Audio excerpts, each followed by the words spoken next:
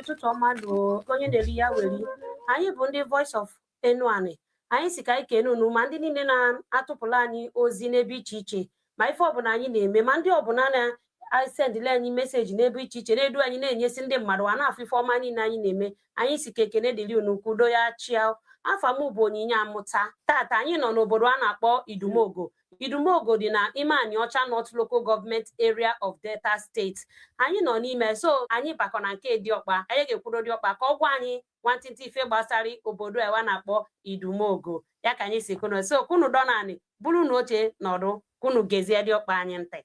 Diọkpa nna anyị biko ka ịgwakawa ife bụ afa ya okene anyị ka ịgwa anyị ife bụ afa ịgwa anyị ọnọdụ iji ọkwa iji n'obodo a kọwala anyị daalụ.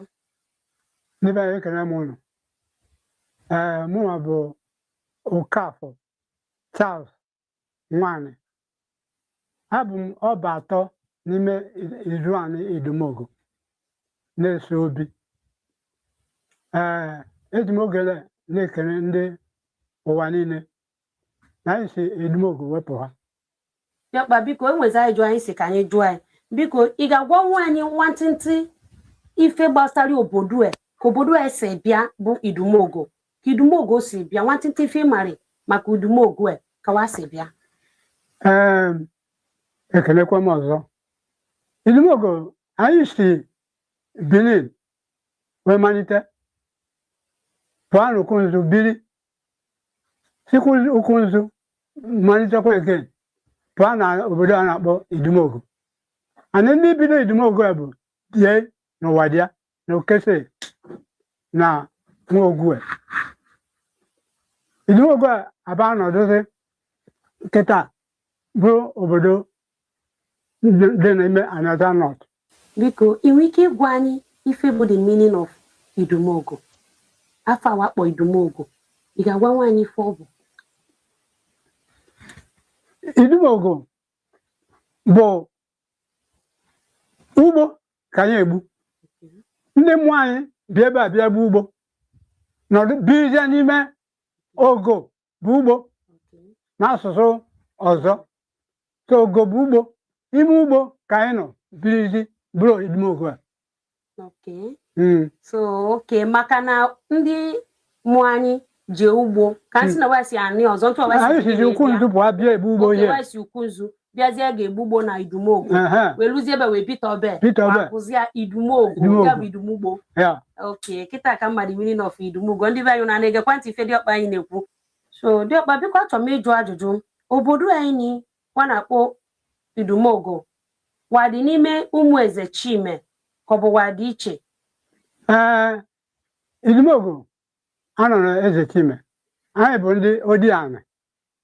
Ị ga-enwe ike ịgwa anyị oge waji wepụta Idumogo a oge Idumogo a bịa n'elu? Mgbe amaghị ike ịkọwarị na deeti ya ka ọ bụ kama na ife ọhafụ bụ na bee si bịa bụ Benin to Ukunzu to Idumogo ana onye ndị bido anyị bụ die na Ụwadịa and so on. Diọkpa daalụ shinne Chukwu ya gọzie anyị. Biko Idumogo anyị nọ n'ime unu nwe unu nwe obi na-achị kịta? Anyị nwe obi anyị nọfụ kịta. Ịma na ịbịa n'enu anị enwe ndị bụ na wa na-azụ obi azọ ịbịa n'enu anị ọkwa ndị bụ na obi na-anọ n'ofu ụlọ ofu famili. Nke Idumogo unu ebueri obi ebiri ka ọ bụ unu na ọ bụ onye olu chisia nwa Diọkpala achị ya ka ọ bụ ka unu si eme n'enu anị na Idumogo a? N'idumogo ndị na-achị anyị abụna ndị eze Chime. Eze Chime bụ ndị ọ bụ na enwe eze ada bụ na onye chịsịa nwa achịa mana anyị na nwaanyị bụ na onye chịsịa onye olu achịa. And o nwere ka anyị si achị ya bụ ọchịchị anyị chi ha onye chi ya ga-esozi na-aga line by line osi akọnwụ pụọ banye akọnwụ anyị dị azụ. Ife na-agwa anyị bụ na n'obi Idumogo bụ dịka wee chisie Diọkpa kachi nne chisie wee nye Diọkpa ọzọ ka ọ bụ Diọkpa chisie nwa eweri Diọkpa na-eweri? Mba.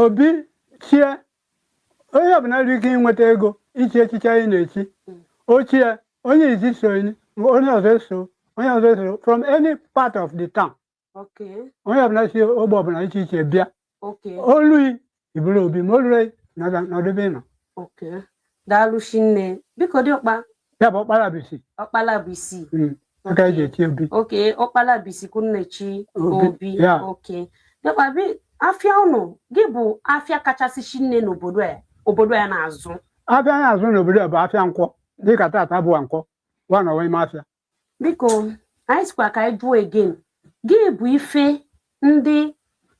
ndị obodo ya na-emebe as culture gị bụ dia culture ịma na ịbịa n'enu anị nwanwe ife iche iche wa na-eme asị nka njụa gị bụ culture unu nwe n'ebe bụ na ya bụ oke culture dịka festival unu nwe kachasị bụ oke festival unu na-eme n'obodo ya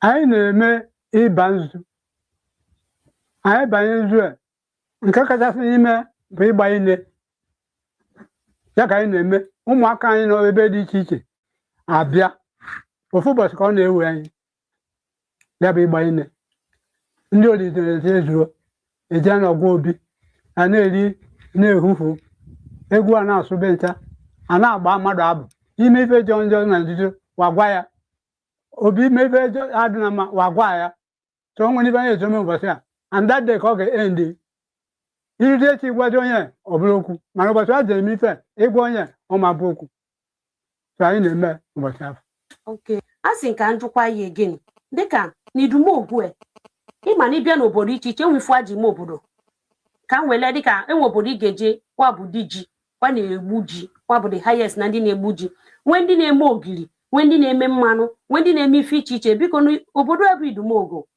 ka aji ma ndị idumogo kekwa kenenyi ibe aji ma ndị idumogo bụ tomato ịbịa n'oge sitin tomato ị ga-apụ obodo anyị ụlọ niile ị ga-afụkọsị tomato n'ime ndị isi obodo iche iche abịa na-azụ ya bụ tomato so ya ka anyị ka nwee anyị egbukwa ji o mana tomatos bụ ife gbakọrọ anyị enwe fim ịgwa anyị maka ikreti dis obodo ịlaiki ka ya bụ anyị ọma batala anyị ọ bụ na ịlaiki ka ọ batala anyị ịgwa anyị ife ma iji laiki ka anyị pụọ n'aka ndị obodo ndị ọzọ daalụ anyị ọma otu anyị tụrụ anya maka ileba anya n'azụ mbe n'efu foto dị anyị ndị afọ akwa nyi na nke nyi zikwa mbe afọ na anyị ọma steeti ka edee so n'otego anyị tụrụ anya ka anyị nwee ebe anyị ọma ọ bụrụ anyị nwee ebe anyị ọma mba ọsọ anyị ụsọ chi nne ka isi okpuru ndị obodo ọzọ dị iche iche pụọ ka anyị nwere onwe anyị so na-eji bụ Nnedu Nwoko bụ onye anwa ya bụ ike ka ike ya ịgwụ anyị n'afọ Jizọs ise daalụ shinne nna m anyị si ka anyị jụkwa ya again ọ bụ na dịsa anyị ọma wa mmesi anya anyị anyị ọma inwe ike ịgwa anyị dịka ebe ị ga-achọ ka isi anyị ọma dị dịka lokal gọọmenti ya bụ dịka steeti dịka kwasị si na wa nwee dịka Delta steeti wasị na kapital bụla Asaba wee weta anyị ọma na kebe ị ga-alaiki ka ya bụ anyị ọma dị na wasị ikwe ma uche ya o kebe ị ga-achọ kwa etinye ga-adị mma nwata bụ akwachata eji na ọ nụrụ ọ bụrụ na Chukwu menụ aka etinye ya anyị ọma be m alaiki ka ọ dịkwa bụ Asaba oke ka anyị jụọ gbasara maka sekuriti ishu n'obodo ka ọ bụ obodo a dị sevu ka ọ bụ ọ dị họ biko gwa ka anyị nwantịtị ife ọbụla ịma dịka ka isi nye m njọ a ya bụ ije ọ karị mmadụ mana ọ karị na Chukwu ebe nke kachasị njọ si ike hinne kara anyị bụ ndị Fulani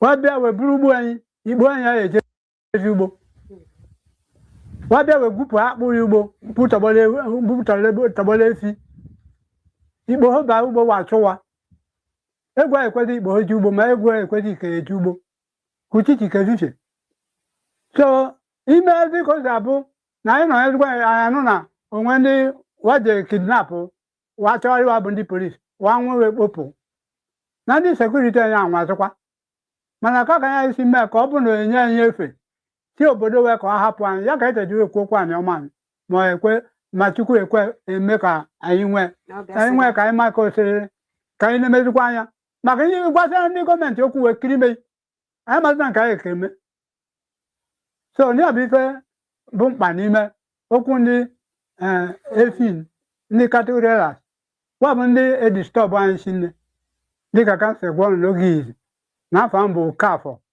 Charles Nwanyi onye Idimogu eji m oge ekele onye ọbụla bụ ndị ege m ntị na ife niile na-akọ bụ ife mmemme n'obodo anyị and abịakwa gọọmenti wee biko maka okwu anyị ọma anyị nunu kreti ihe mbọsụ anyị si nne bikọs onye nwere onye nwere nke aka obi arịa mma so ya bụ sensi ka ngwa ụnụ daalụ ụnụ ọ ga-adị onye ọbụla mma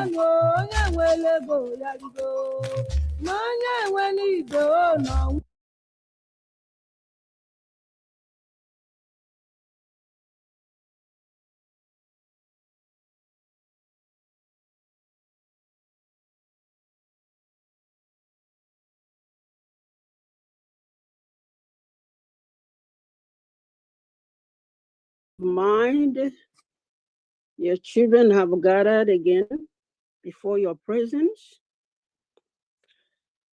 with a heart filled with gratitude of many mountains, Lord, that you have moved on our behalf, the impossibilities, Lord, that you have taken care of for us. Yes, you have shown us time and time again that whoever put his or her trust in you will never be put to shame. Yes, you have shown us you are a Father who help the powerless against the mighty. Oh my God. Father, we thank you. Yes, we bless your holy name, oh God. Thank you, Lord, for our allies, the Lord, that you have really used to bring us to where we are today in this Biafra establishment. We thank you, all of them, all the human rights activists. Father, there's so many, and we thank you for each and every one of them. We ask you, Lord, Father, that you protect them, preserve them, watch over them.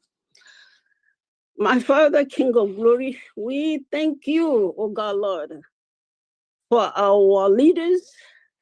They too in dungeon. It will not be too long. Lord, they will rejoin us. My Father, Lord, yes, you said for us to resist Satan and he will flee from us. And that is what you have used, Lord, our leaders to do for us under the U.S. big government. Oh Lord, under the leadership of Dr. Ngozi Arabweze, yes, you have resisted devil.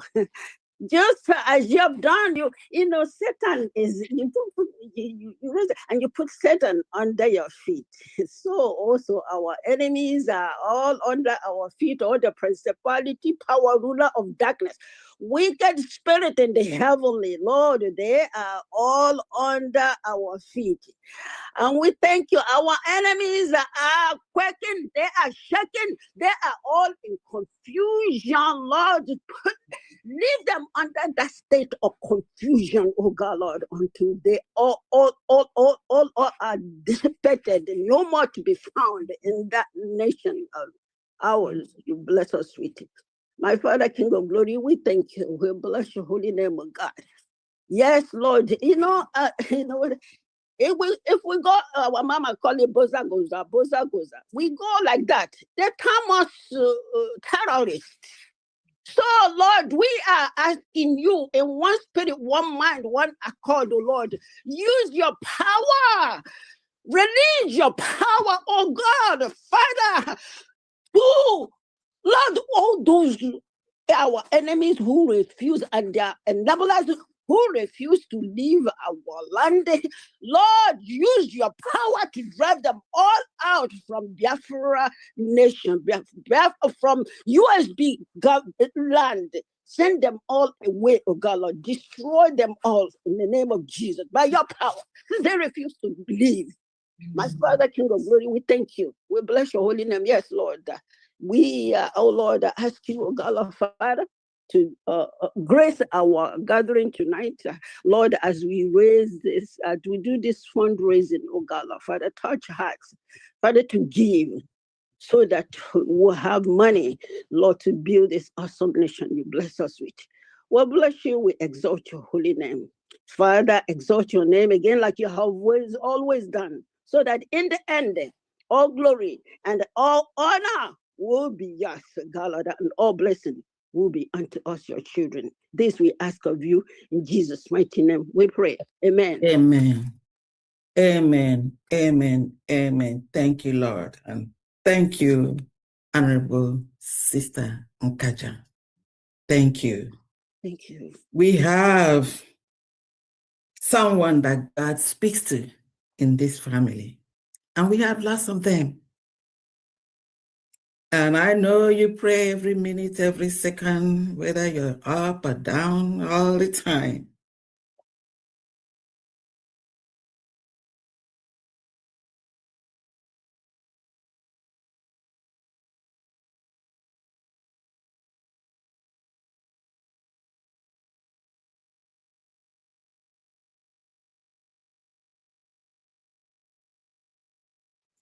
And I know how it touches your spirit 24/7 to communicate to God on our behalf and on what we're doing.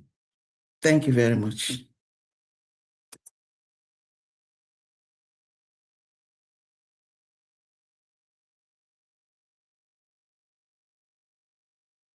Wow. I welcome all of us here, and I greet you all according to your location and your time zone. I'm glad again to see you all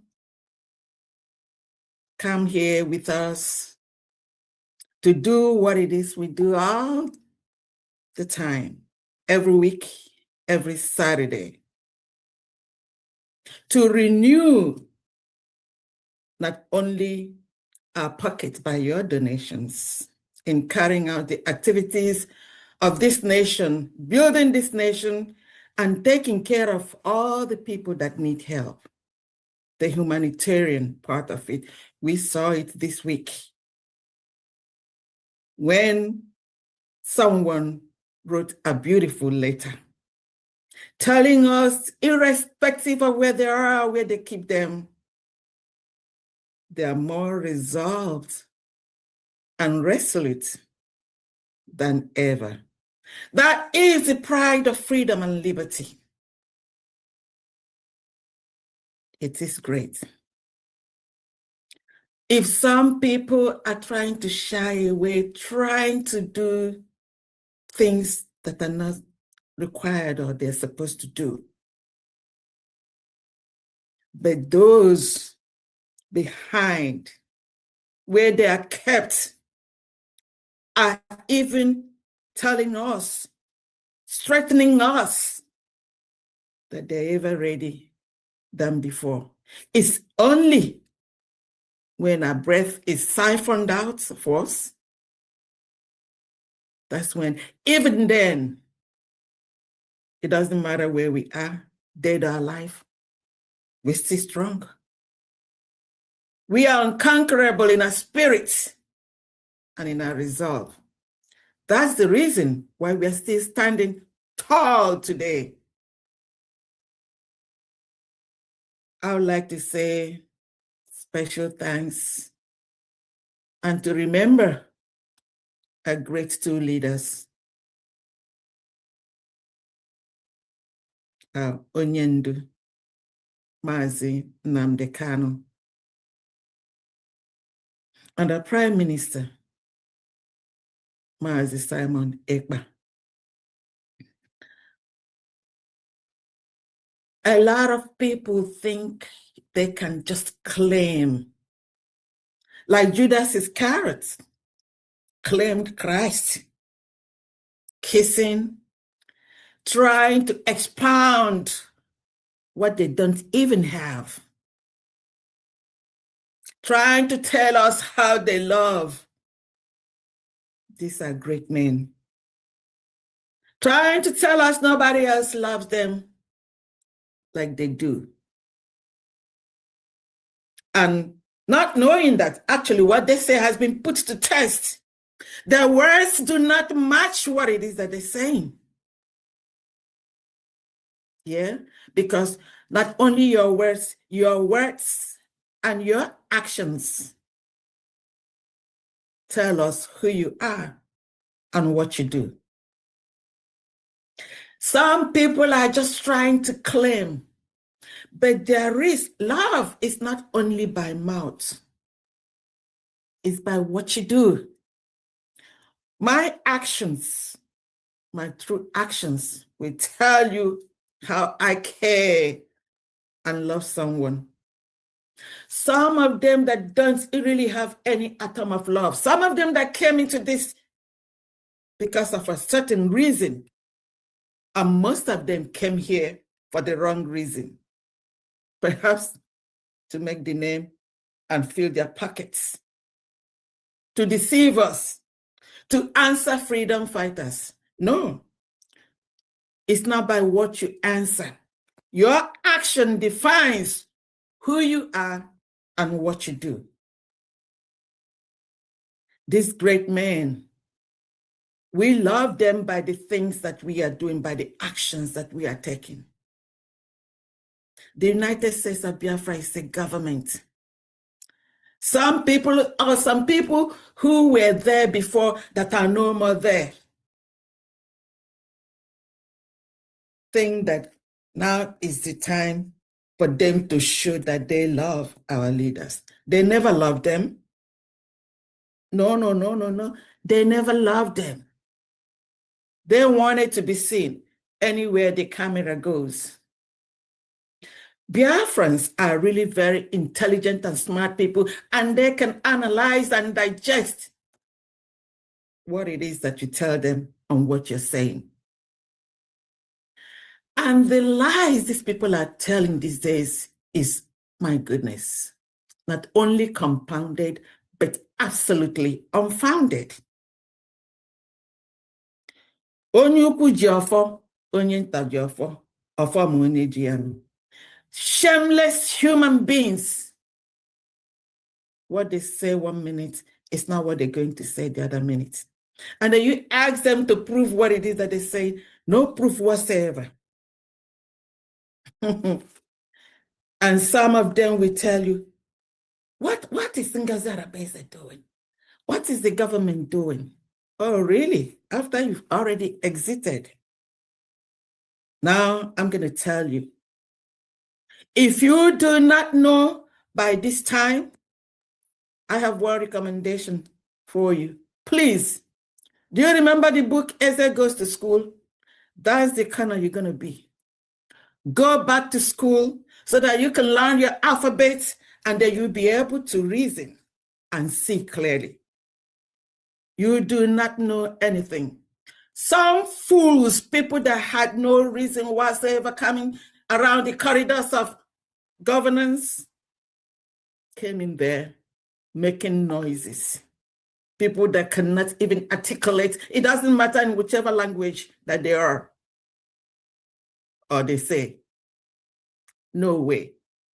And Biafrans, I think it's good that, some of us have taken care of them in the media. Any true Biafran can always stand them up and ask them questions and know that they're fools.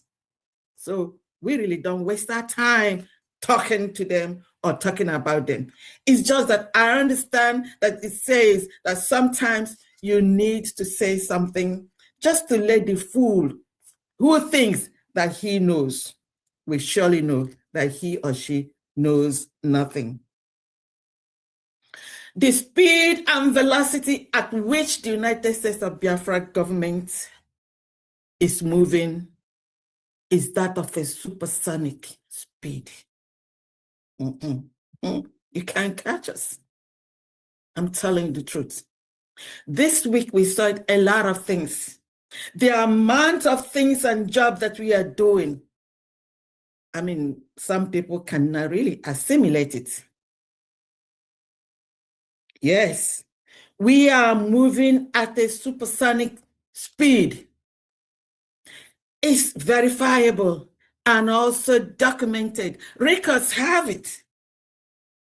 I'm sure a lot of you watched or listened to Real Biafra TV and other channels this week, reminding us again of the position of the United States of Biafra government amongst all the countries that are seeking their independence and their recognition. This month is exactly 16 months that United States of Biafra was redeclared after interrupted independence. It was redeclared November 29th, 2024 in Lahti, Finland. This is only but 16 months. And many countries that have been there, we have really passed them from number 75 to number 4 in the world. We zoomed over 71 countries in one shot. That's an unmatched achievement. Such has never happened before. That's in the world. And in our continent, Africa, we are number 1. And some fools, some people that cannot really articulate in any language at all whatsoever, are asking us, asking you what it is that this government has done. So go back to school.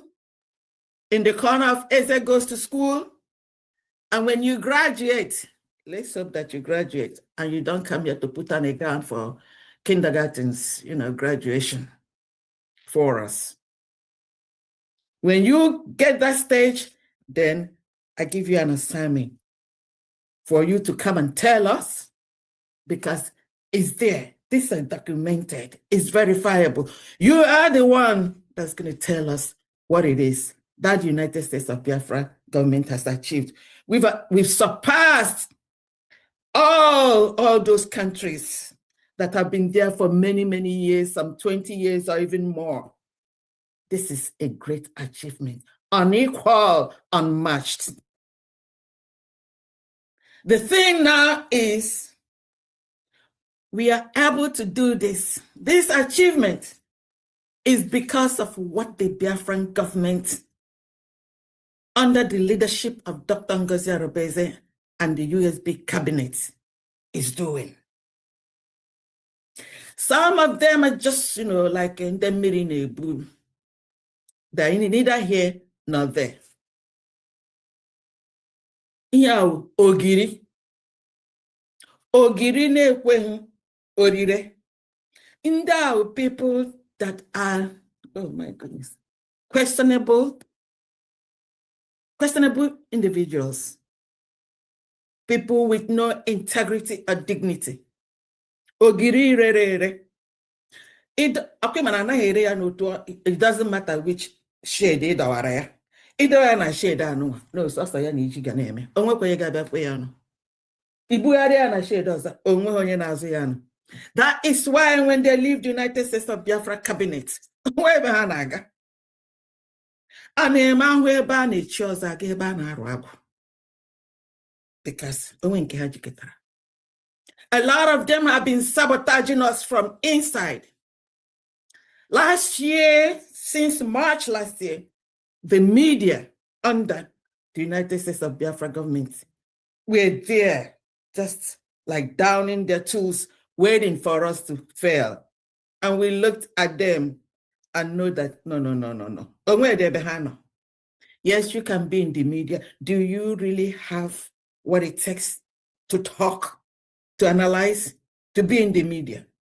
A lot of us are blessed. Many this. We've been doing this. Even sometimes they were waiting for us to call them. Nobody calling you because we knew what they had. We knew that they were trying to sabotage. Kahaba waroko tira installed kanida. As berede nyiri dike, okwan berede ke jama dike. You see the leader, the one leading this United States of Biafra at this moment, and the cabinet. Oh no, I'm here. If you don't know, you are idiots. You're a fool. If it's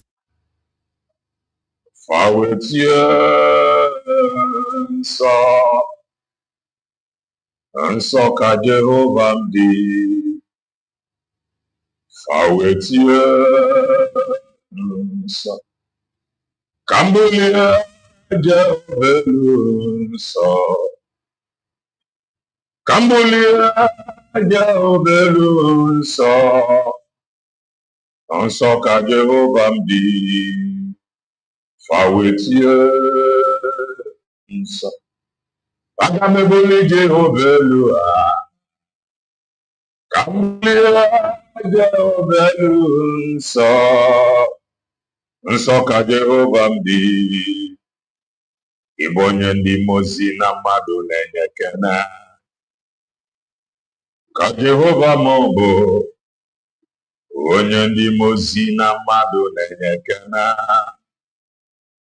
Ka Jehova m bụ onye ndị mozi na mmadụ na-akpụ isi anịnya. Onye ndị mozi na mmadụ na-enye ekele.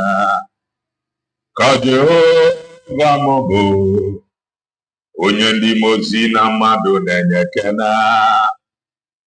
Jehova m bụ onye ndị mozi na mmadụ na-akpọ isi anịnya. Fawetie nsọ, fawetie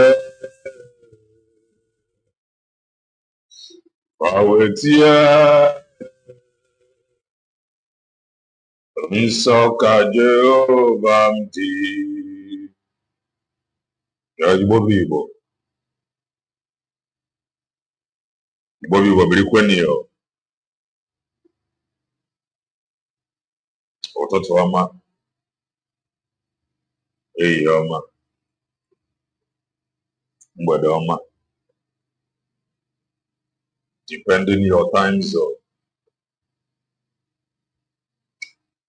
Anyị adịka echi, maka na echi adịghị agwụ agwụ ka anyị na-agwa ya. Ọ bụ na isonye bụ, what are you waiting for? Click the like button, subscribe, comment, share. If I ain't going to keep us doing it. If you are just coming across our channel for the very first time,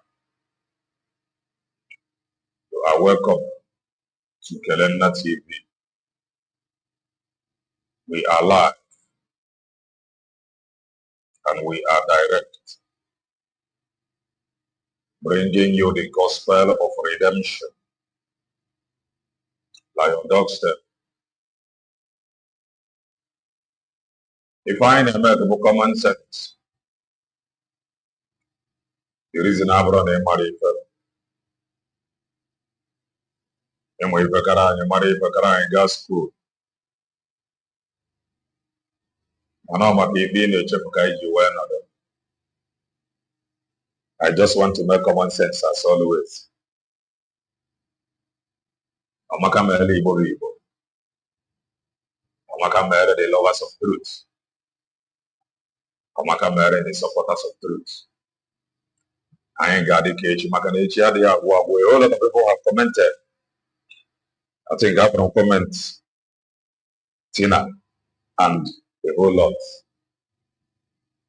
No, real no Makamele. Even one night I work at Justin. From your comment, okay, can no real no Makamele. Doreen no real no Makamele.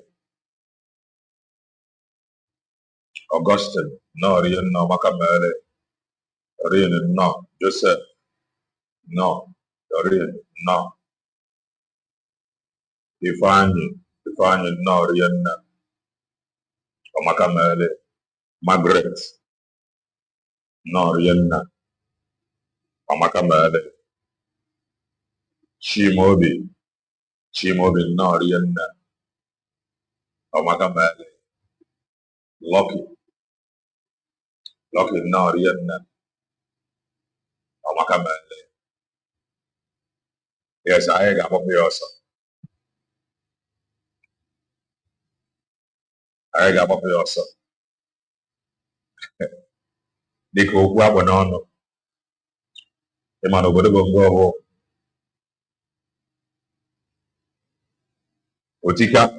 otika nnọọ rie nna obodo bongo bụ ife a ndị be anyị na-ekwu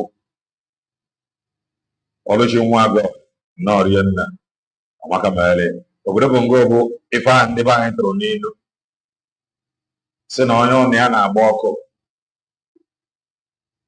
na ọ dara achụ oke ọ nneke na obodo bongo ka such a thing na-eme ụlọ mmadụ ka na-agba ọkụ ụlọ Bongorians na-agba ọkụ Bongorians a na-achụ oke Elizabeth na orie nna ọmaka mere o nwere video that I watched some hours ago online. That is it. I watched it on that video. That video where the bandit G1 boy. Would you see an akuguri that boy? When you catch you could not would you see an that boy? I watched it on that video. Siana, we are really in trouble. Nobody will go if nothing is done. We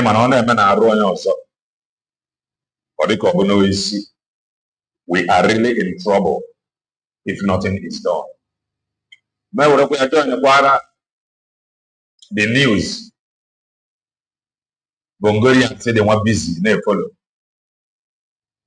Benchika, now their fellow youth is suffering in the hand of bandits. And you see Bongorian youths, they were very much interested and focused in a case between very dark man and Baylor. And the news have it as no 1,000 Boko Haram members. Now, Chetrapana Abuja. Oh, in case I'm a must know from Abuja to Organic Anako. 1,000 Boko Haram members repented. Now from Abuja. And Bongorians are cool with it. Elizabeth, now Bongorians, they were comfortable with it. Continue following the news of very dark man and the Lord. 1,000 repented Boko Haram. And you wonder why, few days ago, American Embassy, Mechigodi operation. Because few days ago, oh my God, this whoever that.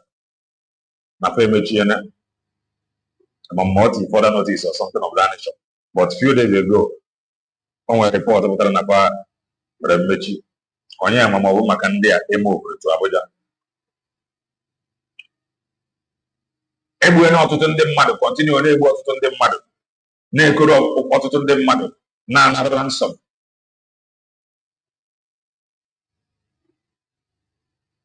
And Margaret, the Pope, when you go back, the youth, they were very focused. Name Oku very dark man. And I saw a report this morning. Now the counter affidavit the police filed according to Omo Elesowore that they have withdrawn it. And you and I know when something like that happens,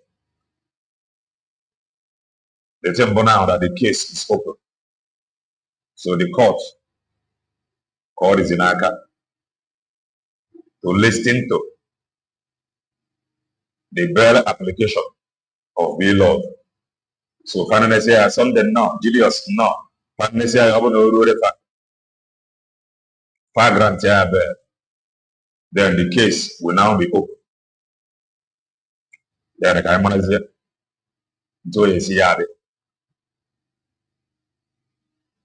And Manon, something I want you to observe. Man, I want to come more. Some of us,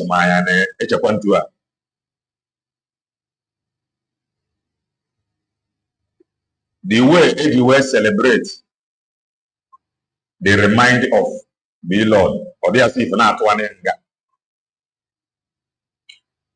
Manon, the people can talk about shift the attention. Some people from KCB Lord to now Omo Elesowore. It is all good. Manu Chenkem. One Made as an Obrea to counter affidavit. The other way. Non do woji. Na part of your professional or professionally.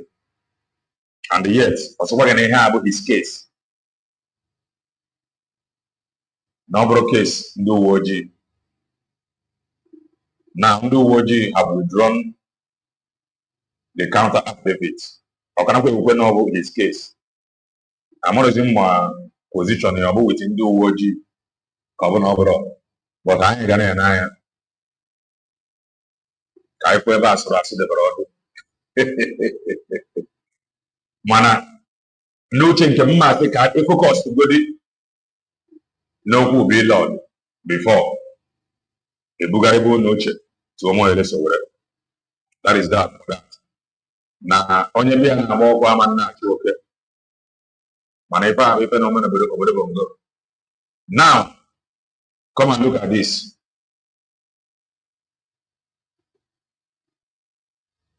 If I go from Patrick Ikem Chronicle,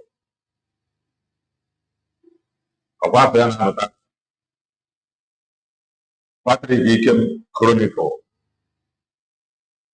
Now let us see what he wrote. Lolo Neka TV, the Iron Lady, Oko Diova, Grazia, Signora.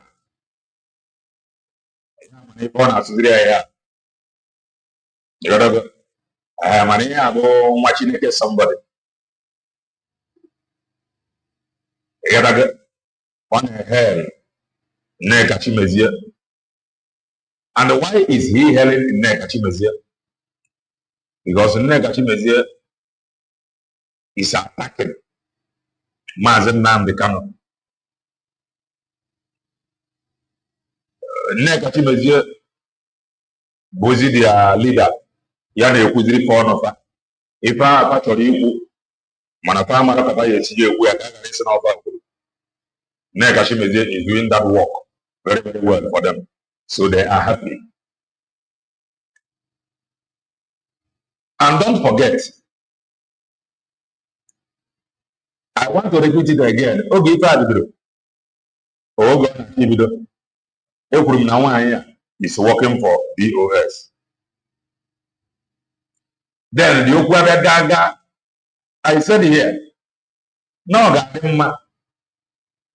Maz Nnamdi Kanu. If they can embrace USB declared, it will not get them. And now get more way. Niru ahoge no gabuzi atara watara. And I said it in the word Jaga. You cannot depend on map. He depended in there.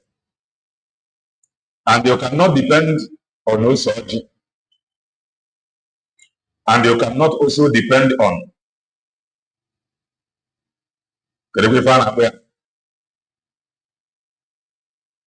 Methuselah. Why you cannot depend on this thread alone. But at this thread, I will fought Maz Nnamdi Kanu. And this thread, none of them have publicly apologized to Maz Nnamdi Kanu. And this thread, they are not fighting for freedom. Oh, I can't embrace you as you declared. Okay, you took that cover in it in our media. Some of them may not understand it. There is investment to them. Money Gebunobi.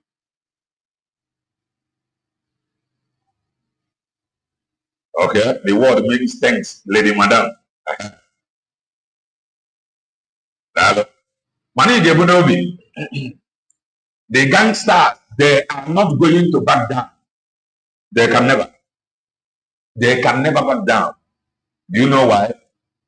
They are not here for freedom. They are only here for their own. They cannot back down. Another reason why they are back down, now many of them will be single projects. They cannot surrender to Maz Nnamdi Kanu. Even Maz Nnamdi Kanu, they are not going to back down.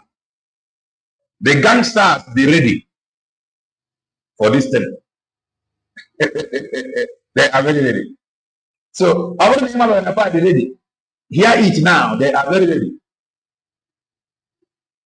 They can fight to finish. Now this very social media. They are ready. Because farmer, Maz Nnamdi Kanu, the only thing I was saying about the release of Maz Nnamdi Kanu. I said it before. And I said that they are ready, or they will be ready to work with anybody that will be ready to work against the release of Maz Nnamdi Kanu, because farmer know only him.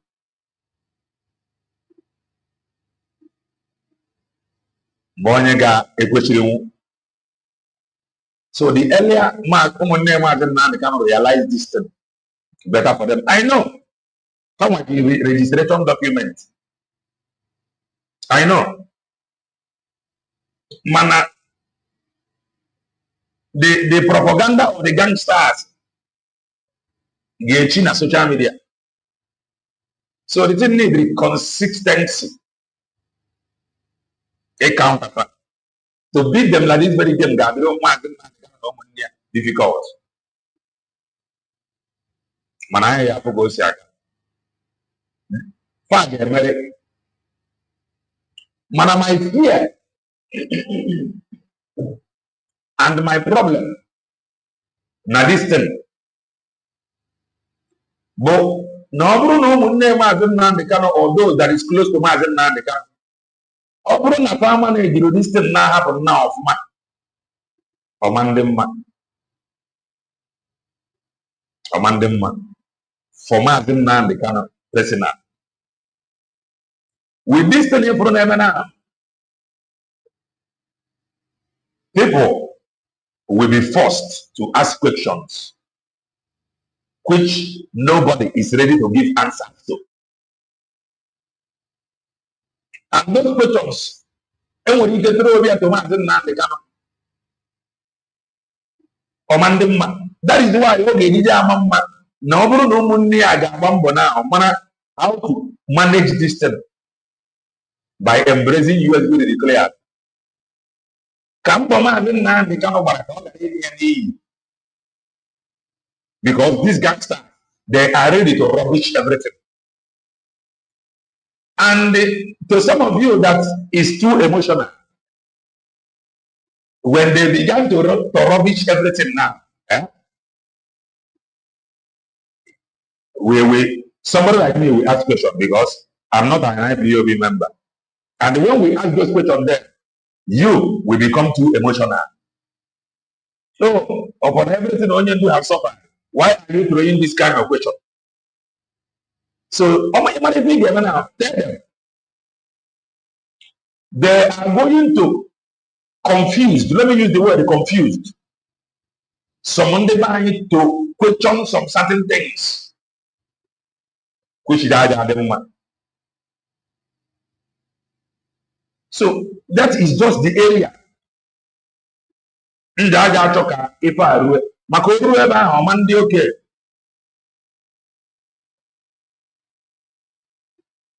Ọtụtụ ife ya bụ fakwe ma ịnụ ya. O nwere ka ị ga-esi na-apụta Maz Nnamdi Kanu by then ọmandizi mma. He will now have to reintroduce himself again to some of you before and by before then not go late. That side of everyone this embracing of USB declare so that cover with any other side. These guys, they are ready to rubbish everything. They can. They are ready to rubbish everything. And the thing is very simple. Maz Nnamdi Kanu told you people that whatever they say, it goes. So when you begin to ask, but you told us whatever they said, it goes. So, those that is close to him, but I understand the side of Maz Nnamdi Kanu. All the come on what side there. You know the come on what happened. Maz Nnamdi Kanu, he will find it difficult to trust Dr. President. Hear me clearly before I corner with the emotion. Come in, Maz Nnamdi Kanu will find it difficult to trust Dr. President. You know why? Because those he trusted, now whatever they said goes. Maybe they have disappointed him. Oh yeah, where they create is the 100 men have it now up on their side. So he will be careful talking about USB declare. He will be careful. So that thing you are expecting him to say, oh, why is he not embracing USB declare? He cannot. Or they are not close to him. Or he make it sure not for warrior. Yeah, can you will before now? Now the freedom of man is the only thing that we put stop to it. And I said it, and I am saying it here again. Maz Nnamdi Kanu communicated with Maz Nnamdi about peace. Maz Nnamdi, the only way or the only people he had access to, both Eggman and the one he spent. And he told those that visited him to contact them. Come to go to shop, non-stop, bro. Within his reach. And he told Maz Nnamdi Kanu, there is nothing he can do. They communicated.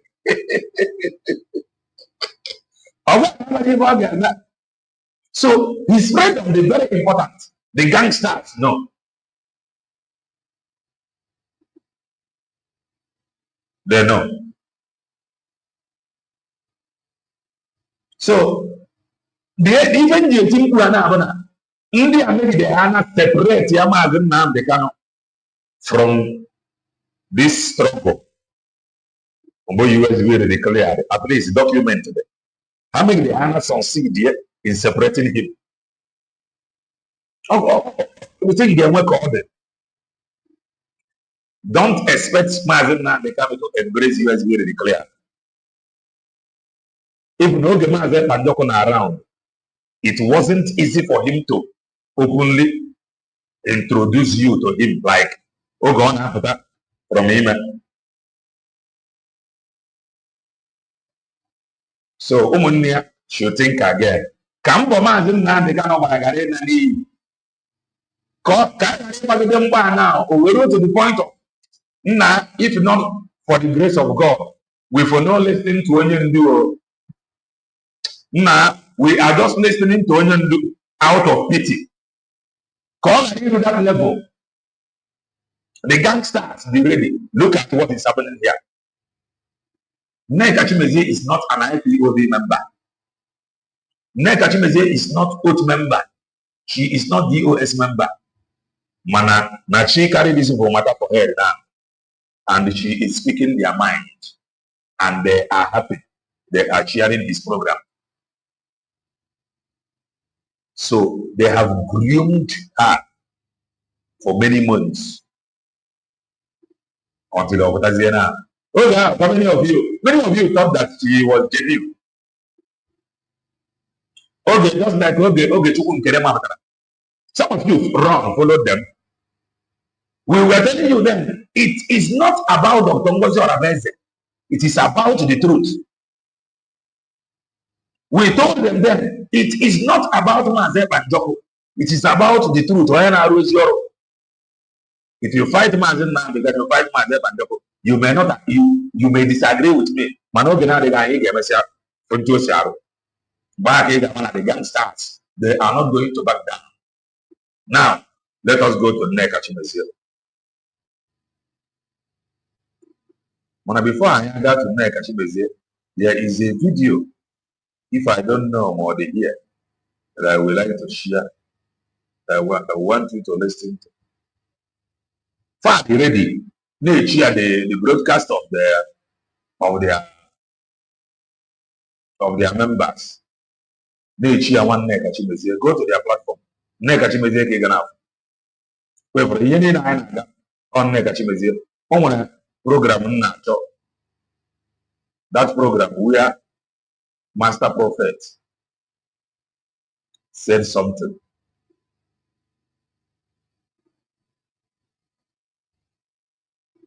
From here. No, never for you. No, never. No, work out. This is this guy, the brutal. This guy, Ajoka. Wait for Patrick here. Patrick is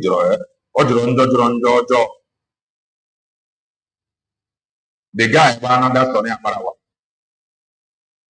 But Kaira Pokene. Let us now go to Nwayi Isiocha. I ain't whatever. So, all of Nwayi Isiocha, but it will come and buy a program. You got to deal with it. And I have put up where now. Or about the program. So, okay, I need to be an advice. Ozi Gesi. If you don't get, if you don't know, she goes down and buy out the other. If you are all Nwayi Isiocha is out. She is not going to stop. So only her match. Malachi, no. Ivan, no. Anthony, no. Juliet, no. Official, no. Come and listen to her. Ebona, what the ever call her Kawapa, Banina ANC of South Africa, and then go to Mandela. Let's listen to her. Igbo people, ekele m ọnụ ọlọlọ Nneka Chimezie na-ekwu aka Madam Punk. Anyị na-ewetakwara n'ọnọdụ Igbo. Aka Madam enwere ihe na-aga. Abụgo ya ọnụ ezi ka ọ nwee ebe na-aghọta. Ọ bụrụ aka Madam Punk. Abụgo ya aka Madam ọnụ ezi. Nwaanyị a dị brutal. If you don't know it now. Nwaanyị a dị ready. O ji gaa ka ma adopt aka Madam Punk. Tinyekwuo ya ọnụ ezi. Ọ ya mee ọmọkwuo mma. At least ya na-enwe aka na-abụ. Ọ mmadụ pụtara sị anyị. No, ya bụ aka Isaiah Ọgụ, aka Isaiah Ọgụ, So boy, aka why always listen to her. Why are they ready? Oh, now, Yana don't want Maz Nnamdi Kanu Kanu Nanga. Ne, I change the iPop. Ogahano Nanga. Eba will my stand now. Oh, question here on Nanga. Joya with him, Japadi Maz Nnamdi Kanu. I can have your room no. But I don't care. It's all one medical queer. Course, Naga Majo or medical queer. How about it, Catla? Whatever the narrative, Mandela no Nanganachi. And one young Follow this thing carefully. The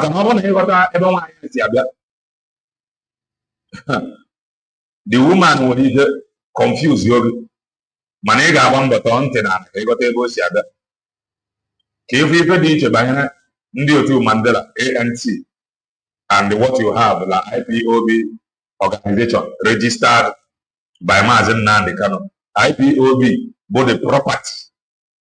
Maz Nnamdi Kanu, document-wise, legally. Or legally can you book or document-wise. Maz Nnamdi Kanu, the owner of IPOB. Owner. Now, again. a very good narrative about Mandela in Nanganachi.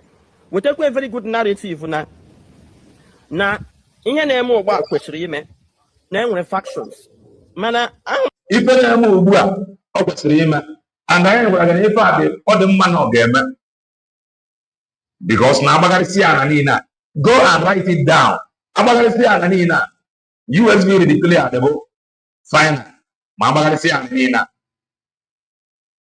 ife niile ifere a na-egiri na agbagharịsị ala niile a USB declare the ebe a ga-end ya and ife a na-eme na kwesịrị ime so that mgbe everybody gwezie embrace USB declare ọ ga-emezi gị mara ndị n'ọrụ mara ndị anọrọ ọrụ ife a na-eme na ga-eme so the reason ụmụnne Maz Nnamdi Kanu ọ bụ na taa ama m na ọ ga-adịrịba difficult because onye ọbụla na-achọ nwa ebe ọ ga-adị in charge dị in control ọnwa ife pụtara na ka esi jidegoro ya ntu a mana ọ bụrụ na taa ka chọrọ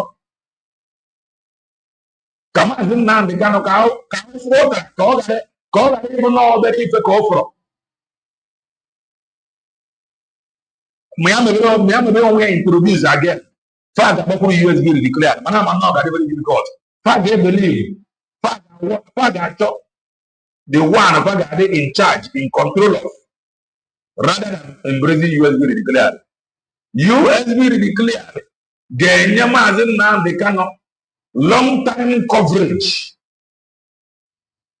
internal respect that is it for their final respect if they can embrace USB declare respect if I get one or respect Maz Nnamdi Kanu get one gabi or no gabo internal forever and ever if they can embrace USB declare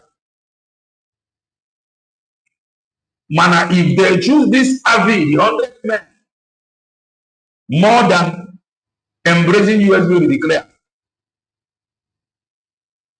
if this avid 100 men ga offer her short-term coverage, short-term remembrance, it will not last. This avid and the 100 men, if all they never have very short-term solution. So short-time solution called Jennifer. Jennifer long or internal peace, recognition, respect, go under USB declare. Manoga difficult. Enjoy. Okay, Messi, negative. Listen to her.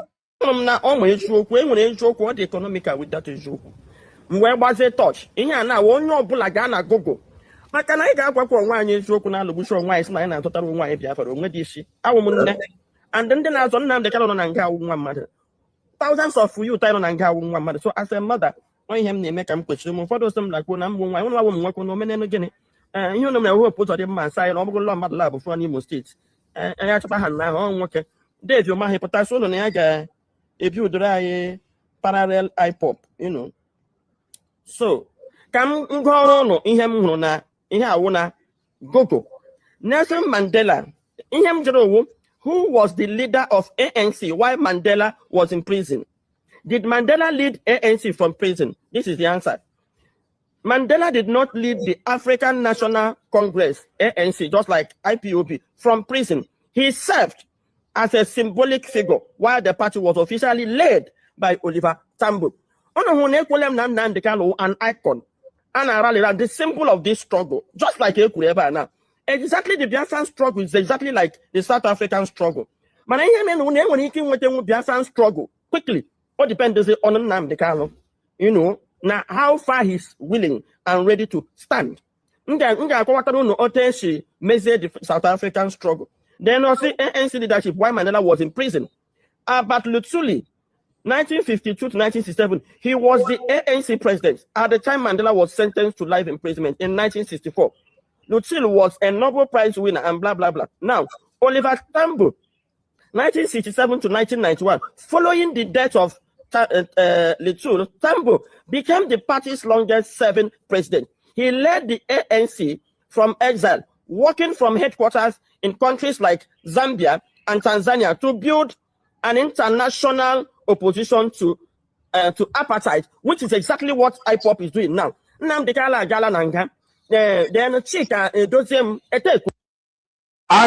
have done nothing. That is where you are getting it wrong. IPOB analysis if you are affect Maz Nnamdi Kanu, the way your emotion by the side you. We have been trying to be managing this truth. Because this analysis, unless we get to be able to analyze it, that is why India, now these gangsters, they are ready to scatter anything. So, it's only with the truth. The thing they cannot affect. So, to some of you that will be too emotional with this thing now, what if they see queer? They cannot affect. Or what? Give me a second. Or what if they see queer affect? And what is the truth? The truth is that Maz Nnamdi Kanu and IPOB, the only thing they have a global sensitization. He work in the buying up. In other, that is the only thing from global. Another thing from global, a try to create or creating IPOB family in some countries. Man, this thing is beyond that. Hey, I go away from Tuabi. Okay, no matter now they can affect. That is the truth. It will affect him. And the earlier Umunia or those that is close to him embrace USB declare better for them. So that even enemy and light called each.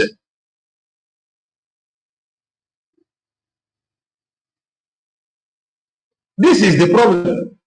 Even now, it may not just stop in 5 years.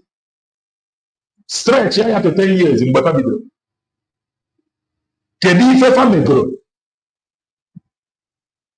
This now should be the question.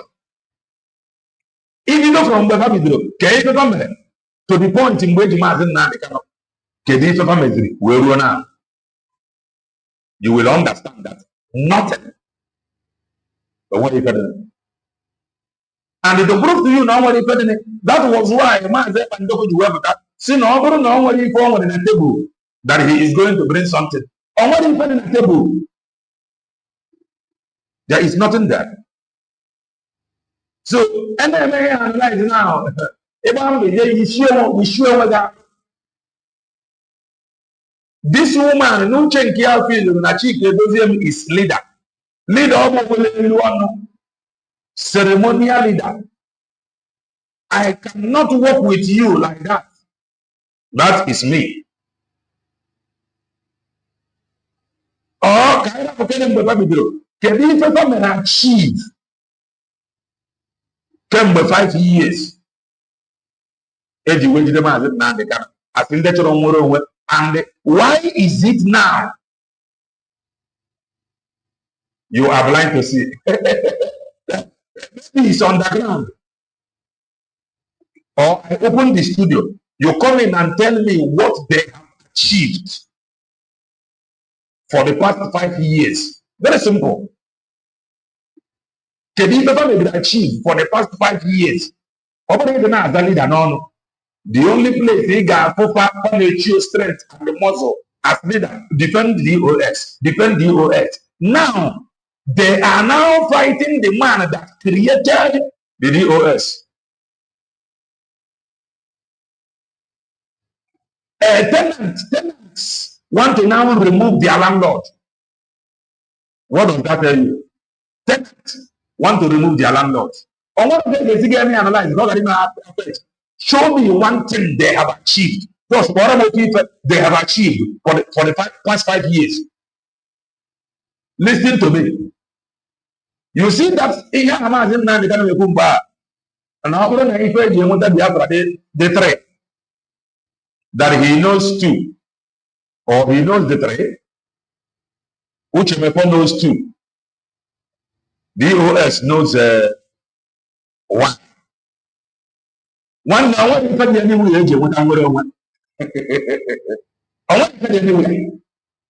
these guys knows nothing. Call them out like they go there and they ask them.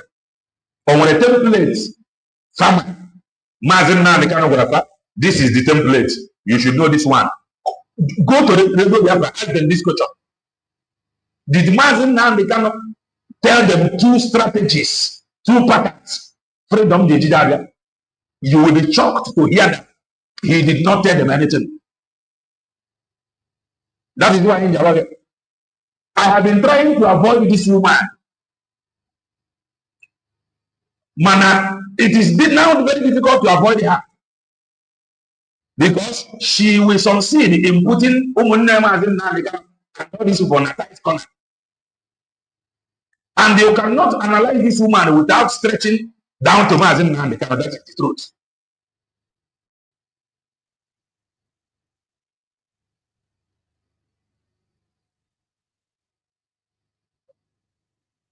So, one thing there is nothing anywhere.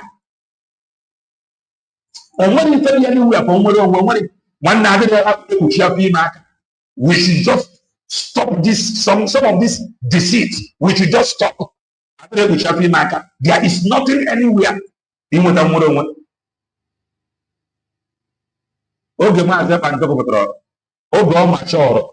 Register Biafra government in exile.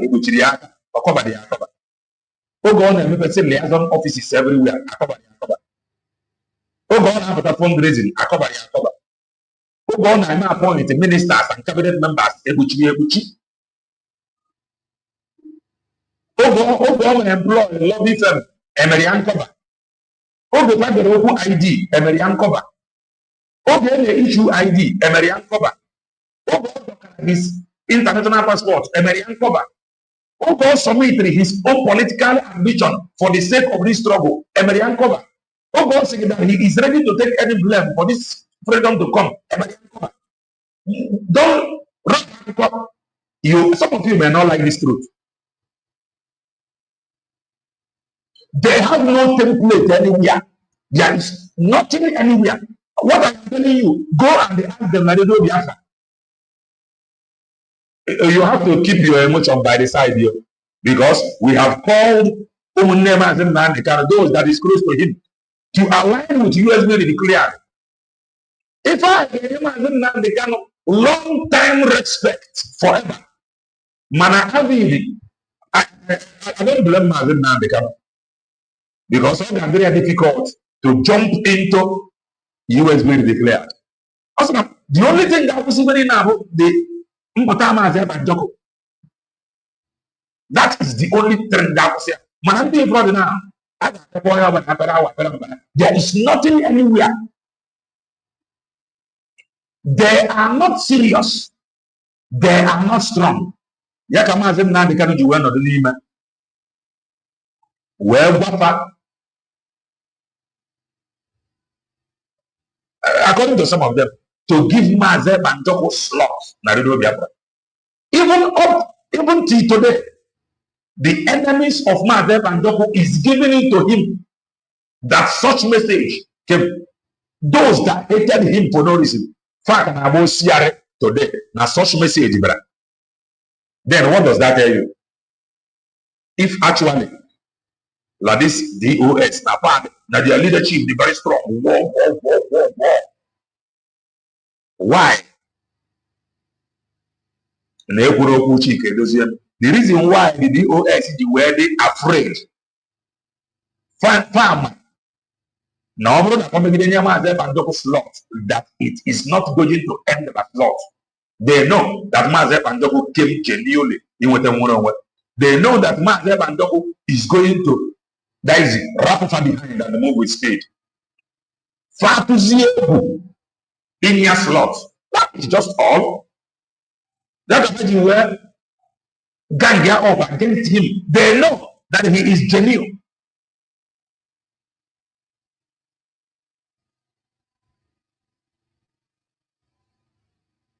They know that Maz Nnamdi is genuine. So giving Maz Nnamdi a slot, Maz Nnamdi, his genuineness is going to overshadow them. So go to Radio Biafra. If I have assignment now, before you come here, on one template, by Maz Nnamdi Kanu, according to your own now DOS Matu, cause no one tomorrow is the but only him knows everything. Go and ask them. More anything over. Over person or anything over. Why in a faith in very anoro for the past 5 years? Ever think that of the fact? What would you ever now? That Maz Nnamdi Kanu want to be leading them from prison. Is why not immediately over so after 5 years, after accusing Maz Nnamdi, nobody anywhere again for them to accuse. No, about the reason why they are not doing well. They are now blaming Maz Nnamdi Kanu now. After 5 years that he want to rule them from prison. What happened 1 month, 3 weeks, 1, 2 months, 4 months after he was rendition to extraordinary rendition? Why not then? Why now? Why if Maz Nnamdi Kanu, he cannot rule us from prison. ANC, South Africa, appetite regime. Why would you ever now? Why have you put before? On where is the onion anywhere? You could after no see heavily immigration border control. They are not willing to back down. What I am telling you, go and ask them. When any templates, or when anything over I listened to go 247 via our brother, Kai report. Ugo 247 is not even interested in the 100 men and the couldn't have it. He is not even interested. Like 100 men and have it. He's using a Kai theater. So never you win for now, which on over there. On what any leadership anywhere. If any now probably whatever DOS says go, if any now DOS, they were not even interested to even ask what is that thing that we will say that goes. The only place that can have that power is sizable. Oh, go, you are not oath member. You have to become oath member first. You cannot get to any do. That is why a whole lot of people that have something to offer, they did not show up to join Maz Nnamdi Kanu because it was structural command and control. Family, it will be difficult for you to get direct access to Maz Nnamdi Kanu. So you must get to your unit, your coordinator, from your coordinator to intercontinental rep, African rep, European rep, Steps now make it impossible. All this protocol, maybe them observe somebody who has something to offer. A prophet who is eager to deliver his message. As he is led, he will have to go and speak to his coordinator. After speaking to coordinator have to speak to another person. That person have to speak to another. That one have to speak to another. Before 1 year, you go with Maz Nnamdi Kanu. So go and ask them. Can you template here in about 1? Why are you very aware? 2. Why would you go now? Kafana complain is it that Maz Nnamdi Kanu want to rule from prison? Or who today Maz Nnamdi Kanu will issue? If you ask them this question, there is no template anywhere. No let them deceive you. Now come and listen to this. Continue to listen. Over. And they had you to bridges in 198 countries. Here we hand down actually. Why that be Sharon failed you bridges in 190 something countries? What have they achieved with these bridges? Or what any bridge you need? In your family meeting, if you are in Malaysia, gather in the bank, and now to go every month. I want you go to Central. You gather in the bank on Vietnam. In the name of IPOB, one family, and now to go every month. You go over. It is all about money. That no country ever had the very strong, doing very, very well. They're very strong. The only thing they do is to contribute money. Which the money, any account of that money till today. Even that money is on a part of people accused. Today, they are the same people accusing Maz Nnamdi Kanu. The only thing they do is to gather family members. They contribute money. That is the only thing they do. That is the only thing they do. I don't know what he for so. I for me, I came for 5 years. The truth of the matter, Bona, India, Minaki, Guadalajara, Fabio, onye kwuru okwu nwere onwe bụ Maazị Nnamdi and anyị fugo ife Maazị Nnamdi mepụtara fụkwana ndị na-ama na-eji ife Maazị Nnamdi mepụtara. That is the truth. These things here from that na bụ to use it and to confuse some of you n'ebe Maazị Nnamdi kwesịrị ịnọ.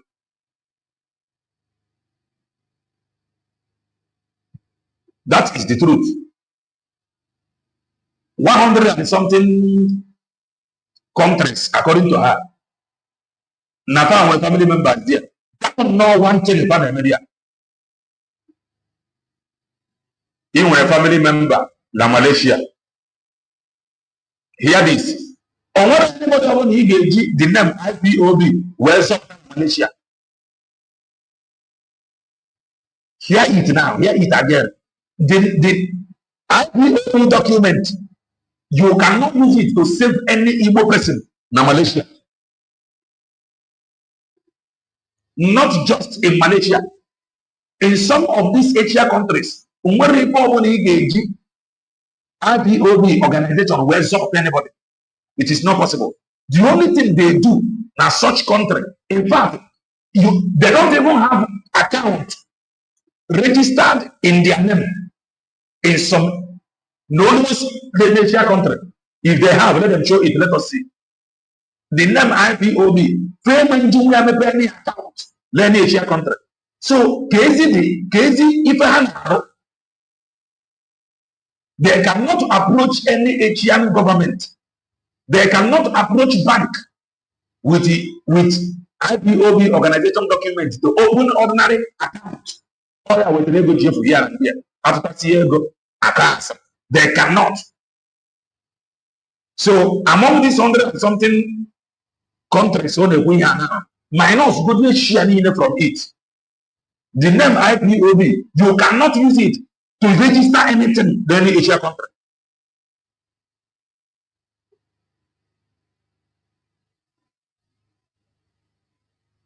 So don't let them deceive you.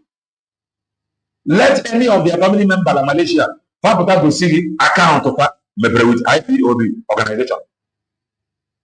Let anyone in Cambodia, Motago Sigi Bank, Cambodia, with name IPOB organization.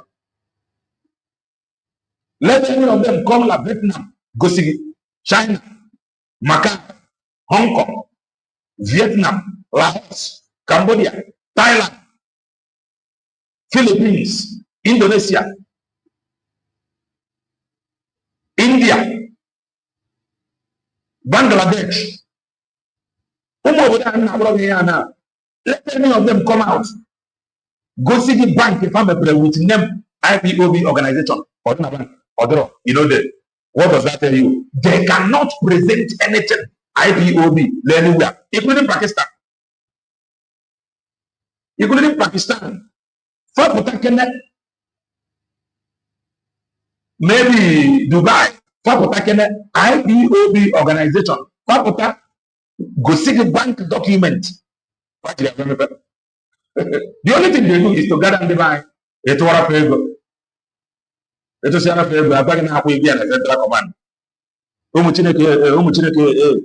is one in one city. They have been contributing money and giving that guy. That guy have never shown them any receipts. What you work on one central boss. In one country next year. This thing you see they are doing. The reason why it is going to affect, okay, it will affect Maz Nnamdi Kanu. It will affect him. We have been trying to avoid one here. Mana, only go to the point we cannot avoid it. So,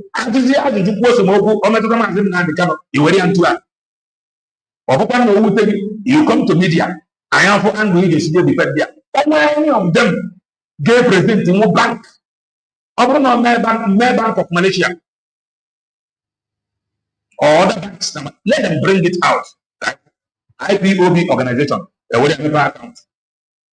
The only thing they do is to gather the buy, they contribute money. We're going to set command. Or even like wait.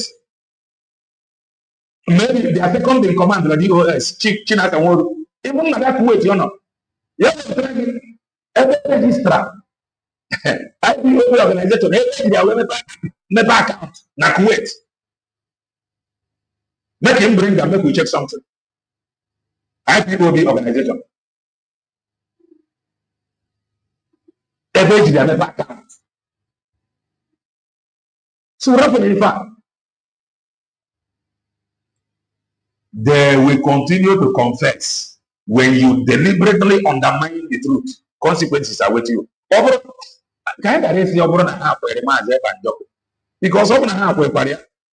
they may not even allow him to go this far if run now. Before you come, okay, you're running propaganda here. We don't run propaganda. IPOB. If I bring another leadership, I want a leadership anywhere. There is no leadership anywhere. The only leadership, then Maz Nnamdi Kanu.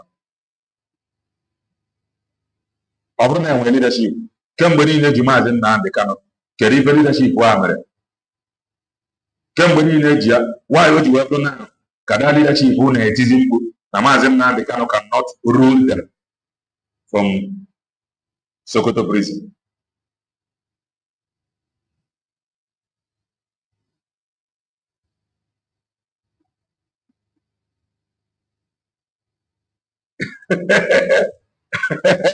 Okay.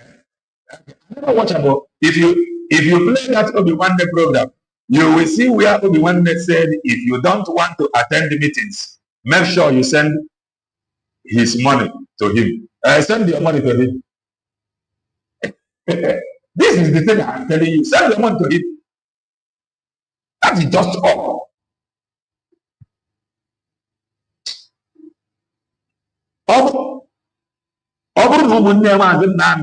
And those that is close to him.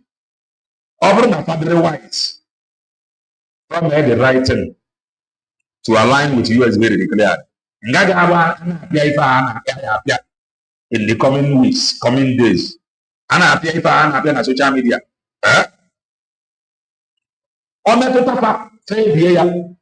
Because Nafan has the reason na US very declared. Manaba people that they want to remain in control. These guys, they are not going to stop.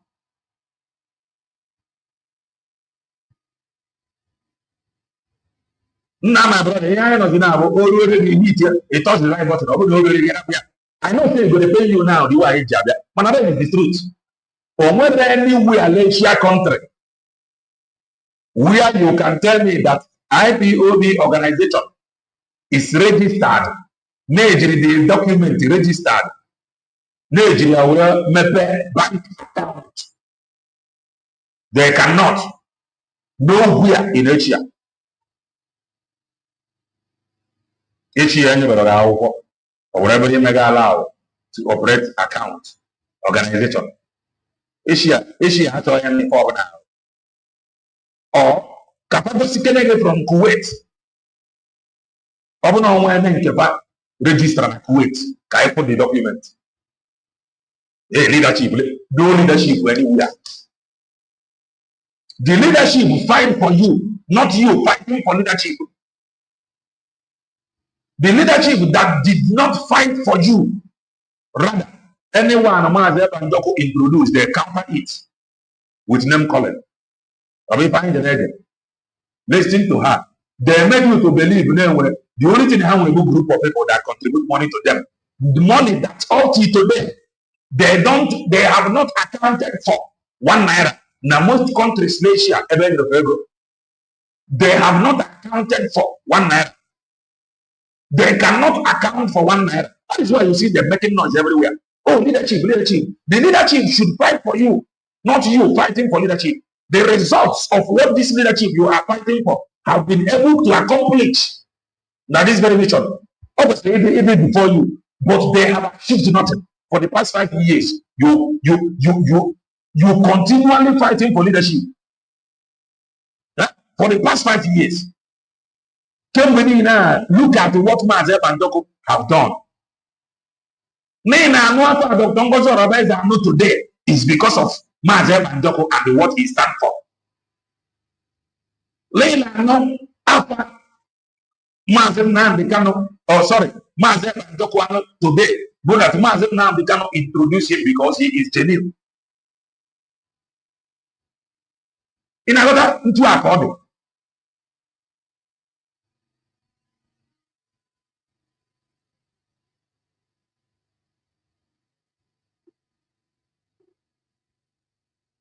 If I know the truth, for the past 5 years, they have been fighting and defending this leadership.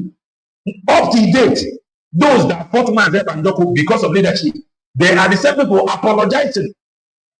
Even Madu was apologizing to everybody that he offended because he was fighting for leadership. He said it. Everybody he has offended, they are very sorry. This first must happen for you to know. Leadership that I ain't a groggy if a man and Joku from autopilot. Biafra government in exile, liaison offices, making appoint ministers, cabinets, doing fundraising. I said it here. Listen, you see some ESN member, many of them take amnesty, join Ibubago. All these things are social media. It is not difficult for one to answer, for one to know. All these things are social media. Many of them joined Ibubago. They took amnesty. Many of them for upgrade. They joined the Maz Nnamdi Kanu. You see name of Facebook. There is a video name of Facebook made by anything as a word. These things are social media. So we play it as they bring it out. There is a video she made by she has a word. Then if you do working now, over the Maz Nnamdi Kanu the info. Why in many of Facebook is exposed? Many of Facebook. Maz Nnamdi Kanu chọrọ nwere onwe. He don't care after all he do if you chọrọ nwere onwe. Because Maz Nnamdi Kanu believed na the name Biafra na ewere ebe ya nweta nwere onwe a na-echi ndị be anyị nwere ike decide ya na ọ nwere ndị chọrọ kataza Biafra nwee ndị chọrọ ịza afọ ọzọ. Enweziri ike obodo ndị ọzọ decide ya ịza Biafra ịza afọ ọzọ, mana ya bụrụ nnọọ na Biafra bụ the central name. Ntụ ọbụla he spoke of Biafra. That was why he is ready to embrace anything that will bring our people together. Kafamata na fatara nwere onwe. Ọ bụrụ na ọ bụ afa ga-achụpụ gị na nwere onwe a, it's not afa gị na chọrọ ịza Okoronkwo Biafra. Bring it, let us go. It's not what we do, no, but bring it, let us go. It's not we go, no problem, come, let us go. Man, the ready for one. But those who were, oh, look at him, he have abandoned Biafra. He is now fighting for Idu. Oh, idiots. The target about freedom. They use emotional blackmail and blackmail. Want to blackmail Maz Nnamdi what they did not succeed. Listen to her. Don't believe her. Go and ask DOS. And when I template you in your own, I want a template anywhere. Na ebiri ego na chi gbakwa onwe ha na ha Nnamdi Kanu destroy ya IPOB, and this is the comparison ha na-enye. Agala m na kem na agwo agba touch ahụ ụzọ. Agala m na Google na weta. Now Mandela's role in prison. Nya ihe Mandela mega na prison. Why Mandela was not the administrative? Why Mandela was not the administrative leader of the party? His influence remained profound. Ilanya the IPOB led by Chike Dozem still seeing Nnamdi Kanu as a symbol. He is not leading anything. Why? And that is where you will fail completely. We have seen people like you. You are going to fail. And they got confess. Your voice got very high. They are not doing anything. Can't you see? Can you please show me one thing they have achieved for the past 5 years? You are going to fail. Because those that thought that they were leaders, leadership. And also go and ask Acharugo. Acharugo was once like you. You cannot hear them more than Acharugo. That is the truth. You cannot hear them more than Judge Money. You cannot hear them more than the other child in watching it. You cannot hear them more than Kevin Abia. You cannot hear them more than this one, non-apathetic. I'm a Maz Nnamdi Isaiah somebody. You cannot hear them more than Methuselah. These guys, they have been there. They have defended this leadership. You will still run away. Before you defend this leadership, ask them. What have they done for the past 5 years? Maz Nnamdi Kanu, they will blame it on Maz Nnamdi. Ask them, why Maz Nnamdi Kanu want to be ruling them from prison now? Why not before? After 5 years? Father, change please, just ask them this question. You go chop. For the past 5 years,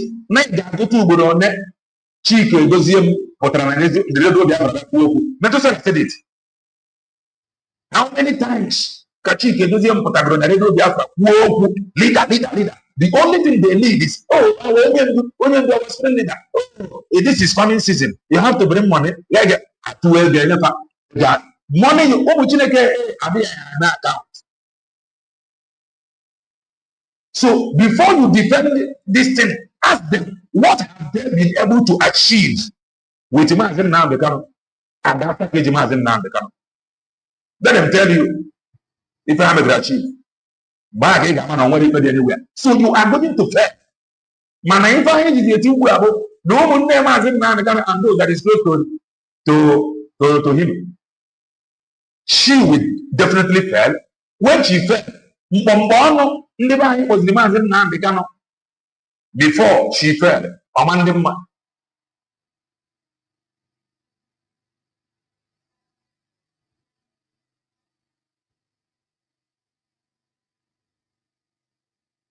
No man in the line.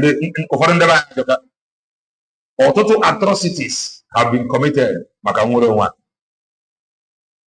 total atrocities have been committed. And these things must happen so that all can unite under one umbrella and the move. This thing never now, the normal.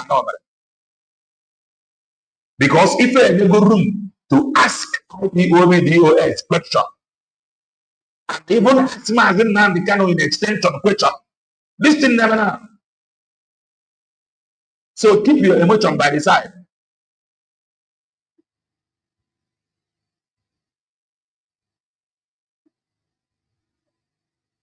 Exactly. Fight your Maz Nnamdi. The truth is that onwezie onye ọbụla na anywhere fight the ejije an excuse. About Maz Nnamdi Kanu an excuse. So they now turn around. All these things just for you to continue to contribute money to them. Let's continue. Still respecting Nnamdi Kanu.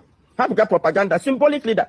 Look at it. He became the global face of the anti-apartheid struggle, and international campaigns for his release kept the momentum in the public eye. Now, while Mandela was the symbol of the struggle, just like Nnamdi Kanu is the symbol of the struggle, put the pressure while he is in prison. The pressure on the push. What is the pressure on the push? Leadership.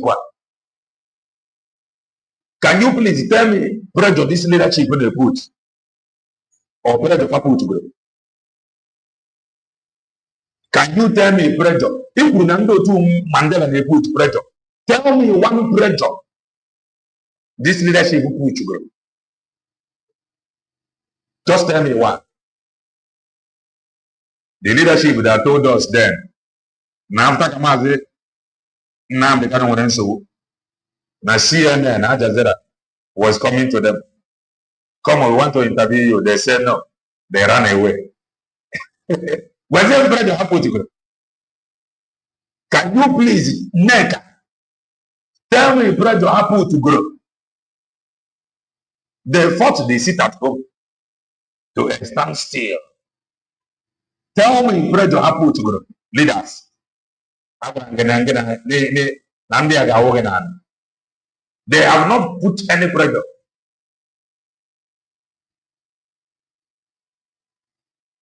Okay? The only thing you know they are here, they were canceling or sit at home. So always when you now it is now very obvious that we cannot just overlook that. So I know now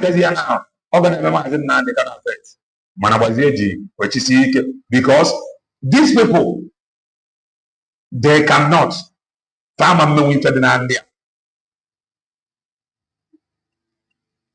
anybody that has fought Maz Nnamdi before cannot defeat this woman. They cannot.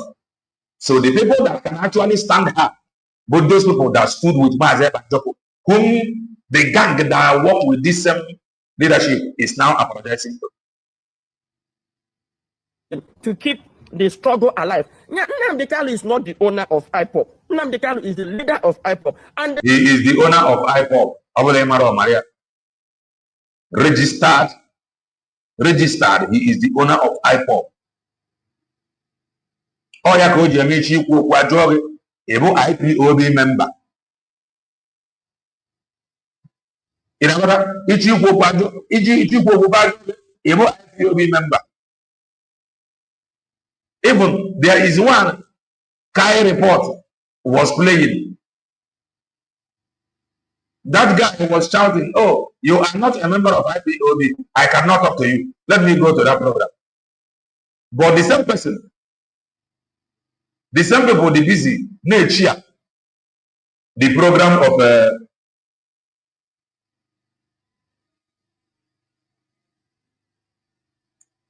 same people, the busy. Wait, let me bring it. The same people, the busy, nature, the program of a woman who is not IPOB member.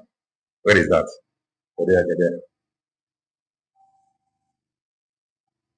There.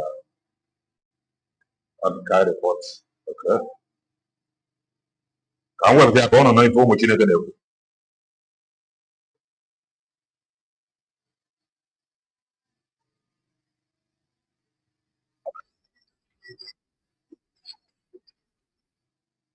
Wait. Can work there.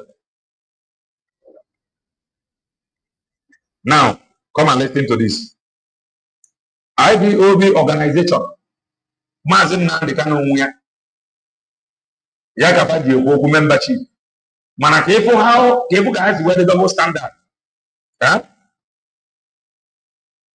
Guys wear the double standard. Who in favor of this leadership, they don't care if you are a member of IPOB or not. They are going to embrace you. But if you ask them question, they will tell you that they are not going to respond to you because you are not IPOB member. Now listen to him from Kai Report. Double standard people. This is why she must fail. Listen. Come and listen to everyone. The same people now Kafama. Maz Nnamdi Kanu suspended Methuselah. Maz Nnamdi Kanu suspended Methuselah. After they went and bring back Methuselah. Methuselah was used to fight Maz Nnamdi Kanu. Today, Methuselah is now fighting them. They are now reminding Methuselah. Remember, Maz Nnamdi Kanu suspended you. Listen. Gangsters. This one first. Okay. Now listen. Yes, I would like to comment on this one. Now, You listen. send a message, but has me sending a message, you are not agreeing on it. No. So I have to go, brother. Let me go. Let me bring one of them so that we can go. Let me bring one of them. Onion customer has to be a criminal. Now, Julia, just whatever. Come. You are there. I will bring you in. Just listen. Just listen. You talk, okay? Get it.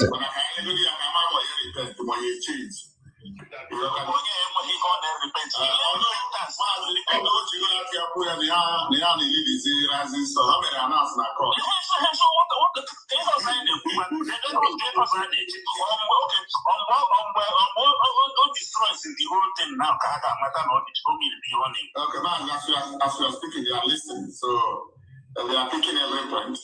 So they are speaking. The moment the longer had a respect here. Just listen. Because when I made dangerous criminal. Now, can you hear me? Hello? Anya, are you there? Now get it. Yeah, I can hear you. Yeah, Hello? they say your leader is a dangerous criminal. Is that what? They say Maz Nnamdi Kanu were a dangerous criminal. Get it. Who said that? Who? You know the But man called first of all, why did you block me? Get it now. On WhatsApp? No, I block you because you don't listen. When I tell you don't call, don't give. Continue to call. Listen, how? Why did you block me? Huh? You said I should wait. I waited. Then why did you block me? And I called you back. Yeah, but called you back. we are talking something now. This is what I asked you. I say you are BTV presenter. Now, what do you have to say about it? That what happened now? That you are BTV, the people that used to present news on Biafran television. They are now hanging up and calling Maz Nnamdi Kanu a dangerous criminal. So, what is your comment on that? Of course, his attitude shows that. Yeah. Okay, Yeah. He's correct. The person that says a dangerous criminal is correct. If they called him something like that. Away from working man, all of them you see that fought Maz Nnamdi Kanu, they cannot make any good judgment. Many of them called Maz Nnamdi Kanu dangerous criminal without evidence.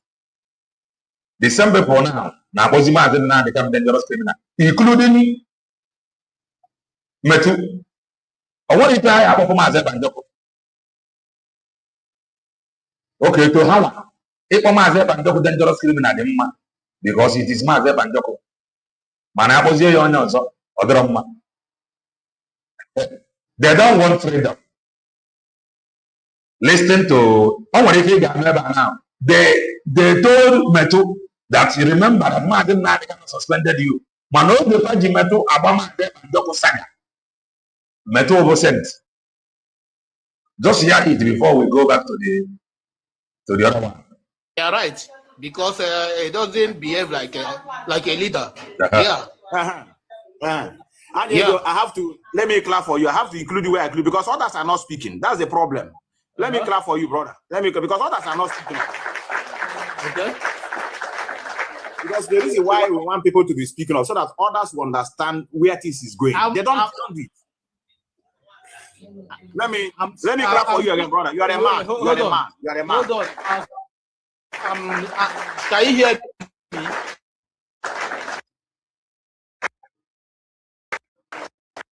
Yeah, we are hearing you. From the way Maz Nnamdi Kanu is behaving, honestly, Maz Nnamdi Kanu has betrayed the leadership. You understand? That's why he says he's a criminal now. I may call him something like that. Yes. No, not to me. Be a man. I may call him something like that. Yes. Okay. Yes. You are trying, brother. That's why you are a man. Let me clap for you again, brother. Okay. I ask you, why did you block me? Because I came to challenge you. You then block me on WhatsApp. Listen. Why did you send me a request now? Okay. Let me explain. You know, when somebody okay, has but nobody registered member. These are the people that will tell you that Maz Nnamdi Kanu is not the owner of IPOB.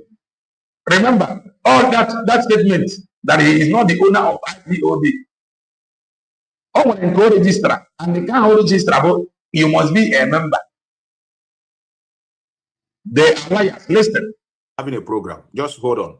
You know, you call the person says it's okay. You continue to go. You know it's a disturbance now, brother. I tell you it's okay. You are still continue calling. You are calling. For me to get rid of you, as of that time, I block you. But now you are now beginning to speak the truth. I will unblock you. We need people like you, brother. Not others that are pretending. You see it now. So what can you say in general about what is going on with them? I think the same as can have another account. You can David or Chumi. I don't know about that one.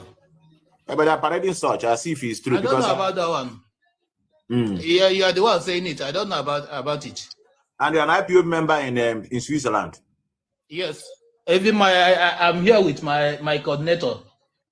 Can we hear from him? From here now. Yana coordinator yana. These are gang and they are freedom. Tony go you never have a sorry. What did I get? He's afraid. Maybe he's afraid of Methuselah. I think so. Afraid of who? Afraid of you? Yeah? Who are you that I'm afraid of you? I can't be afraid of you. Who are you? Hold on. Let's speak to the coordinator. No. I can't speak to you because you're a sellout. You're afraid. I'm disappointed with you, you know? You're afraid. I know. Wait, because I'm not afraid of Nnamdi Kanu, then it's you that I'm afraid of. You're afraid of me. My brother. No, boy, I'm not afraid of you. Can we have just 2 minutes? You don't know it. Or go have Andre Maz Nnamdi Kanu. You know why? The people no now. Many of them are to their region to where no Maz Nnamdi Kanu. He said it here that he is not afraid of Maz Nnamdi Kanu. People no now. Special breed, in the breed. The doctorate of state prepared before now. They know they see your face. No, now they don't see your face. About 6-minute video, map name. Map is the window. 6-minute video name. Code either counter. Gangsters. Or the baby. Get here. 2 minutes, 1 minute conversation. He can't. I can't have anything to do with you. Yeah. If you're an IPOB member, I will speak with you, but you are not an IPOB member. Okay. But you're already speaking with me now. I just told you that I don't want anything to do with you. You know, you're not an IPOB member. You're just a sellout. He's not an IPOB member. That he is not an IPOB member. But nobody now on about myself and the IPOB member. Get it? You're not an IPOB member. I pity Nnamdi Kanu for even bringing you, because Nnamdi Kanu even gave you suspension before, you know. So I don't know what he's even doing with you, you know. Maz Nnamdi Kanu suspended him. The DOS brought him back to use him to fight Maz Nnamdi. Now he is now fighting the DOS. They have told him that you are not a member, negative, that you are a man whom Maz Nnamdi Kanu has sacked. But do you know he's a sellout? Nnamdi Kanu, you know he's a sellout. Yeah, the one saying that. Can he talk now? Can he talk? He ran away. Can he talk? He said, listen, he said, can he talk? He said he don't want to talk to you. Hold on. This is the one. Hold on. Wait. You said he's afraid of you. That's the reason. It has been established. Nobody IPOB member. Maz Nnamdi Kanu to Manoge Pan use you and the farmer, Eberima, Wamoda, midget, infiltrator, agent provocateur. Eberima. If any now, Ogovagia, Commander, but don't be now. Audio okay. Criminal. Okay, audio okay. You gotta go. Now come and listen to Nekashimazi. Even to all the that Nekashimazi may know. Maz Nnamdi Kanu the owner of IPOB. IPOB registered. That is why one name Maz Nnamdi Kanu you were challenge all of them not at the OS. Let any of them provide any registration that is not the one he is having, so that he can send them to prison.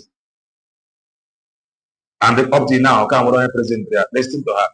It's simple. Now, if Nnamdi Kanu destroy IPOB, all that is difficult for Nnamdi Kanu to build a formidable force again like IPOB. It's not even must. He is not even ready to build any formidable force. You gotta go, because some of you not an IPOB from ESM join the Maz Nnamdi. Some of them not, some of our people, not even some of them, our people joined the Maz Nnamdi because they saw truth in him more than the gangsters. So you are not building anything. Anything you are building outside this UN will be clear now. You are just building a group which cannot stand. Face the army now. About the face, they can't deceive you now. You don't do so. I can know your leadership. I can assure you now from my understanding. Chika Nworu and China Sanworu and Chike those them now. And we are not what die hard like Becky who die hard. Die hard or gonna be a freedom. Because die hard or gonna different structure that is bringing their money. Yeah? Die hard or gonna different structure that is bringing their money. Die hard or be make it on and whatever. Can't get up with that. I want to have die hard to make sure that whatever. How can I even have them 5 years? I want to have them Nnamdi Kanu on email or remember.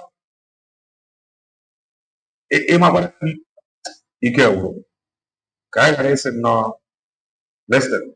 The believer of the strong South African struggle. This set of DOS are the diehard of this struggle, and once you remove this diehard, with people that can compromise.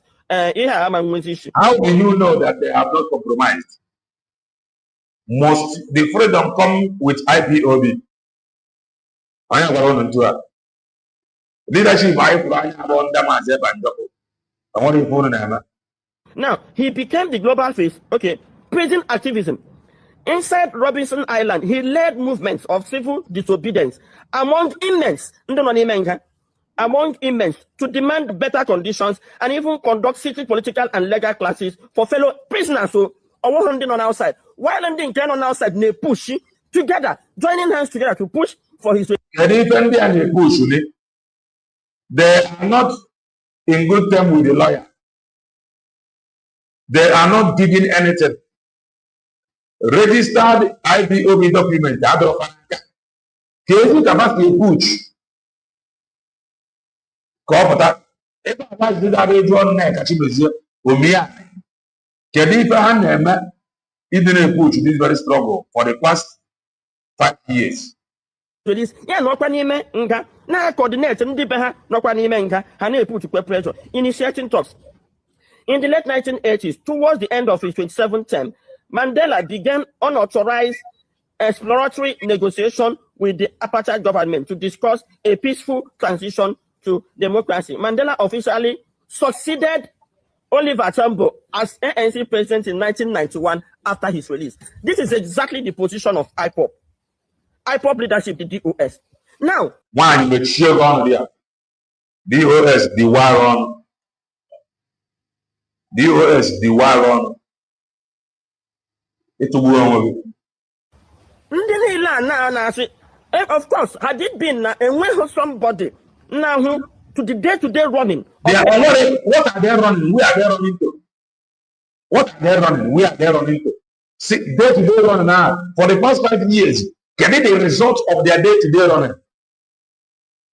For the past 5 years, what is the results of their day-to-day running in America? You don't have comment section now. Case people. Madam, write down. Madam, you are God sent. Tomorrow now they will tell you, Madam, that you are not IBOB member. Go and ask me too. They are now telling me too that you are not IBOB member. I say according to my comments here, from my comment section, that they are now telling Elituko Haji that he is not a registered member. Tomorrow they will tell you that you are not a registered member. Gangsters, I am concede. The DOS, they have deliberately undermined the truth. The dogs have deliberately undermined the truth. And this thing that is happening now, the consequences, you go see that they have undermined the truth. ANC, they wouldn't have survived. Now, because and we've looked at the accusations and now show me one result, one achievement of IPOB DOS for the past 5 years. Show me one. Query the dedication of Maz Nnamdi Kanu's lawyers now drag the leadership of this. Now, Winnie Mandela was also a factor in that struggle. Mandela never appointed Winnie as president. Winnie never had any access to a ANC. It was solely about the struggle. Mandela never appointed anybody while in prison because I happened the affair for ANC and Oliver. What is this man's name? Oliver Tambo. Confirm. To make sure decision. And then here, the apartheid government could not be able to hijack the movement. So the movement was solely, and exactly that kind of movement in South Africa built. It's what IPOP have built. It is not. It is not. And then the government now is Maz Nnamdi Kanu, knowing fully that he cannot have control. So what are they looking for now? How to get the control of the leadership? And once they get the control of the leadership, the IPOP struggle is. The leadership, in control of the leadership. Can you leadership why? Dead and buried. Now, when I phone in and I'm the Tramande on Ghana. This IBOB register. Rapper this IPOB that he registered. Open your own. Prepare your own. Prepare your own. His brother challenged you people that these people you want to follow, they have no document. If they have, let them show you. Keep a motor on the side. If I owe you the document. So I still maintain Nibo people. Only believe in this struggle, believe you say only put on a sege, Nnamdi Kanu Gano Nanga, Nachi, Gonya, Mananda, then I won't go. Go and Google the way South Africans were made their own struggle. Maz Nnamdi Kanu on one board or the well on Nanga. Second year, I never Nachi. Maz Nnamdi Kanu no room on the one. Bonya Mamma gonna visit here. Maz Nnamdi Kanu invite. Invite the second year. Upon no before I got to prison, did he invite you? He did not. He got to prison, but at once his lawyer countered it Aramago.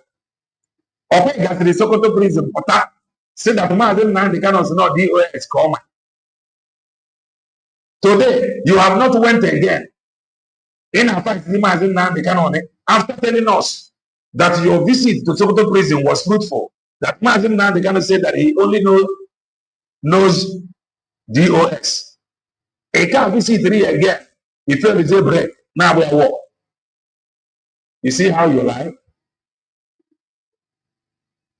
I pity those that take you serious. Exactly the same way I propose to. But now, internally, and all of us who question at this struggle should rise and say no to it. And let me repeat, no amount of intimidation will stop you from speaking the truth. You know nothing about the truth. You absolutely nothing. I want to hear about the truth. If you speak the truth, first and first, it will get you up. The river for the past 5 years. Everything called the achievement of the OS and the reason never engage support all the OS. In other, if I be big gamer,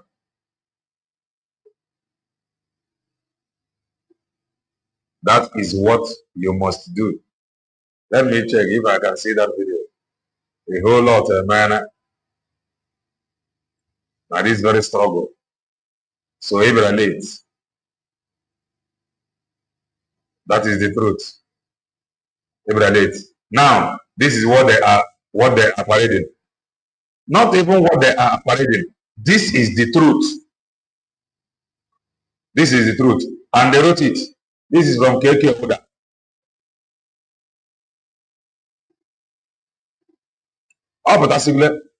This is from KK Oda.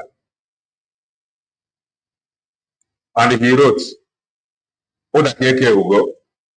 If you want to get a vital information from canons or siblings, listen to a Nokwakoko man called Master Prophet. This is the truth. And if I go through what will you do? And this is why Master Prophet is angry. Master Prophet, the reason is because Maz Nnamdi Kanu could have appointed his brother, DOS leader. You got to go, okay, no one near point. If I be a Master Prophet, this is family business. No, near DOS members. Kodo ya and control. Only using Nero, listen to him. Maz Nnamdi Kanu IPOB. IPOB Nnamdi Kanu. Okay. Nnamdi Kanu went DOS. Nnamdi Kanu went IPOB. So Nnamdi Kanu believed today the thought. My game here, I got it too late. And do no jogging them. Matakolam gear. Ye oge them. And the game bangwa game rodachi. Imengwangwa yadi easy heal the family. Each day aneche agapotata agapotechi agapotata agapotechi agapotata agapotechi. The more you waste, the more the family gonna destroy energy. The more ulo gauge. But ogage get them because agbalam gear. Ndi Igbo ekelene m nnụ. Ya dịrị unu na mma.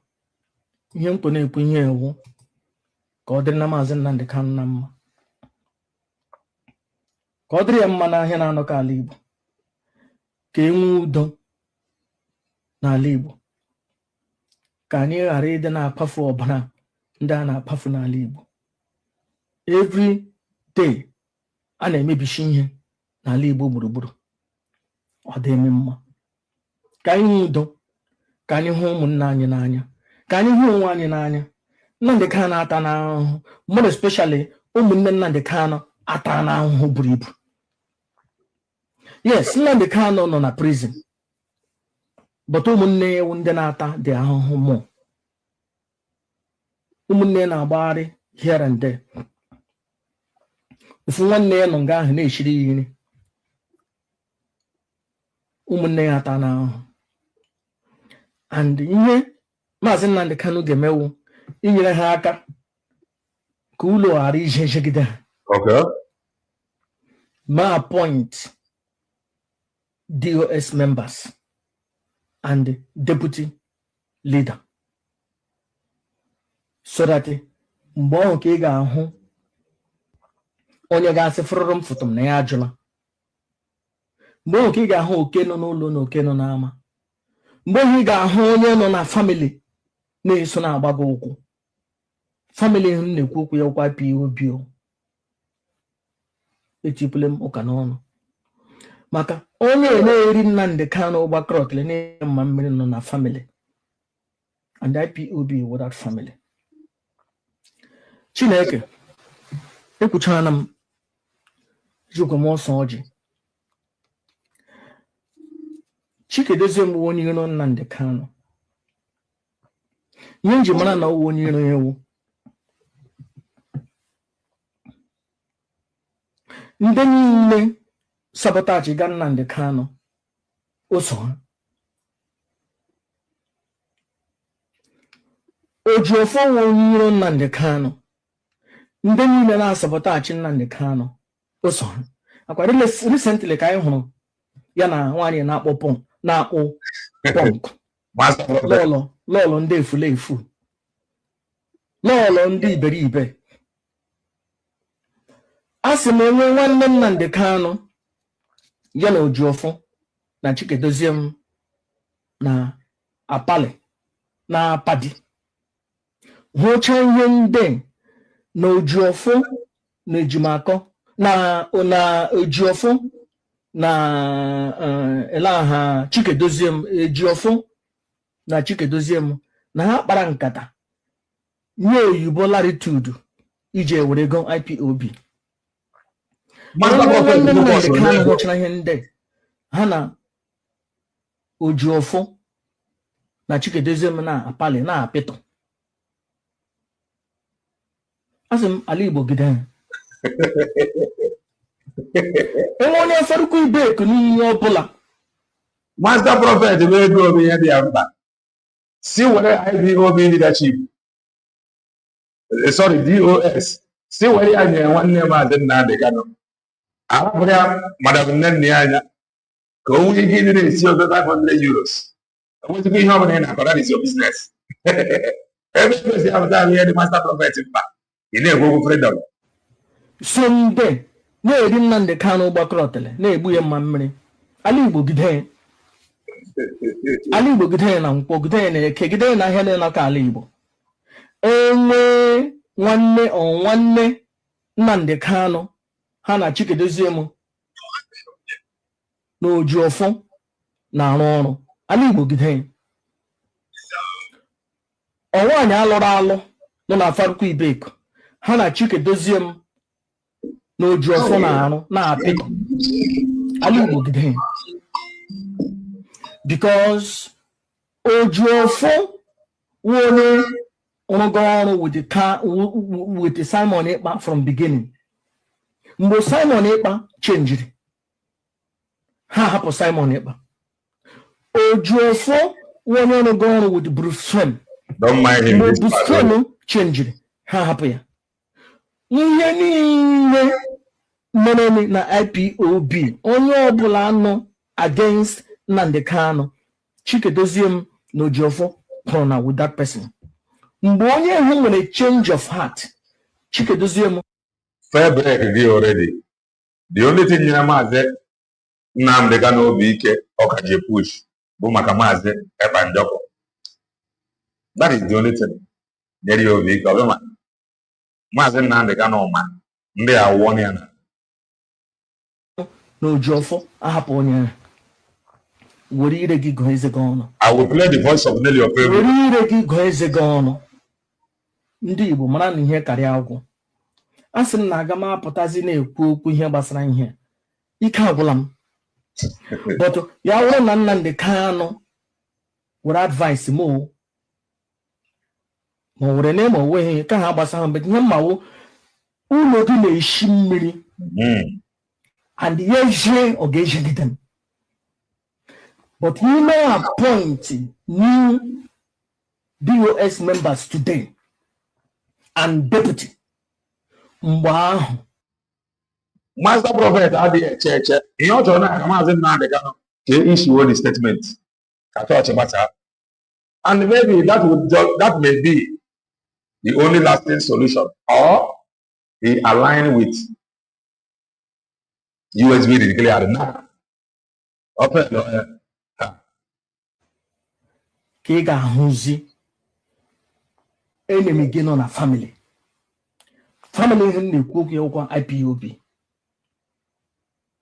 Unless me show him because it's only we were no one only on a family gay. All by the gangsters, Marifa, whether pictures or whether picture, these are gangsters. They don't send you message. And maybe that's why he will not do it. Because it's only obvious no one on your jaw, no close to you. Ekelene barrister, a lawyer, Jimako. Ekelene Madam Nene anya nwanyị kara aka kaja ekelene kwenu ndị ọzọ ha na Madam Nene anya kwụ na-arụ ọrụ ndị ahụ sef achọghị ịpụta because achọghị ha ka a na-akparị ha but Madam Nene anya wepụta isi ya ihe ejikwe na-eme ihe ha chọrọ. Ekelene m Kanu nta na-agbara ihe niile on a daily basis. Ekelene m nwanne nwanyị Nnenna na-eshiri ya nri odo na-enwere nkata akpara na ha iji napụ ya isi nri so that ka ọ dị izi ka ha degbuo Nnamdi Kanu. But ya bụrụ na Nnamdi Kanu na-eri nri onye ọzọ shiri ihe ọbụla mere na ke hụ gbasara anyị agamebere ya akwa Nnamdi agamebere ya akwa because you're supposed to know no ụmụnne gị kwụrụ na with you with ọbara ha kwụrụ na with you. Nama, you can't trust them.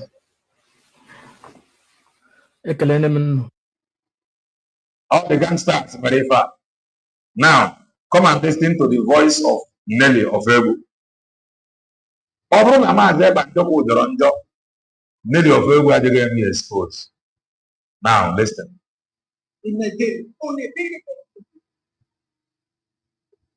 Listen. Yes.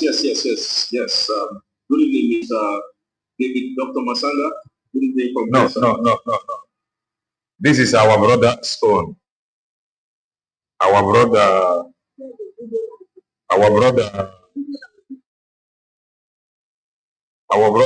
Rose. Imana propaganda na ro. Okay, let's listen to this one.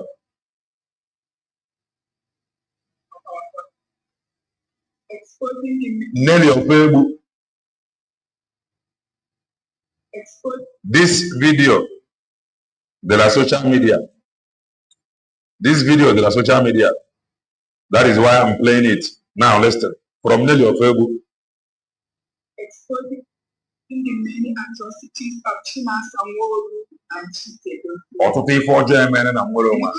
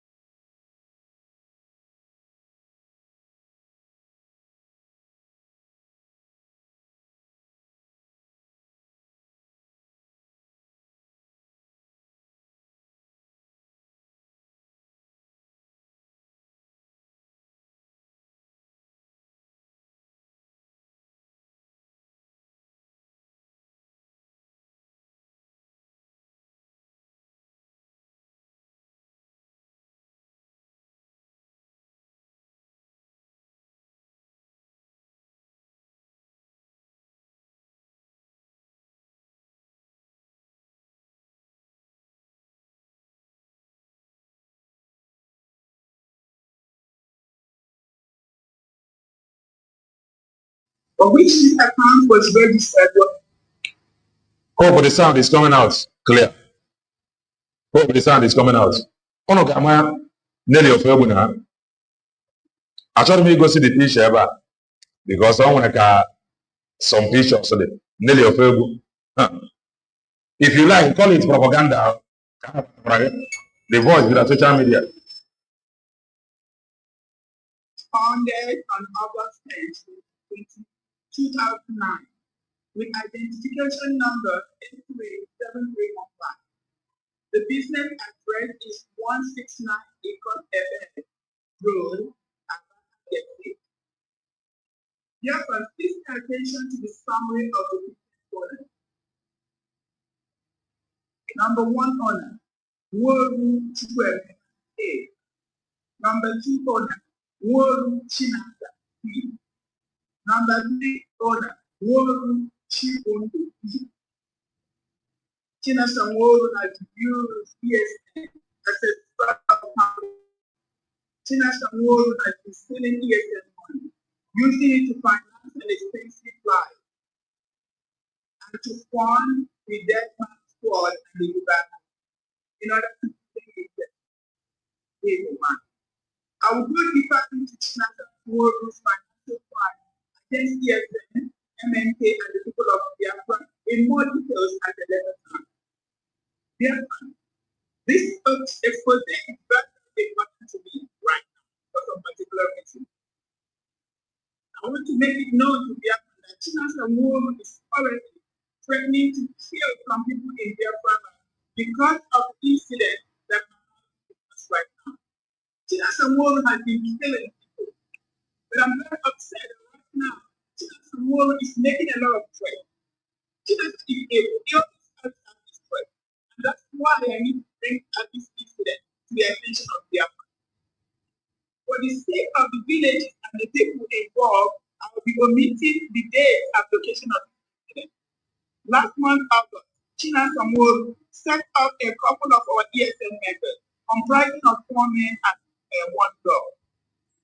These gallant men were killed, and their bodies left to rotten and decay in bushes. Chinasa Woru made sure they were killed. Chinasa Woru also made sure that their bodies were left to rotten. Chinasa Woru made money out of killing these bad men. After Chinasa Woru set these comrades up, they were killed, and Chinasa Woru proceeded to demand for 2 million naira so that their bodies could be deposited into the mortuary. The money was transferred to Chinasa. Chinasa also demanded 150,000 naira to be given to him from the money that was meant for food for our comrades. After the 500K he gave them for food, Chinasa Woru went ahead and requested from another friend. He said he needed to go and pick up the body and they put it into a mortuary. Therefore, it's very heartbreaking to inform all of you that despite all the money that Chinasa took for those he killed, he never picked up their body. He left the body to rot and stay in the forest. Eventually, we got in contact with the village head, and we have been making arrangements to go and pick up the body of our body. Therefore, there's so much to talk about Chinasa Woru and Chike's story. But for this very, very short video, I will leave it for right now. I'm going to come back to this. Dear friends, please watch the attached video. Please watch at your discretion. These are bodies of our gallant men and women. We already know we are able to identify men and women. 4 men and women.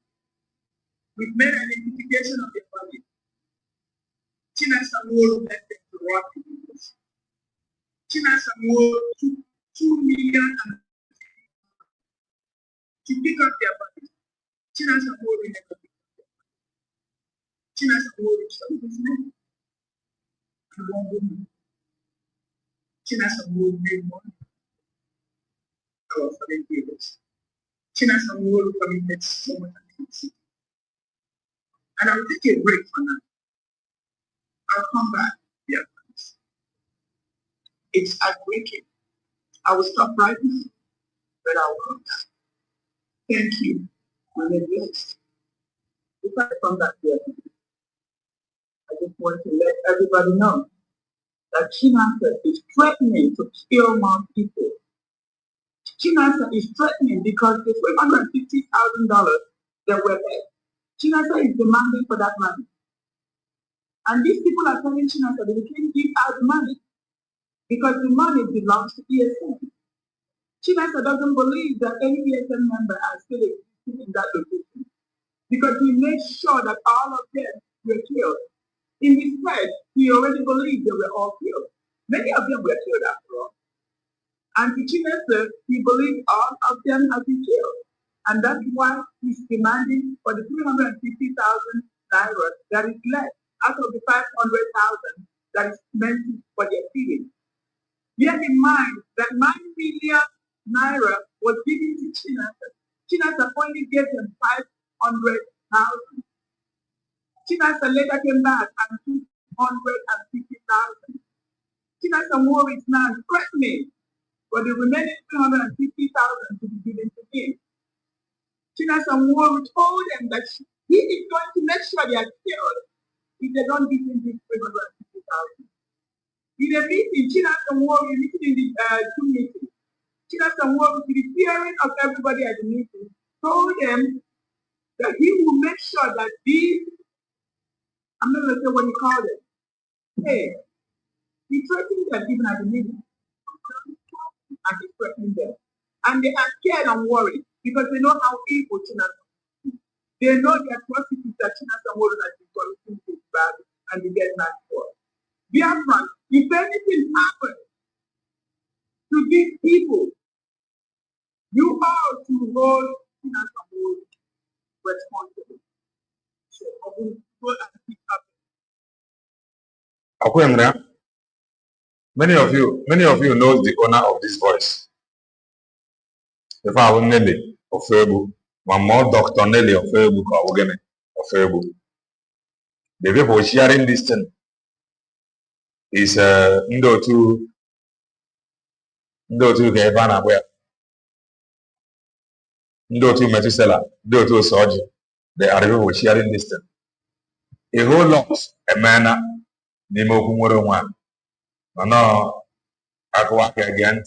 There is something that I will show you before we draw the curtain because we are coming back. Okay, another from our brother. And that to George Matsanga, Abi Matasanga, my space.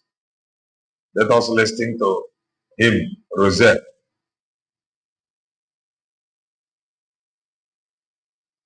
Mr. Rosa? Yes. Good evening, Mr.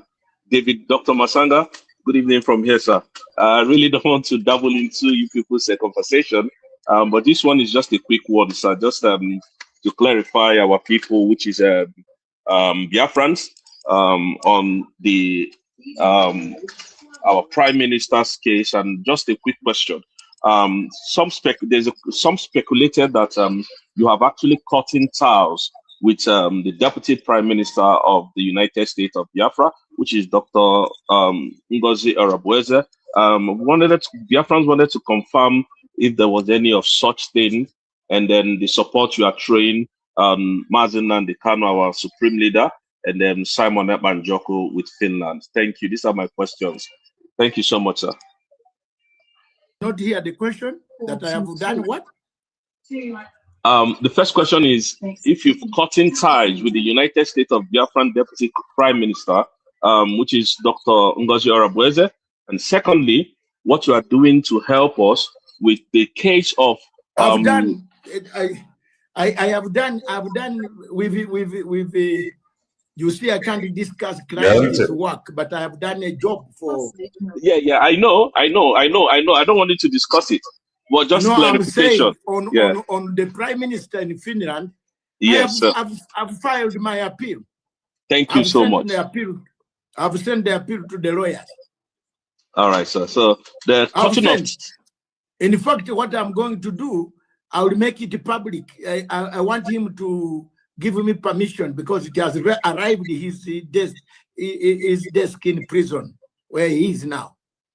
All right, sir. So all right. I did the whole case the way that I know, as on hinging on international false evidence, false intelligence gathered from terrorists who are part of the scheme.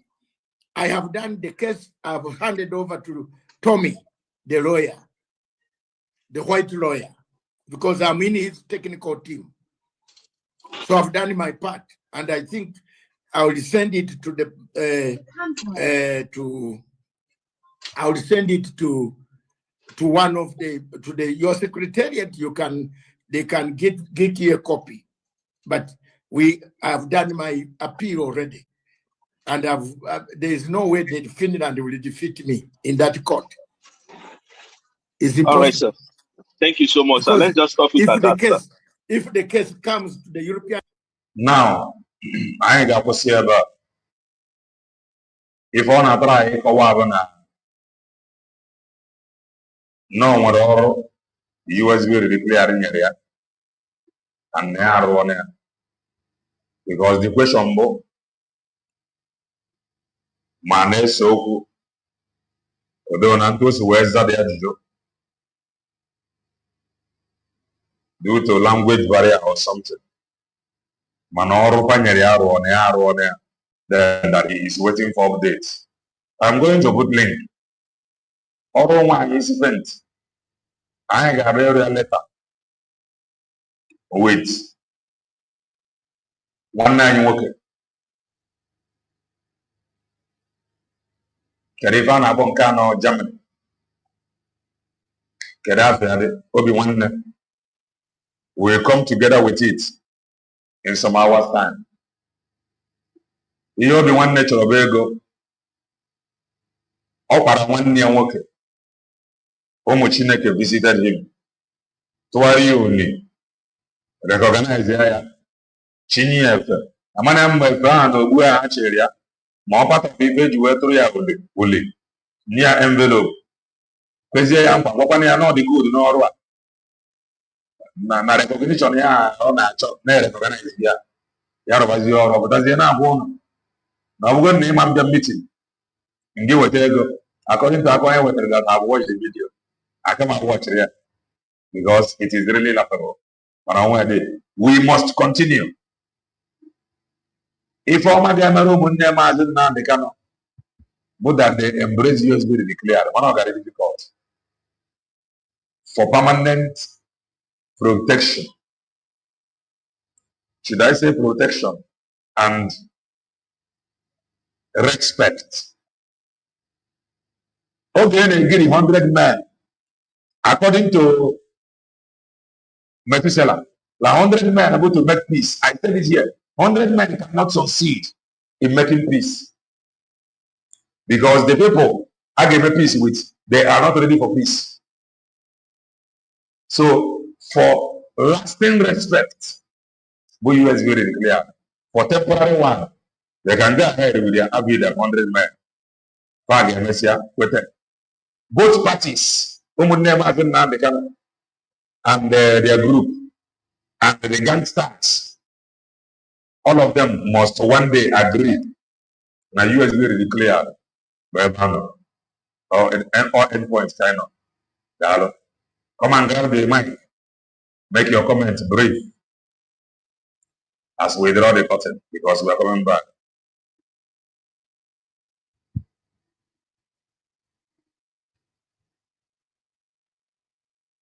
Dr. Masanga answered the questions. Maz Nnamdi, he said it's not true. Okay? Ajụjụ na response on you gosiri na ya na USB declare n'ọrụ because na banyere assignment and he have carried out the assignment. That is what I understand. Yes. Or let's see more towards the end, the more surprising. Man, he's responsible. That is that. Okay, here is the link. Come in and make your comments as we move. If any so that you can actually appreciate USB really clear and appreciate Mboma and Dokobara. If we didn't do the Hamana and the Amon Diojo, can now go.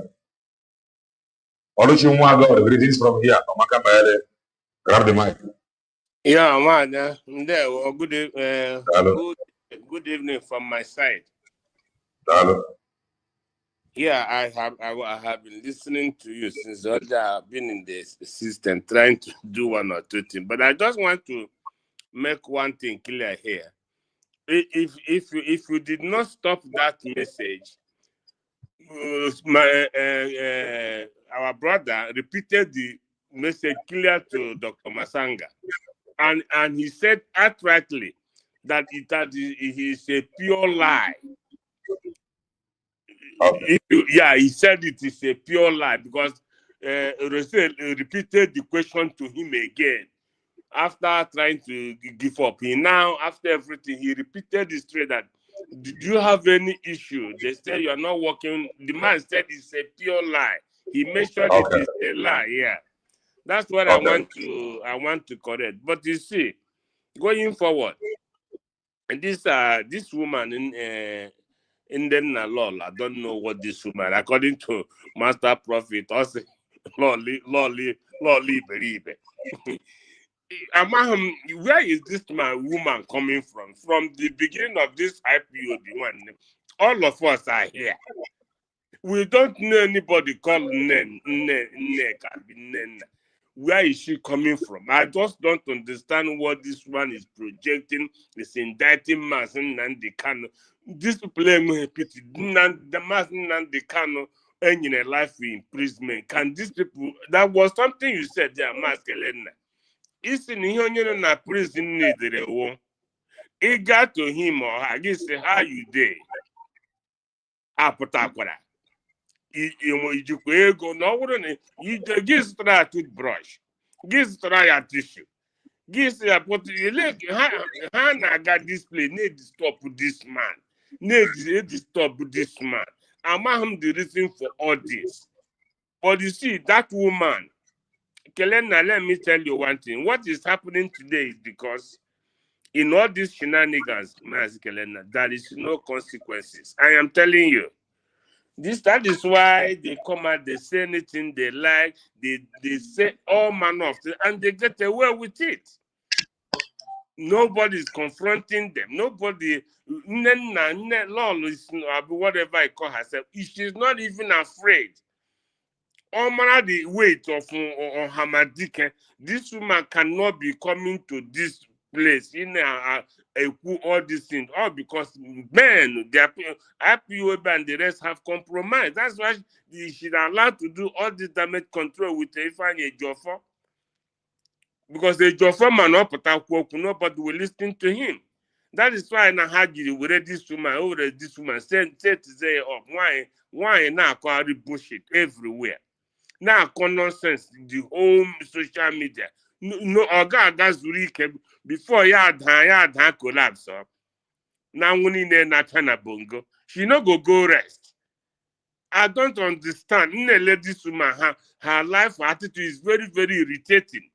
It's Nnamdi Kanu gagoro through. This man Nnamdi Kanu the way he lacks. All because I could go make some countless time. There is no consequence. Ghana not. Go to North and talk about Bello Tuji. Go there and talk about him. He was a politician. Gada can have Koboko power gas. Go and ya Gada Bello Tuji. But the habitat na libo. Eba Hana Pike. Ebe can show muscle. I'm the reason for this. Because the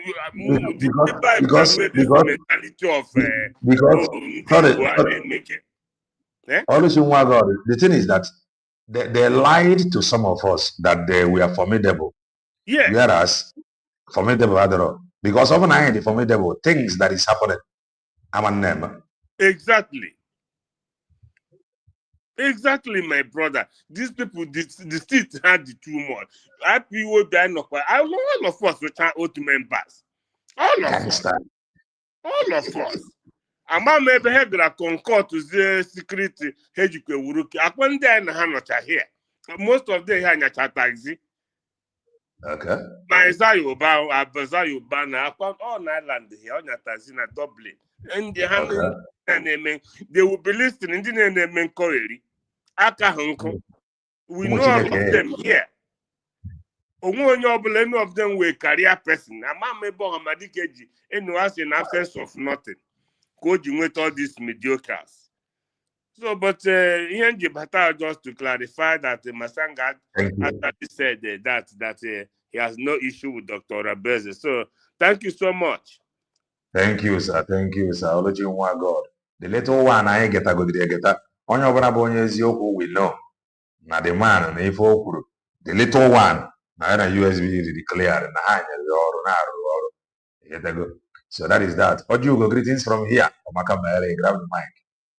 Okay, the house is so full. Good morning, Calendar TV, and everybody in the house. Calendar will always said, what is that word you always said? I know, or we're running. Okay, we're on the fast lane. We're on the fast lane. So I'll try to join that fast lane. Yes, to yes, enable yes. others to talk. Okay. I'm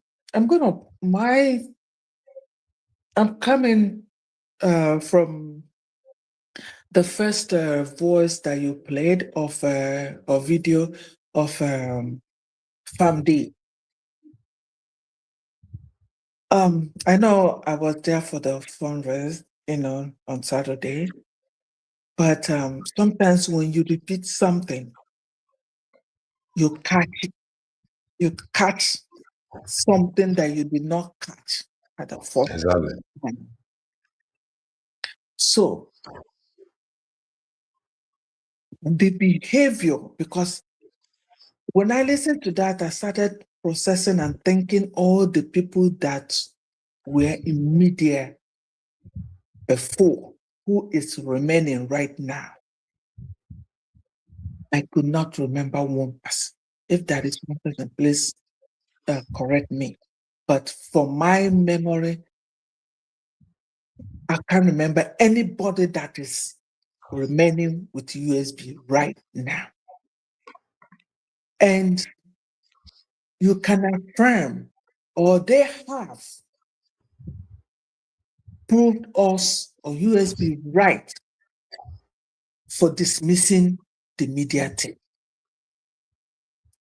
Their behavior now in media have proved that dismissal 100% right, that they are not supposed to be in that cabinet because they are not there. They're not there at all. They were there for a purpose. They did not understand what they were doing. So that's my main purpose of entering. And I thank each and every one of them that are on the social media proving that point that USB took a good and a perfect decision to remove the media team. They have helped us to prove them right. And I thank them for that. Wherever you are, if you were in the media before, I thank you for giving us that proof.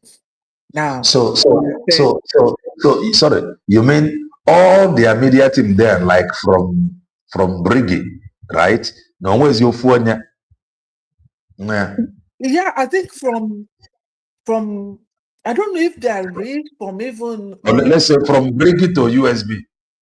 From Briggy to USB, and I'm not sure of autopilot. I think even from autopilot. Autopilot, everything is well organized from Briggy. Bring USB. yes, because after I listened to that, because I just woke up in the morning, I was still laying down when I turned on and you were live, and then you were playing that voice. So my mind, I started calculating, those that I were following and all those stuff to see who is still there. Could not remember one person. If you do, please, or anybody in this forum, please correct me. But for me, not even one person. Enyi aka onye wetara enyi ya nwoke na Germany. Onye nke ahụ ụmụ Chineke bịara akwamozu gonye okpuchinye ya afe nye envelope. I saw him yesterday. I think either your forum or Kai, where he was talking about wearing a red beret, and the worst thing is that he even understood himself that he. You will see that he was not even proud of himself. It's even hard for him to raise his face up and the big man, echiri ego na akaụntụ sizie ntụ ara n'ụba ya. So you can see that ọ mere ihe o kwuru ụnụ n'anya ụnụ mana olu anya adịghị adịzila loud.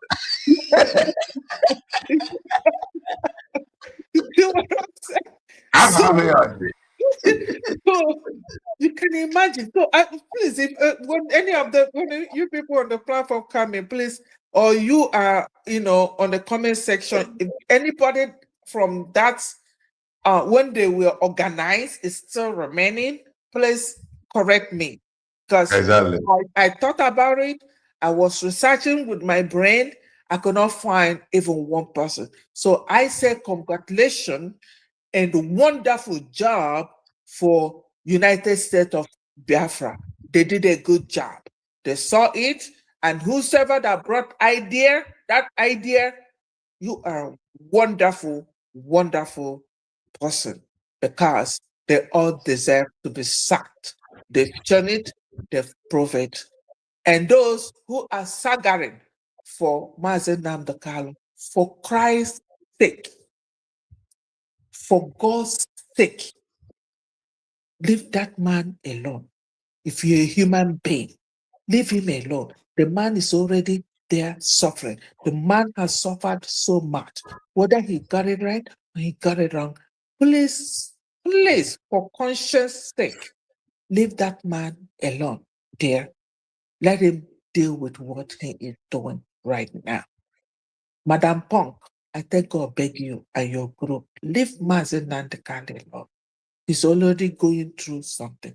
And Calendar TV, your advice for those who believe in Maz Nnamdi Kanu and the sibling is a wonderful, wonderful advice if they will listen. That would be the solution, because this is really going to the point of no return for them to mess up Maz Nnamdi Kanu's name. Thank you so much. Thank you, Ojugo. Anyị na ha ekwukwu ya. For long time respect, Maz Nnamdi Kanu ụmụnne ya. I know it will be difficult. I know. Maz Nnamdi Kanu cannot kwute okwu USB declared. Mana ọ bụrụ na ụmụnne ya ga-ama and the lawyers. Thank God that Dr. Ngozi Orabeze for posting the chat with a lawyer Jimako. That shows that no way time where we discussion. If I borrow fa, and make the drag if I level actually dodgy. You know go good. That kind of way because we go talk. That woman, we can no longer avoid her. As social media, I ain't gonna avoid her because we have tried to avoid her. No was in God, so we cannot. So I buy here. If I went on to this web, you know what I'm doing. Ascertain greetings from here. Mele, grab the mic.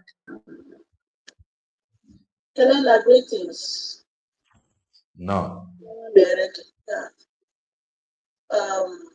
I extend my greetings to all Biafrans all over the world and the genuine USP citizens. I say may God continue to strengthen us, empower us, and give us that mental toughness to continue pushing. As in I'm born so I believe the hour is now. Alright, but they go very consistent. Very consistent. And everybody have to get on board and then be ready for what is coming. So,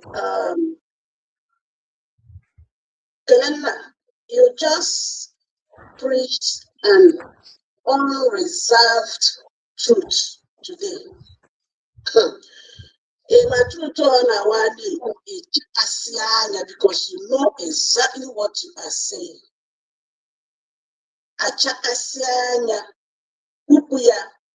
Regardless, that is exactly what happened here today. So many people might not like it. So many will kick against it. Because you know why? They don't really know. They have not said that truth to themselves. Not to talk of telling it to another. You will first of all tell yourself the truth, accept that truth within you, then you can be able to spread it out to others. You know, and what is that truth? The truth of the matter here is take home truth.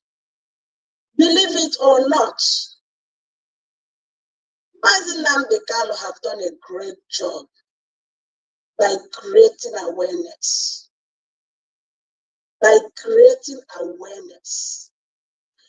There is no template anywhere.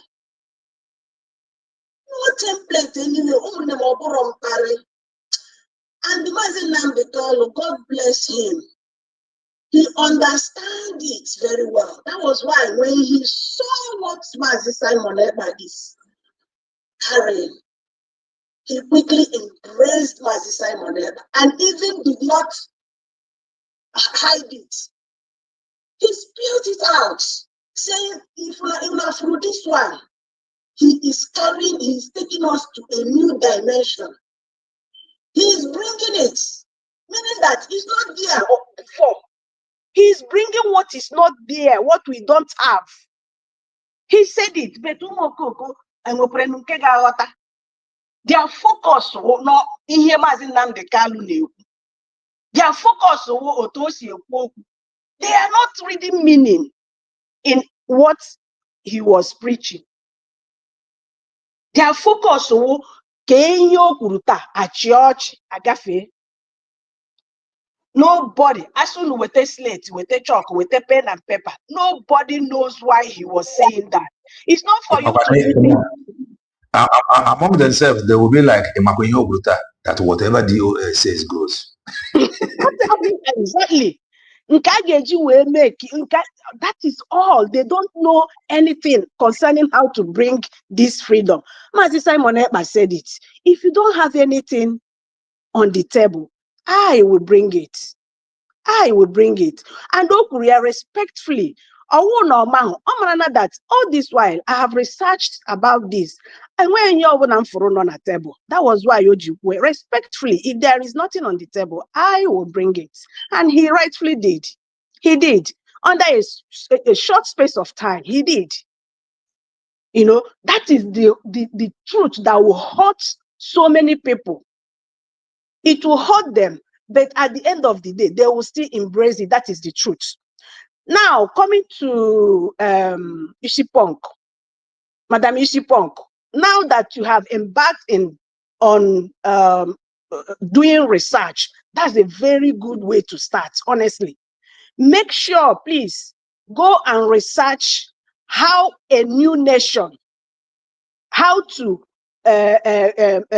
get a new nation. I think just ask about that question. You will get feedback.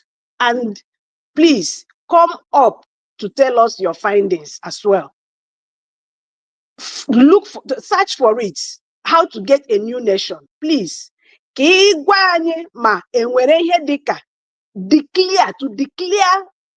your group. Go and declare it. That is the start. That is the starting point. If you don't declare that you want to become a nation, everything you are doing, just like Maz Simon said, they are all noise. But this international law, they call it, everything you are doing is just a mere organization. Mere organization that will take you nowhere. So why I said this, I just want My to touch sister, anyway, that noise was bringing money. That is why they cannot leave that noise. It's bringing money to their pocket. You are right. You are very right. You know, and they don't want that pocket to dry. And going from that organization to a nation will dry up that pocket. You are very right, Akonye Wete. So, having said this, the thing that will bring everlasting solution to what is happening now is not creating another group. All this mushroom group, 100 men, this, that. My dear, it will continue bringing problem. The only everlasting solution is everybody go and align yourself with government, not group anymore. Government. Kelena said it here. Joining USB is no more like being in a group. Is aligning yourself with a government, USB government. So all other are all groups. Only when they come to realize that Biafra nation have been declared and everybody join there, noise here will stop. This noise will definitely stop. That is the only solution. So Mazi, Thank you, Asatina. The noise in Ewetra Fego, that noise, man. Those who have not been able to wanna block Nanefa since they traveled out, they succeeded. They come through here. And I want to say it again. On any of them, IPOB document organization, where you register or where you make a bank account, any country, Malaysia, let them come up with it. Make we check something. Any country, Malaysia, IPOB organization document, account. Let them come up with it. I can't wait. Grab the mic. Come on, come on. No, Mazi Kelena. Hello. De Greg, I come the land triple M and then and I'm all you go. Okay, I ravel and kill me one day. Today, working with a good promotion. Ada kayo man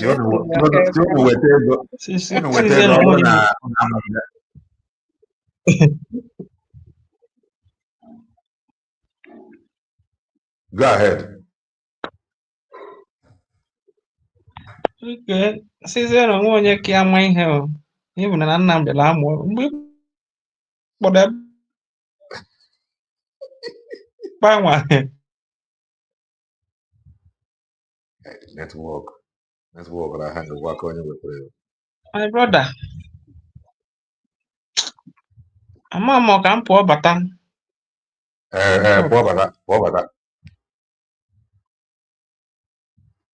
bata. Ndobeze, grab the mic, man. Open in the open akonya with the bata. So that he can make his point. My network. Ndobeze. Okay. Maz, I agree. Hello. Sure. Emma, last time we could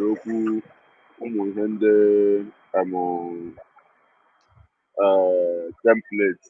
So some people are not doing them. I thought what he I want to level for a while as it is.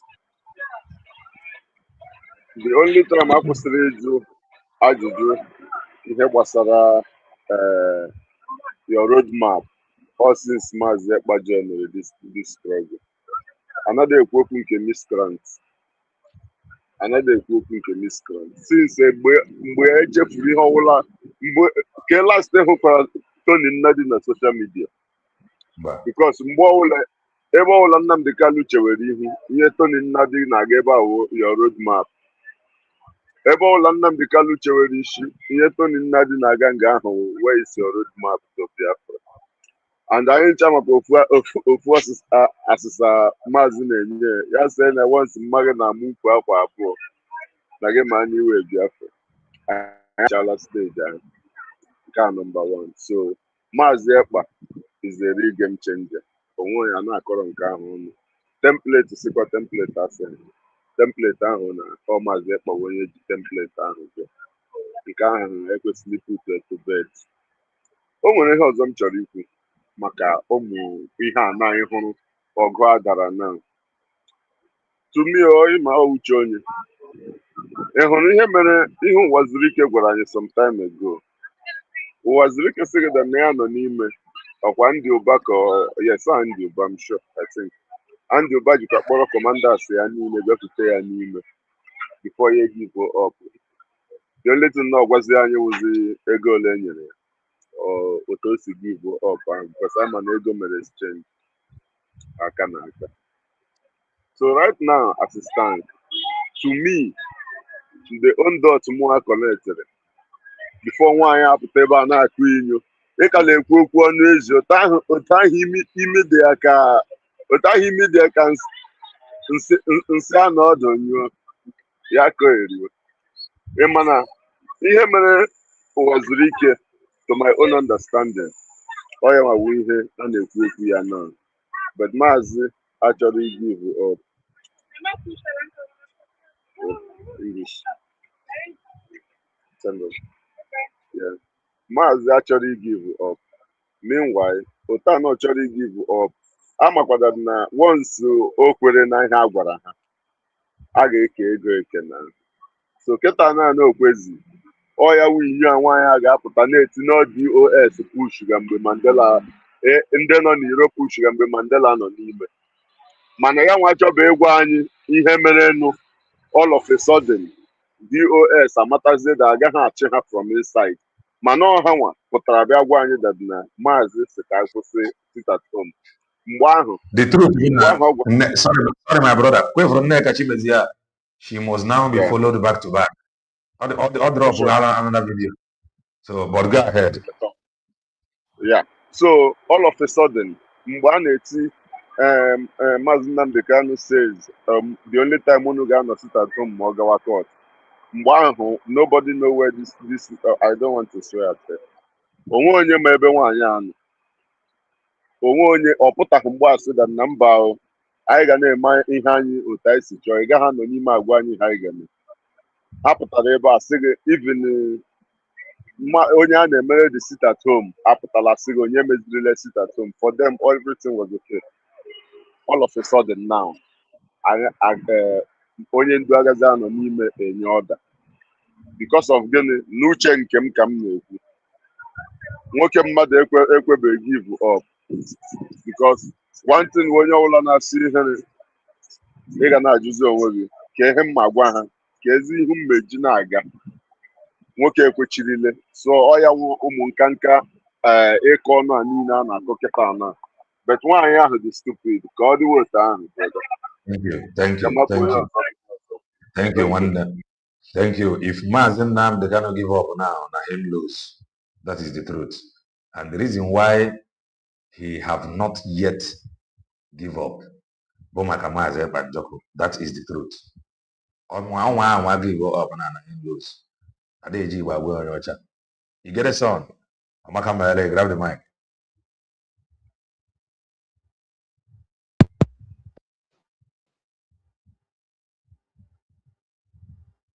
From here. Hello. Good afternoon. Can you hear me? Go ahead. No, go ahead. Okay. Good afternoon, everyone.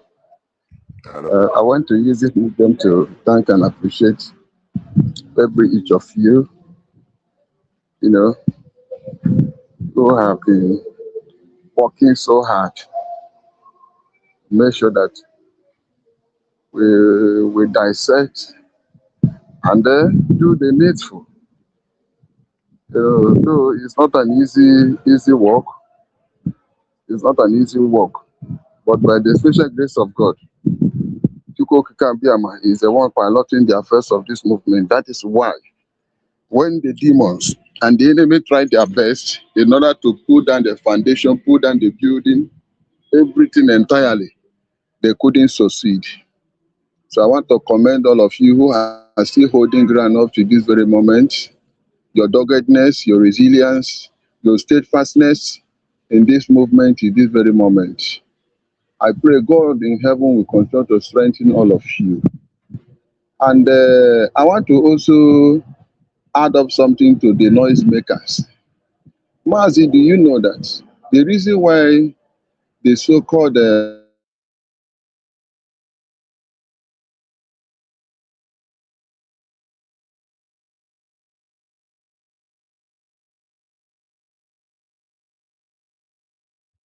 You get a song, network. Maybe you go out and come in. Go out and come in. Greg, no, Amaka Male, grab the mic.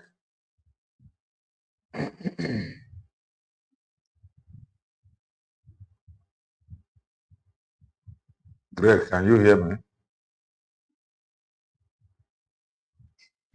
Yeah, Mazi. Dalosa, go ahead. Amaka mere too. Hello. Ya dịkwara enye ahụ na mma ma ọ dịka onye ahụ na ọpụkwaziri. Ka onye kwuru ya dapụ ozugbo ka network. Oh, network. Okay. Yeah, my greetings to Biafrans. I will not waste much time. We can look before man. Mazi, Ada Nwayi Isiocha. Akonye Wote and you get the son and then my brother. Maz Greg, Biko, can you please allow Akonye Wetre? I'm not just struggle, but I can wait. He just come in now. Can you please allow him? Okay, Akonye Wetre, you go ahead. Maybe after you get a son, then. If it's into network, you see,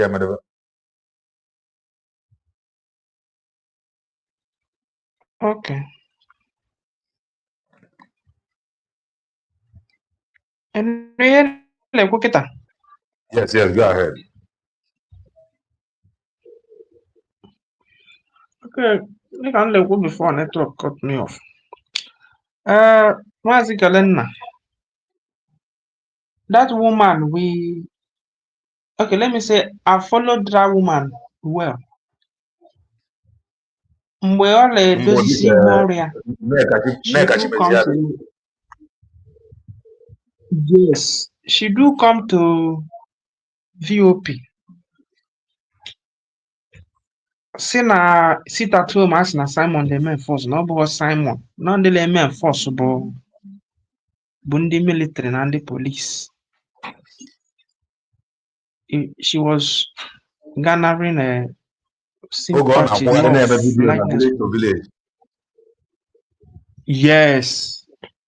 Even a Chuk survivor and use video at that time as a reference.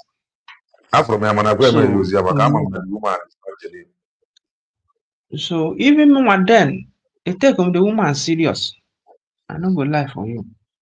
Amama me ndị niile me take you serious na nwere onwe ha ncha mechara dapụ ngwa.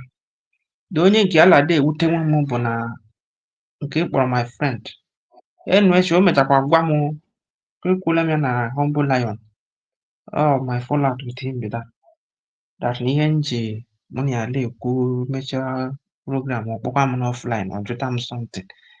Bụ na nche na ya nọ na Germany na ka akpọfe m the thing he pay me una na-ekwu ọla afụ m ụfụ. So that is it. My own opinion this afternoon we go on different direction. It will come one advice Okay, both is advice. One, to the family of Nnamdi Kanu, and two, to our people in general. To the family of Nnamdi Kanu, Kelenna coined a word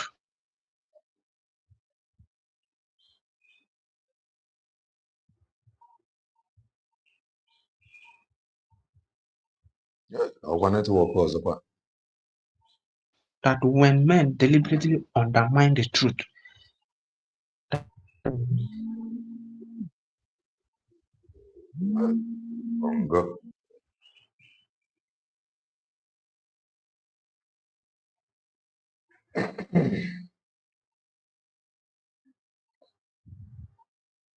You are not coming out. Like only with it. And network, the network is really bad. It's not coming out. Maz Greg, go ahead. I will go my coin with it. I'm not more let us again. Maz Greg, go ahead. Even you get this on the server, the network will be able.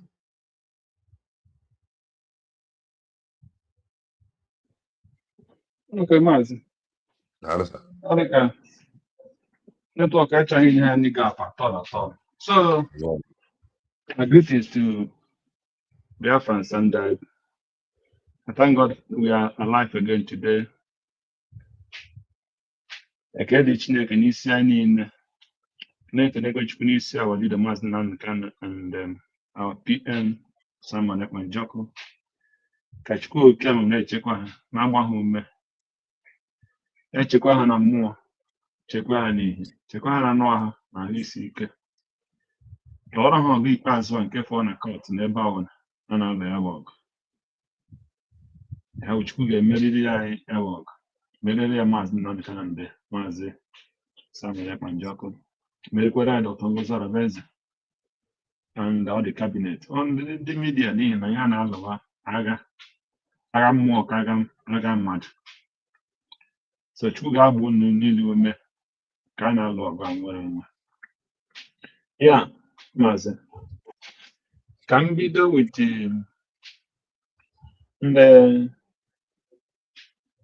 ndị na-aghọtaghị ebe ha supozuru ịnọ.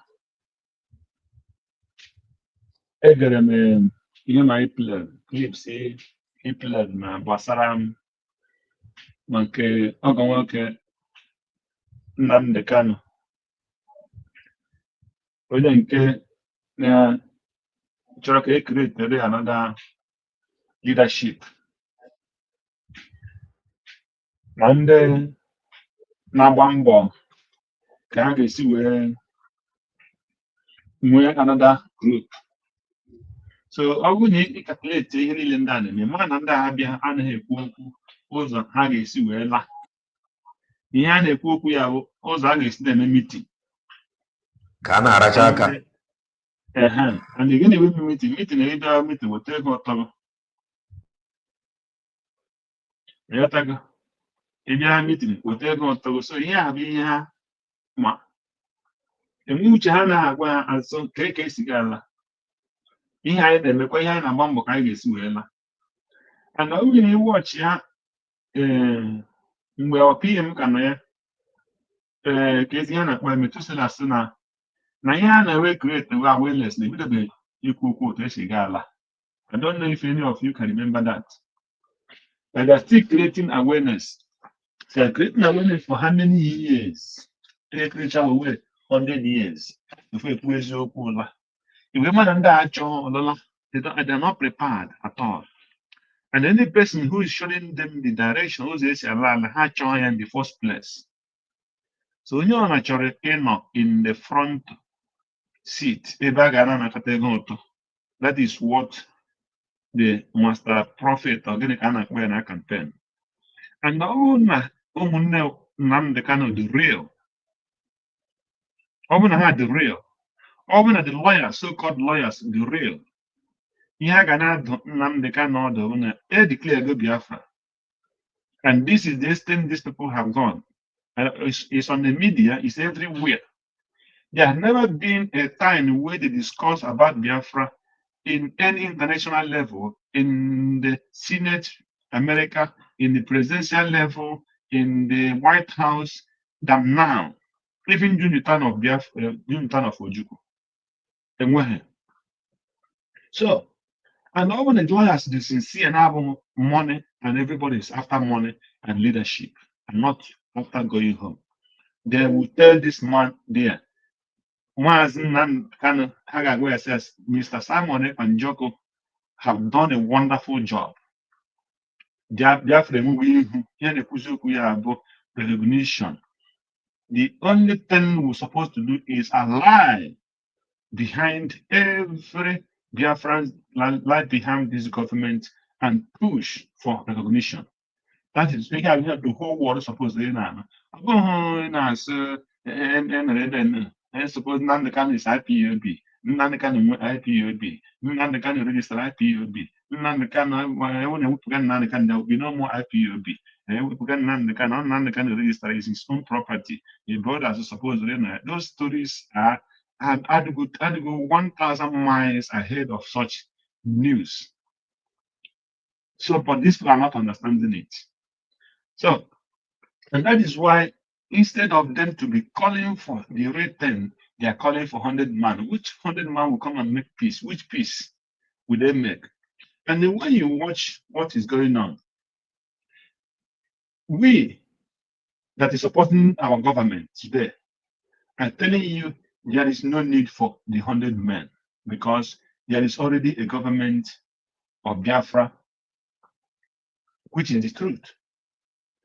Then again, the DOS now say there is no need for 100 men. The IPOB is to structure. Now, how would DOS, how would the leader? Without any plan, without anything on the table, without any achievement, they want everybody to lie down and go back to IPOB.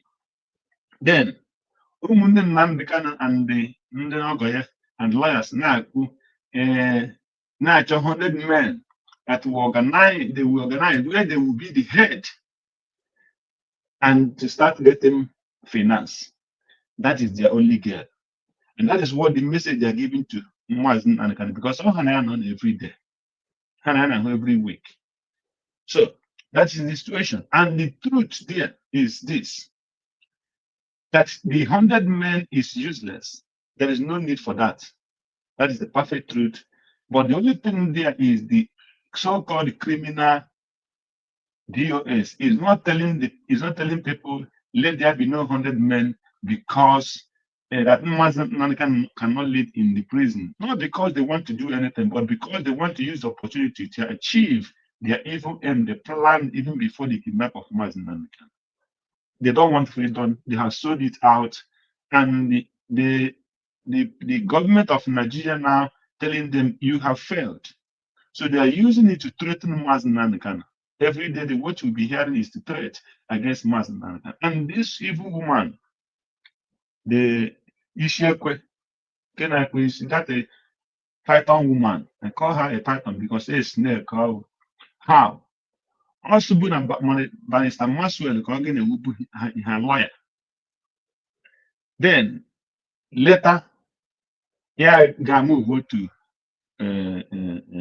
Ifeanyi Ejiofor.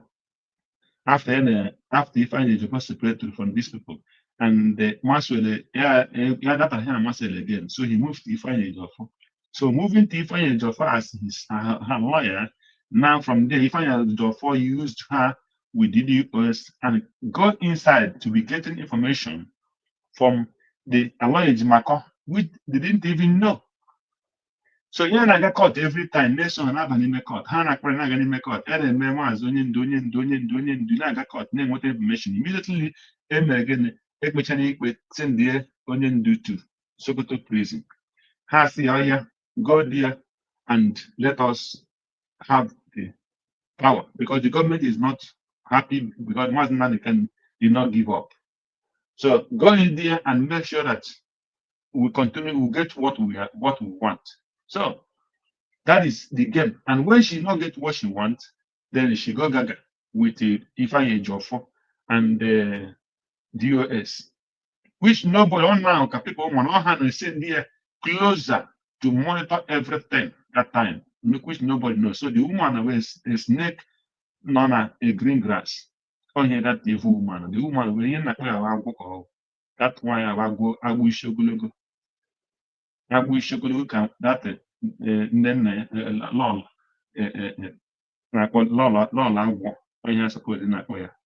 so that is the point. And the one thing I wanted to ask is this Nelly clip he played, or old one or recent one? No, this is recent one because she have recent. yes, she have not been speaking for a very long time. So because of Nsogbu April now, this is the recent one. So yeah. So yeah, we are important and these people are all this deal is with this evil woman called Lolo is evil. And any person that is listening to them is making a very big mistake. They have no alternative. There will be no other the declaration of Biafra. There will be no other another Biafra government. The United States of Biafra have been declared, and everybody will fall in. When Maz Nnamdi Kanu come out, he start where these people stop. So if they cannot recognize it now, they will continue creating more and more and more confusion, and that confusion will hurt them, not the government. It will only hurt Maz Nnamdi Kanu and the family, which is not good. We don't pray for that. What we want is the peace. We love Maz Nnamdi Kanu, and we know he has suffered so much. And because of that, let his lawyers and his brother tell him the truth that there have been a government. They are nobody. They are not more than any person in that government that will make them to feel too big not to go and lie with the government. They have no option than to do that. I think that is the only remedy for now. There is no other remedy for them. So that is what I want to add for now. Thank you. Thank you, Mazi Greg. Akonya wetere. Grab the mic. I'm gonna Okay, thank you. Thank you so much. But my initial point, let me Greg pull that one. Let me quickly go and advise someone for our people in general. Ndị be anyị ndị na-ekwu okwu nwere onwe ka mgbaji igwe okwu na whichever group ị nọ. Nigeria anyị chọrọ isi n'ime ya pụọ bụ nnekwu obodo. Nnekwu obodo, ife ịdị nnekwu dị two edge, two side. Mmadụ ya adịnwu nnekwu na ụrụ na arụrụmala, mmadụ ya adịkwa nnekwu na ihe ọma. So Nigeria na onwe ya dị nnekwu na ihe ọjọọ. And ana m ame ka ndị be anyị wetu obi ala, were emotion debere akụkụ, jụọ kedu ka nwere onwe Nigeria siri bịa, kedu ndị ọ dịla aka. Ndị ọ dịla aka nwere power, ha nwere voice n'ihe gbasara elu ụwa anyị nọ n'ime ya today. And na ha agaghị ahapụ gị ka ị laa.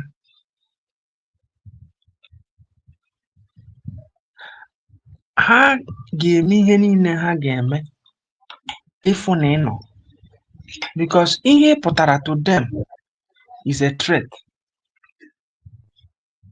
Starting from mgbe Nnamdi Kanu pụtara, ihe ọ na-ekwu bụ ihe ndị anwa ji anyị achọghị ịnụ. And ha ma na ịpụta ihe emebisiri ihe everywhere. Population of Nigeria, the whole of West Africa niile, Nigeria dịkoji about 30-something million people. Carry the whole country make West Africa. These are facts. They are there.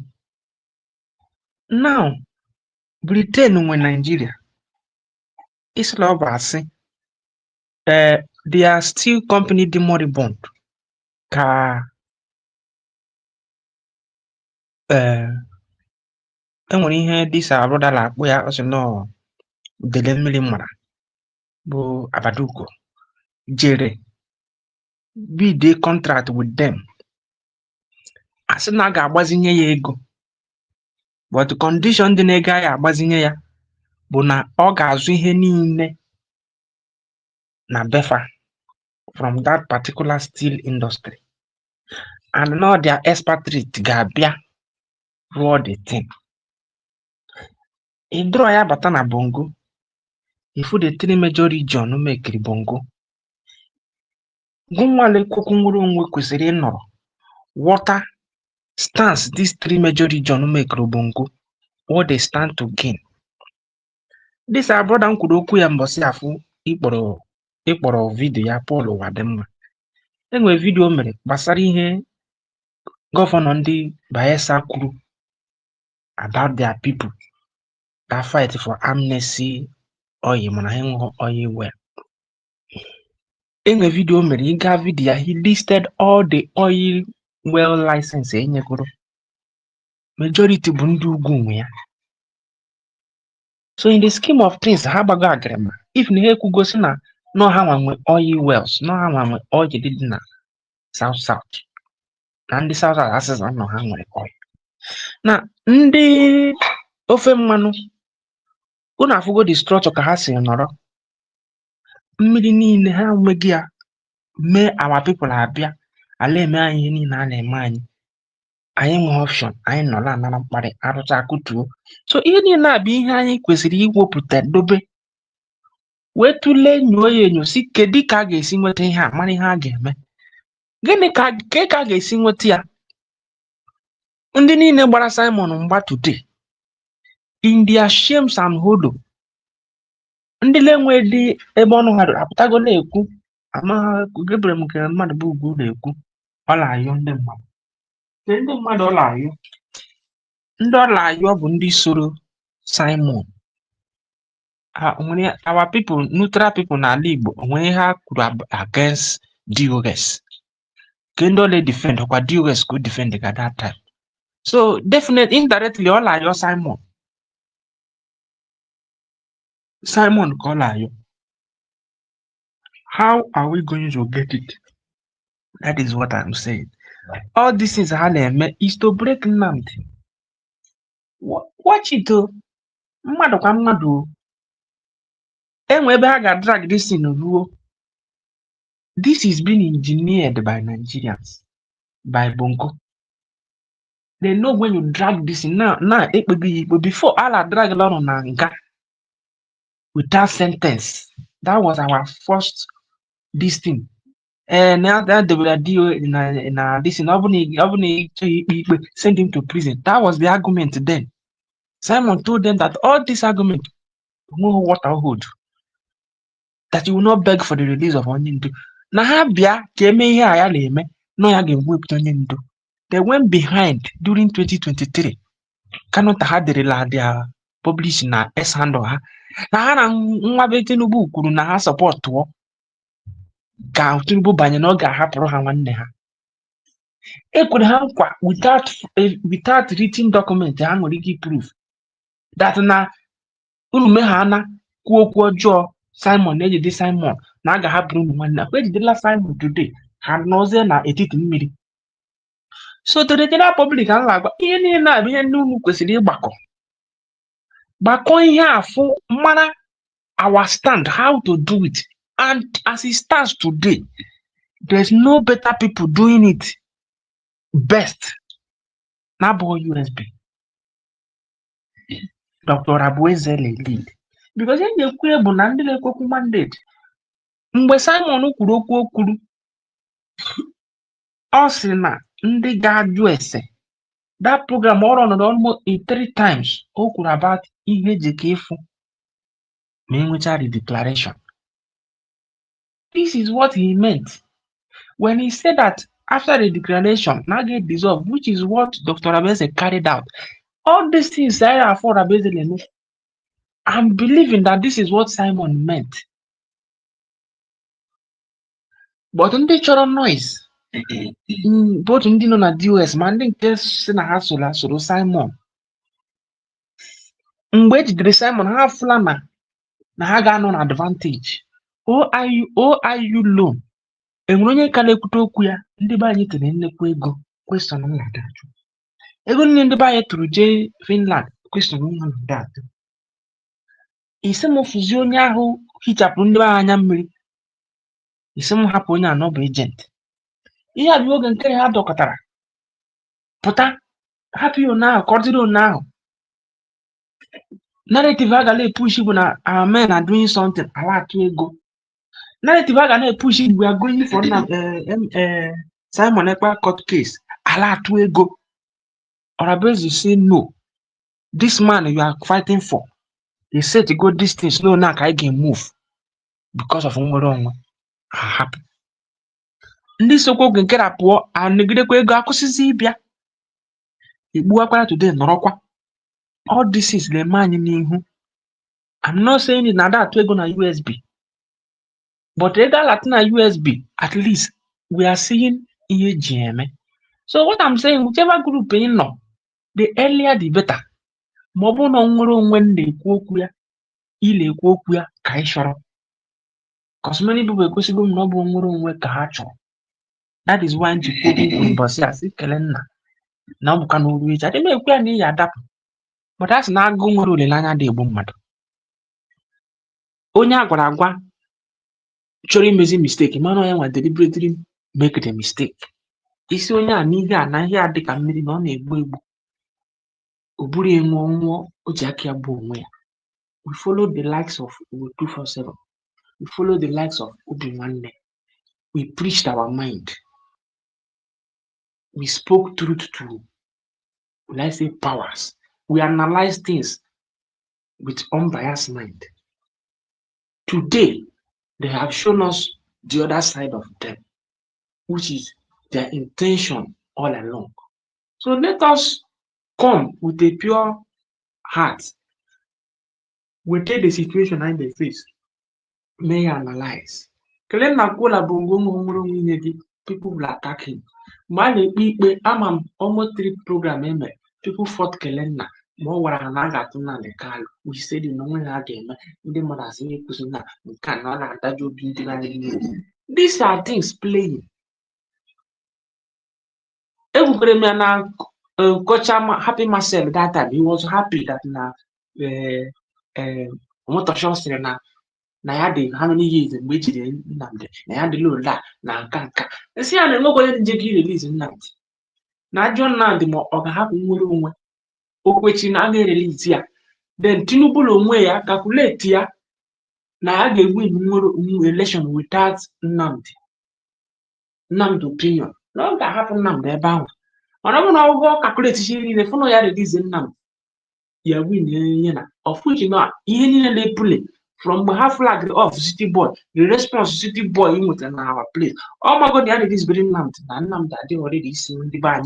Can you one Nigeria vote? So Nnamdi didn't let you want to get one day from one side of the bed. It is Nnamdi. Up and rocky lago. So up will not be him. Put here actually what in the land. Can you debate one ala? Do one cake I see me. Ọ bụ na Africa ga-esi mee na anyị sorokwu n'ụzọ ahụ nwere onwe adịkwa abịa na efere nwere onwe abụkwa onye ga-egbu azụ ụta aka ka ịnweta na mmiri nwere onwe bụ ihe siri ike lọlọ Nnekala bụ maka Mandela na Mandela survived abụkwa Africa of today. Nigerians mekwere protest for Mandela na University of Ibadan. Nigerians listen dịkwa ego to that ANC na-ekwu okwu ya. Other Africans, onwere Africa na-ekwu maka Biafra. Africa ndị nọ now, the leaders of today now, the evil ones dịka Malema ha, all they are striving for is for Africa to be one. But in this big talk Africa bro one. Evil ones like China when we are in disarray, that they will keep ruling us. Ini na bụ break retụpụrụ anyị. Were usi ngwugwe kere tụpụrụ nkịta were usi anụ tee na ya nkịta ga-atọ n'ịtọ ngwugwu na anụ dị n'ime ngwugwu mgbe ọ ga-atọgide ngwugwu ruo na ihu ya ọfụ na aka mmanụ anụ etere na ngwugwu. So let us be wise. That is why I say listen to Maz Nnamdi and the government I know Nimia, they should be head bent on doing the right thing. That's why I say, Dr. Ngozi, don't do anything for self-praise, of which from your antecedents, we have seen that you are not somebody that is looking for self-praise. You tried it when you worked with Simon that made Nwayi Isiocha to have your voice note. But today I know you've learned your lesson in a hard way. So continue on this trajectory. My prayer is that now get release Simon. And if worse come to worse, MNK, collect amnesty and come out. Shut up, but underground, according to DOS, support people that want to get the freedom. Because you speak for all of us, but you are not all of us. If you know, you know. So that is what I have to say. Thank you, Maz Nnamdi. Thank you, Akonyo Wetre. Thank you. Triple M, greetings from here. Makamele, grab the mic. Thank you so much, my brother. Hello. Hello. Ndị bụ mụzọ ekwuchara ihe niile kwesịrị ikwu ekwu na netwọk mere m arụ ntị ga ọ na-agwa m that na mic ya agaghị work mekwe na I want to be the first because anọ m n'ọrụ before they took away all this idea. But nevertheless, we have to say one or two things. Yes. Thank you so much for the work so far, my brother. We are here. We continue to preach for those that felt that one hour German floor na Mendula. I gauge Monday hammer kwasha ihe a wike ba ha n'isi. My people at the comment section, I greet each and every one of you. Ndị nke kwuru ekwu ekelere m mmadụ niile onye niile kwutechara ya. Ya anyị nna chichọrọ maka nke our brother ajụjụ gị ziawo Dr. Masanga. Dr. Masanga, when you hear say is he working with a USB government, Dr. Masanga is not only that he was working with USB government. Dr. Masanga is supporting the right thing to do. And the USB government, for him to do that work, he will first of all check. It's just like anybody today defending what the so-called DOS and the IPOP in Nigeria on the KB defend the Tinubu. And they be defend the Tinubu now they KB defend the Nigeria. So it is not easy for you to defend lies. So Dr. Masanga na-eme the right thing. Anyị nyere ya ọrụ, USB nyere ya ọrụ, ọrụkwala n'ọrụ ya, na-echekwa feedback. Ọrụ ọrụ otu kwesịrị iji were rụọ ya n'eziokwu, na-echekwa feedback from ebe ọ na-ene anya nke aha wee bụrụ ya. Then let me bring it back down to this one ishi pineapple. Even Maazị Kanyere ishi pineapple. Pineapple kwa ihe dị mma. Ọ jiri aka ya mee adapt nwaanyị isi punk. Nwanne ọwụ ole nwaanyị isi punk. Maazị Kele na o nwere na-eme adịkwara ya. So mụnwa na onwe m na-eti ya ikpu atụrụ. O mere ọnụ ka ikpu atụrụ. Nwaanyị a I am so happy. Our sister Mama Wasatina ka ọ bụ onye kwu okwu ahụ. Ọ sị that na nke ọ gawara in research. I am so happy that na nwaanyị agara into research na-agụrụ anyị ihe ọ chọpụtara na research. Mana ọ jụzighị onwe ya na ihe a ndị NCNC mere na South Africa.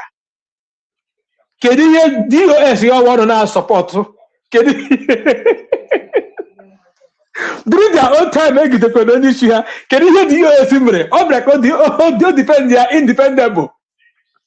DOS say let them go underground. No pipe or low. Whatever thing you do that lead it to in their leader. Then they abandon the struggle, began to fight our PM. That is not gonna ya machine research research ngati amada nwuranwu nishi. The only people, the only group memory ihe that research ya ha na akọwa na awo USB government. All USB government we didn't take it up. Then the so-called people people that has been following their so-called spiritual leader. So spiritual leader. The only people that are supposed to do that went underground. After how many years? They went underground, issuing press statements through their powerless against our PM. They were obeying that one that period though. It's okay by them. Their supreme leader, any order, give Maz Nnamdi Kanu slot in Radio Biafra. How they were close, would you? Our PM say, "Ya wuru maka or the cluster how we are na kaya no here." How many of them submitted their platform before they will broadcast on that particular Radio Biafra? How was the Radio Nigeria today? So this woman, we like you to continue on this trajectory because you will end up shooting yourself on the foot. Mana onye na-aga igba ọkada ya jụkwa ndị gbara agba ka ike dị ha o. Because this route now you are about following. Almost everybody now that follow that same route now are coming out to apologize.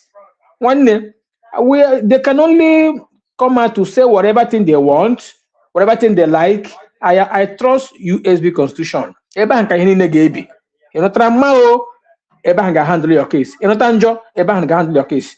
Then another one I want on the area of Maz Nnamdi Kanu. It is obvious. Let us leave sentiment apart.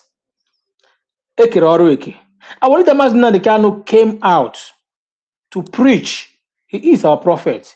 He prophesied and preached and tell us what is to come and tell us the next way to start fighting for our freedom. Remember, after awakening our spirit, he began to solicit for our people to come. Why he did that was that he has given us things that is ahead of us. So bring it on. But unfortunately, the mediocres were the first set of people that came on board. And when they came on board, being only preaching and then our people began to support. As you usually say, that IPOB Nigeria saw crowd and saw money, while our PM and Maz Nnamdi Kanu saw crowd and they saw freedom. So these guys began to use the finance of our people on themselves. All they want is contribute, pay. Like what you just see here now, you challenge them. It's not even only on Asia country. In the whole wide world, let them bring accounts that bears IPOB. And I saw IPOB. At the end,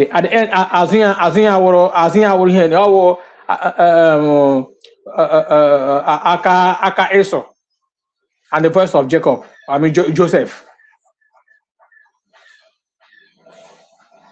So, what are we trying to say? In this manner now, these people, our leader Maz Nnamdi Kanu did all he can. You and I know.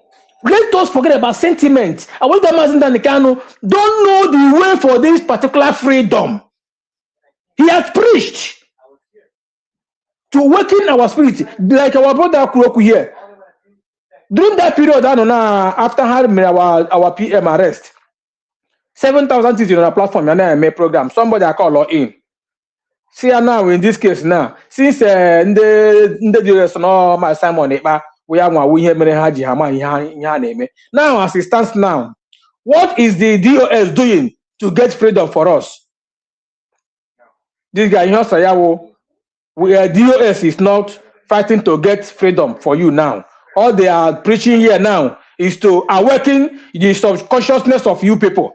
Our people like you to know that we need this freedom. After how many years? After how many years? You are still preaching and working subconscious of our people. So that's why I want to our PM. He made it openly, telling the people that needs to know what we need to know, that we must to go and listen to our PM. He's bringing a new dimension. That dimension, Ojia, ya would not Ojia, straight from Mbovidro. I personally on a line now. Man, all right, the quality that dimension of ya. Nice to know ya. Gayanti, share program here. Before you put that in, he must have encountered him. After his interview with our PM. Also, yeah, 100 men. Now they are jumping from pillar to pole, shouting 100 men, 100 men. When I was there, shouting 100 men, I read 100 men. No one shows photo. They never came over. Ubaka Habia, how many 100 men now? Any these are mediocres operating in black market, deceiving our people. So we're happy today that all these things are happening because we have USB. Minus that, if in Nigeria gonna do toothpick, agro anybody with a cook freedom anywhere in the world, they have the money, they have what to use to lobby. They are here today shouting from pillar to pole that I declare IPOB, the people in question that was following Maz Nnamdi Kanu, they don't even know what freedom is all about. They don't even know how to get the freedom that makes our people, most of our people, that are they possible. It's not actualizable. Because the people piloting it doesn't know the way. They see it as an avenue to make fortune. Political pressure. Political pressure. They are here today claiming IPOB one family, one family. Can they give us an example where a group of people, an organization, fight for freedom, using that organization and get freedom? I give one example. Our leader created IPOB to invoke everybody on. And remember, he usually say that time will come when we form a government. Then the question is, those people that surrounded him, are they ready to go into that time? They're not even pushing about it. They even canceling it. I could remember the last court, one of the courts, I think before the third or the fourth one before a written cage with our leader Maz Nnamdi Kanu. After the court, Benjamin Maduwoshi no outside mgbe Emmanuel can interview. Yeah, na quotation. Benjamin outside the that period, our PM outside.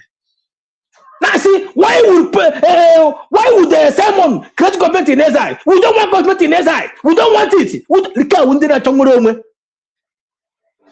That doesn't know their left from their right. National government in exile. That means these are the people working with zoo. Look at what all the things they impose. Remember when we have whatever thing you are doing in this struggle and your enemy is happy about it, clapping for you, check very well. It is either you have compromised or you are not doing it right.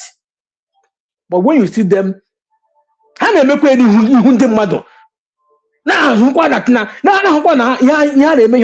they still want people to believe them.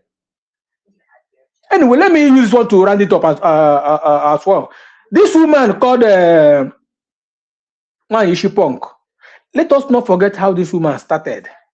Remember, when show her face. Well, after, because that woman is working for Ifeanyi Ejiofor, Chinaso Onyoshi, and Mohammed Abbas with zoo government.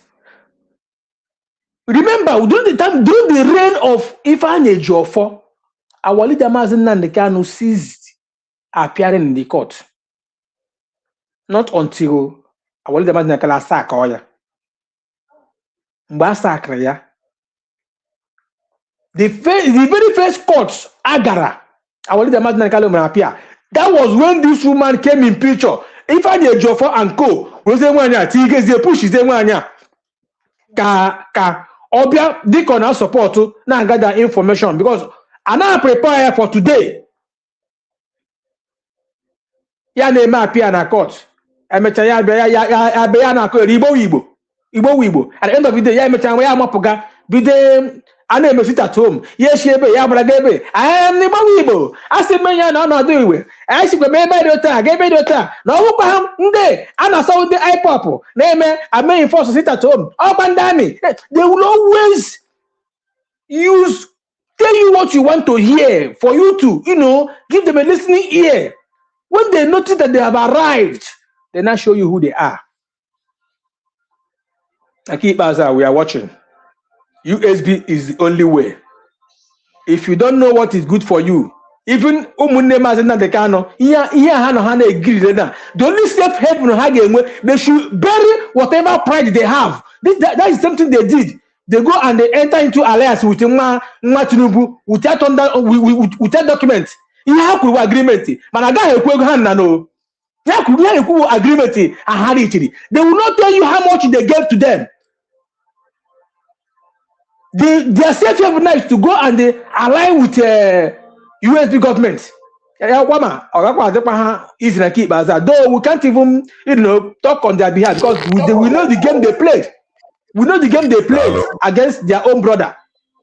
So thank you so much, my brother, as we continue to push. Thank you. You get us on network and I'm about to grab the mic. Then after you, Madam Origin. You get us on. Can you hear me? Hello. Go ahead. Because the country could that time for network the MSM interrupt. Yes. Like I said earlier, the noisemakers, they have an unfinished project which they were using, the money they extorted from the Biafrans in the course of this struggle. I call the money they have been using to build empire, boat hotel, and every other thing to enrich themselves. I call it a blood money. In as much as that which what they are getting, they are not getting it as is supposed. They will continue to lament. That is exactly what you are seeing. So, and then I am not surprised.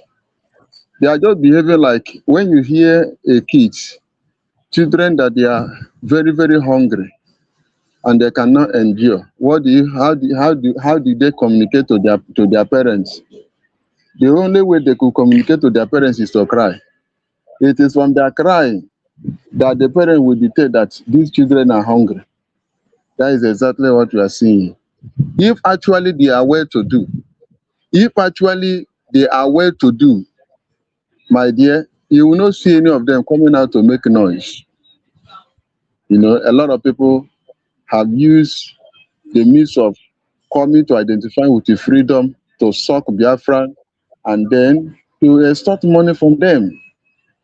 So, as you have already advised the family of Onyendo, I adopted that advice that you gave, and that is a perfect and wonderful advice. Counsel to them. So the choice is for them to make their choice and then declare their stand where they stand. They must have an umbrella that will cover them during rainy season and during when there is much hot sun. They must have an umbrella that will cover them. They must be under an umbrella that will cover them, that will protect them from the heavy sun and the heavy rain.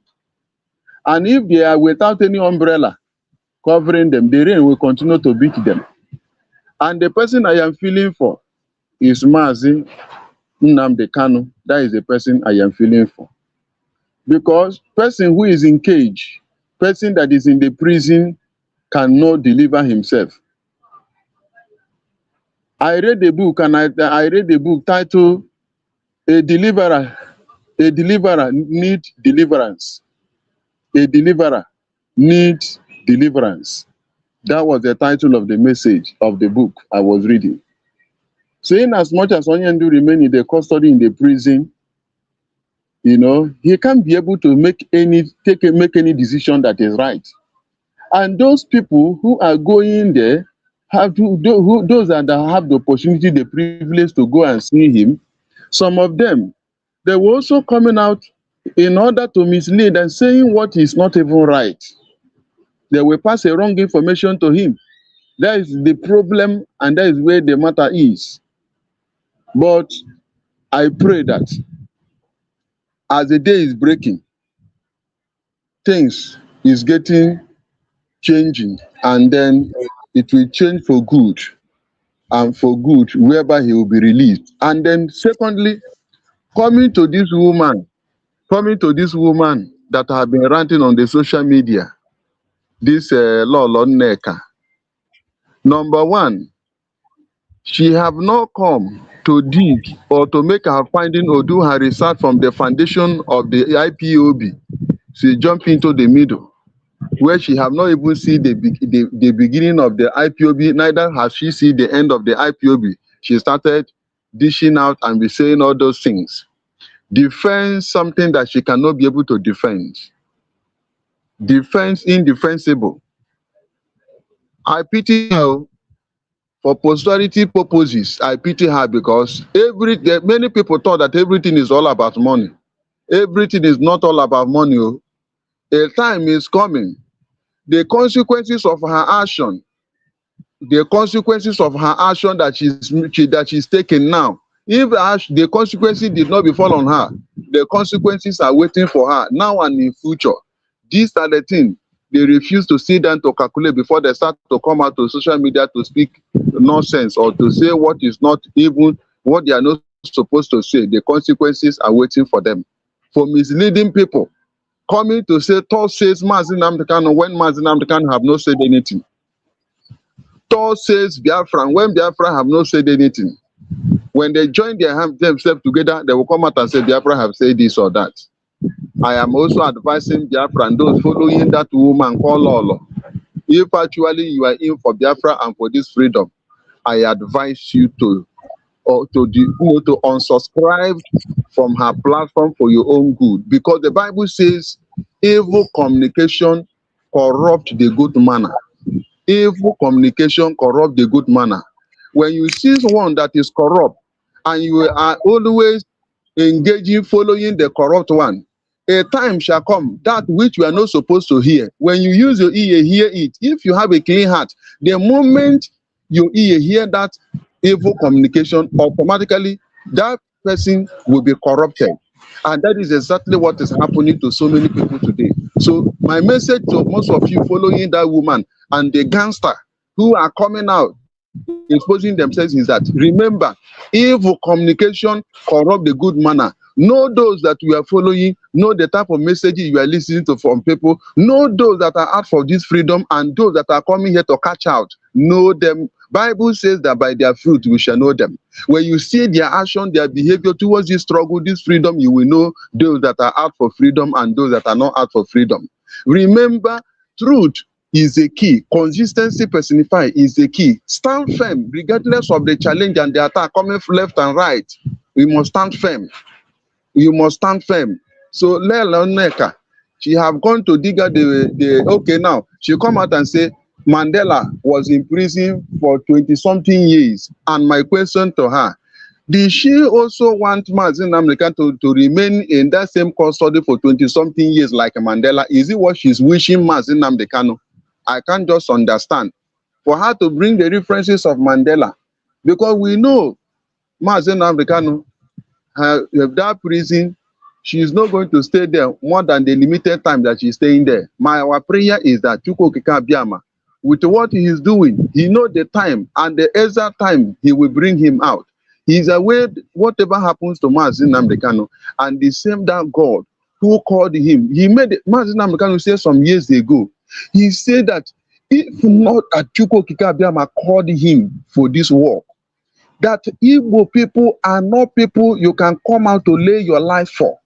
He said he wanted to reject this calling, but Chukwuokike Abbiama confronted him that if he did not answer this call, that he will make him to mad. Onyendu Maz Nnamdi Kanu said it on one of his broadcasts. That was one of the reasons why he have to answer the call that he answered today, because say these are our Igbo people, they are not people that you can die for, because of the way they behave and how they reason. That was what he said.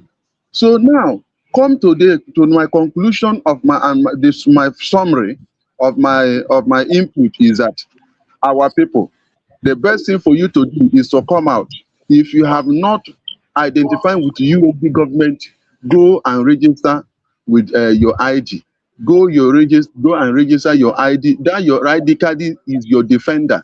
That your ID card is your identity. That your ID card is one of the things that will prove to the whole world that indeed these people really serious and they are ready to go. This your ID card is one of the things that will give them the assurance, give the confidence that truly we are well prepared. If you have not registered your own ID and you are still procrastinate, there is no time to procrastinate. You don't have to procrastinate. Everything is open. Everywhere, everything is glaring. So go and then register your ID, and Chukwuokike Abbiama will bless you. And Dr. Ngozo Rabeze, we join our hands together to pray for you that the great work we are doing, Chukwuokike Abbiama will not allow every utterances that proceed out of your mouth shall fall on the ground. Every word you proceed out of your mouth, God in heaven will carry it and utilize it in the favor of Biafra. And as you have been embarking on this journey, God will make every crooked way straight and make every rough way smooth for you. Every door that is hardened to be opened, but because you depend on Okike Abbiama, before you arrive to that door, God will make that particular door to be an easy road to access. You will not struggle like you have not been struggling, and God has given you the strategies on how you can get that which you have been seeking for. Continue to implement it. Continue to execute it according to the plan that is on your table. Thank you very, very much, all the USB government and the cabinet members and all the lovers of freedom, the supporter, and also to Dr. Masanga. You know, sometimes many people want Dr. Masanga to come out. If Dr. Masanga put leg here, they want them to snap the leg where he's going, the direction he's going, and post it on the platform. When he's there together talking with the DPM, they want them to snap him and video it and post it. We are not in that era anymore. So anybody who is thinking that we are in the era of proof, USB government is not here to prove to anybody. It has nobody to, not here to prove to anybody. They are engaging the work as a government, and that is what they're supposed to do. So thank you very, very much for giving me the opportunity. God bless you, sir. And thank you. Permit me also, remember 16 and 17 is a day, which is from 16, 17. And there are so many things that is lacking, major thing. As I'm talking to you, I have no raise. The only the mortuary bill is 84,000. I have been able to raise 53,000. Ambulance money 40,000. It is only God to know whether I will use my head or bicycle to carry it or bike. I even the DJ that will help me. You said is it this month or next month? This month is 16. As I'm talking to you, all these things have become a very big burden to me, because I have already calculated that if there is nothing I can do. Sir? 16 but 2 days time. Sir? 16 but 2 days 2 days time. As I'm talking to you, 53,000 naira for the motor. Yes. 53,000 is what I'm supposed to have gone there to clear it. But I have not been able to complete that money. Even the ambulance money, 40,000, have not been there. The DJ money, 45,000, is not there. I don't know what I will do. I only make an arrangement with a bike in case. If this one fail me, they will use bike. Use maybe a bike to use something, tie it. That is the only thing. I am just preparing, but I know that I know that our people have tried for me, and there is nothing I can do again. So I asked Lokwa that John Jonapo. That was why I'd have to air it, because I'm the one that I know where is spending me. I don't know who to run to. So God bless you, sir. I appreciate sincerely. Thank you. Thank you. Oh, no. Never one night you get a song. So because I will come back in some hours time in case of any support you get anywhere. Because you kindly reach out to him in some hours time. Maybe life again if there is any support. If it's my side, my reasonable manner over there. Okay. Please send account. I will put 100. Somebody could go account, you get a son. Get a account. You get a son, can you hear me? You get a son, can you hear me? You get a son, what was it about? Can you hear me? No, he cannot hear me. That will be maybe how much of watch ya in some hours time. I'm on Chigata. I must hear him cooperate. I will remove him. Madam Origin, Amaka grab the mic. Hello, Maz Nnamdi TV Ndewo. Ihama Merek. All protocols observed. Biafra, I greet everybody. This is come up here. I'm going to focus on Madam Pinto now, and because I don't want to forget that name. Madam Pinto, how come? Because that is what she called her name. When maybe the money they gave to her or whatever the promise they made her just gave herself that big name. They call her all kinds of name, and another name she calls herself, because all these people, as we all come out online, people come with different names. Another name she comes with is Lolo Neka. So Lolo Neka, this is for you. I have this. Okay, one more thing before I start. I will clap for you. I hear say you go do research. Lolo Neka, I clap for you. I hope this will come out.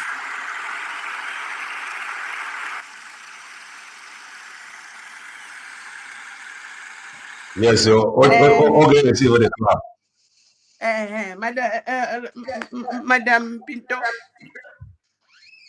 I clap for you, or you went for research. But that your research, it was late. So you started a late research and you misfired. It wasn't the right research. Madam Pinto, please, you need to get back your name as Madam Pinto, because don't run away from that name, because I had it from your own mouth. Now, I have something. You see, this job, they didn't explain it well for you. And not here, when people aju eri, they bring wahala. And number two, the script they gave you to be reading out, because you're reading scripts. The script they gave to you is a script that is obsolete. You are reading an obsolete script.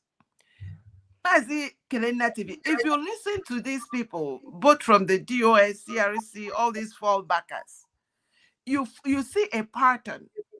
You will notice that. I'm hearing echo. Yes, wait, let me. Okay.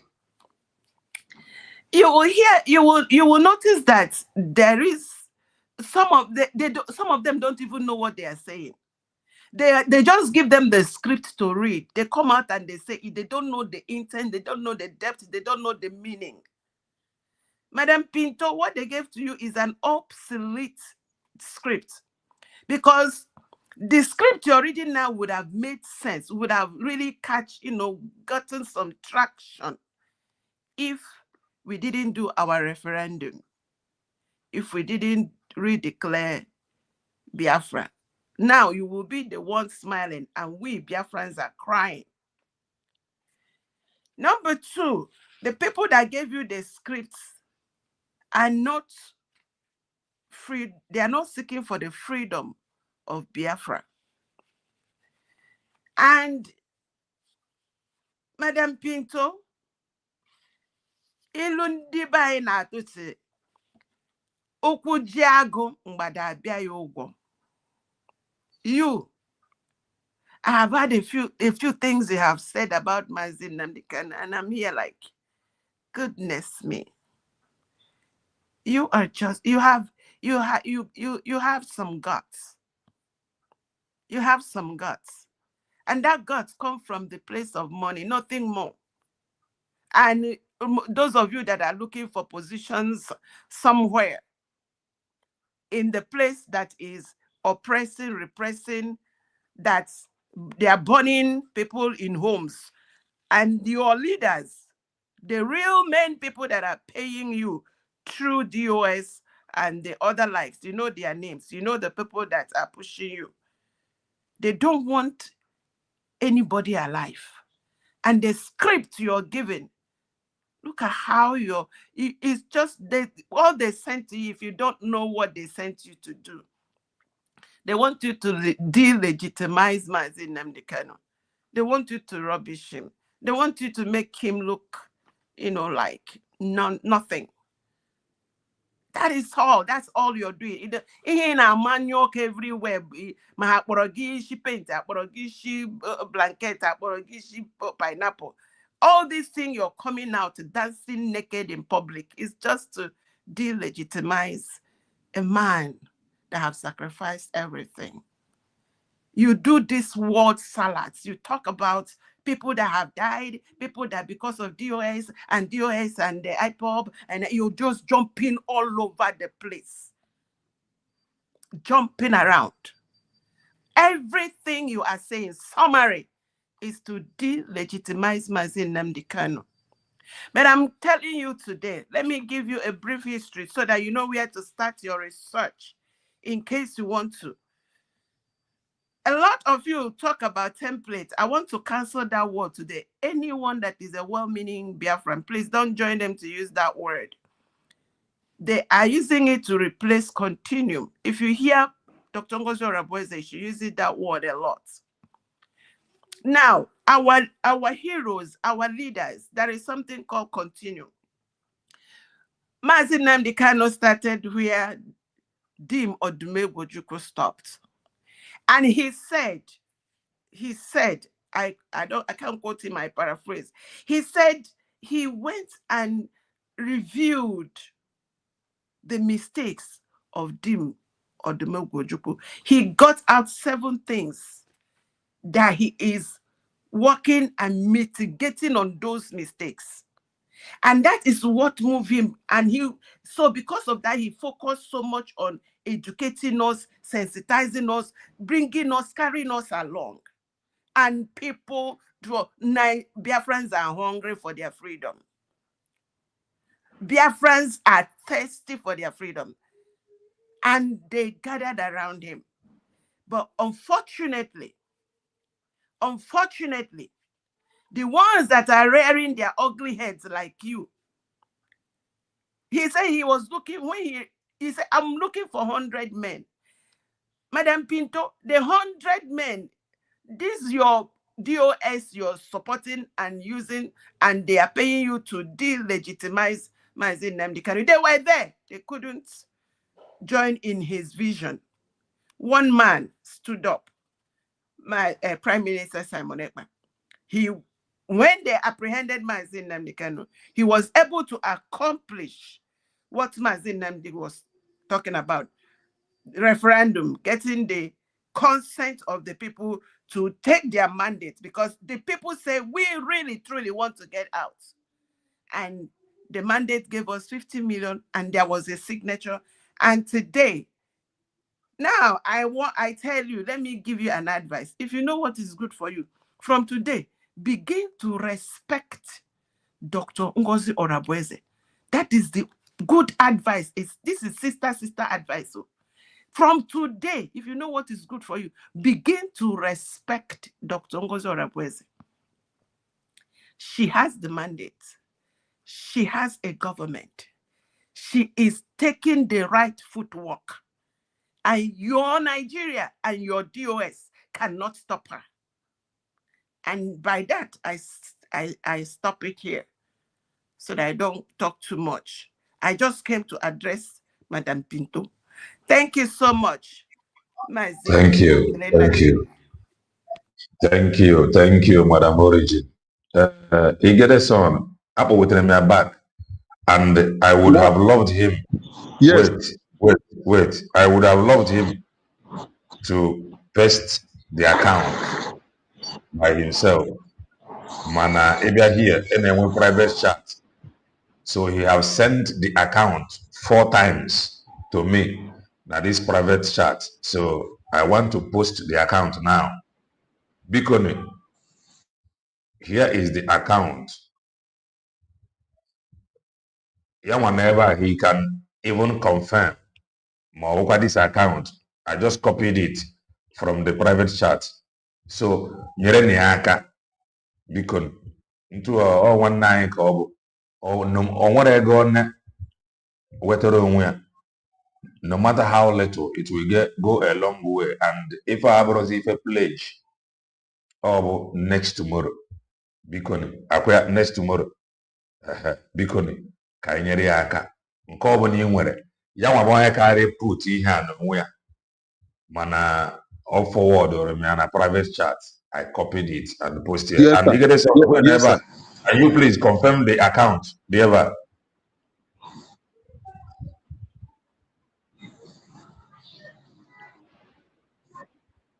Not the correct, right?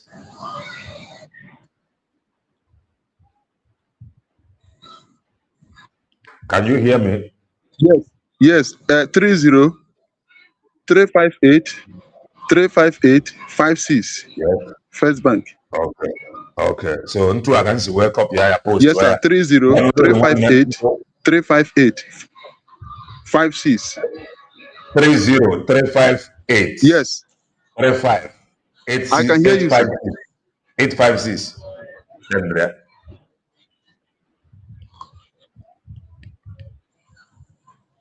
On to answer web post. The account. Yes, like the comment section. Yes.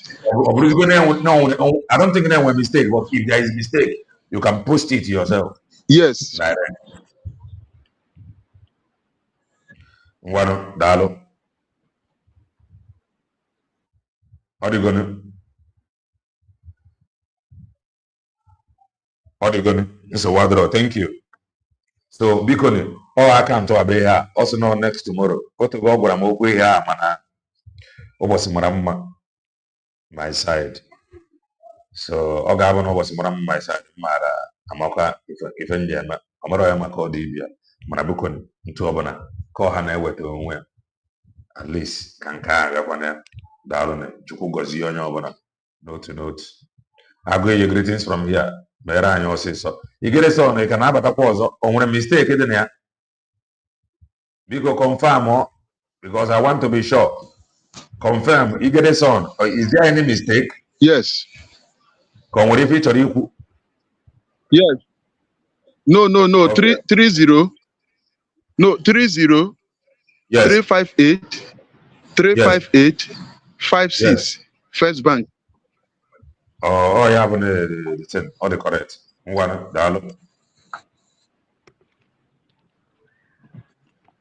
Thank you, Hello, sir. Magical Elena.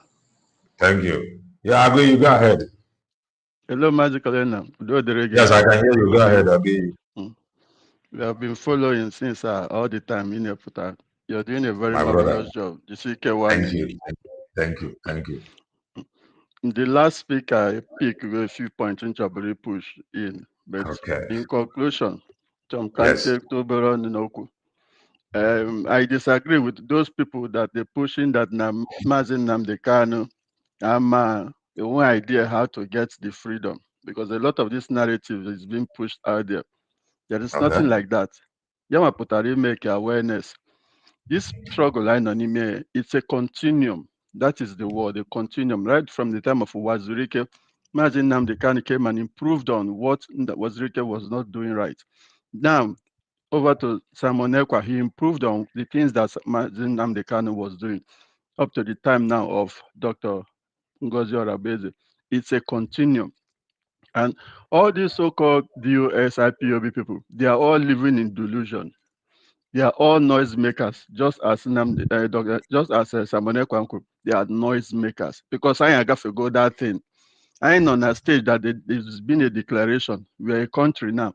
And the United States of America, in certain things they are doing, you can see they are recognizing Dr. Ngozi Orabeze, which is a country. We are not into groups. All these people are looking for the little things, the crumbs they are getting in the name of funding.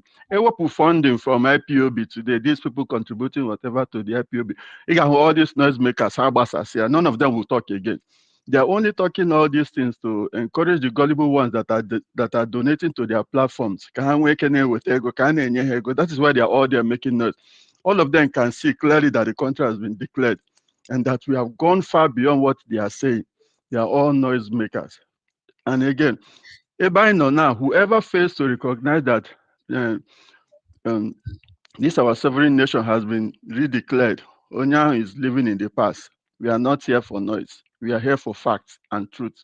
So it's a very good way of telling them that they should wake up. But if they refuse, we are not interested in them. We have gone far behind. According to Samone Kwasi, we move with speed. Go that bus stops, they are all still in the past. We've gone beyond their bus stops. So one GCK, without the reggae. Thank you. Thank you. Agi ịmana ya ka o ji adị mma mmadụ itinye opinion ya like dịka isi wee kwu okwu na-ebute okwu. Okay, you get a song 20k Don name Felix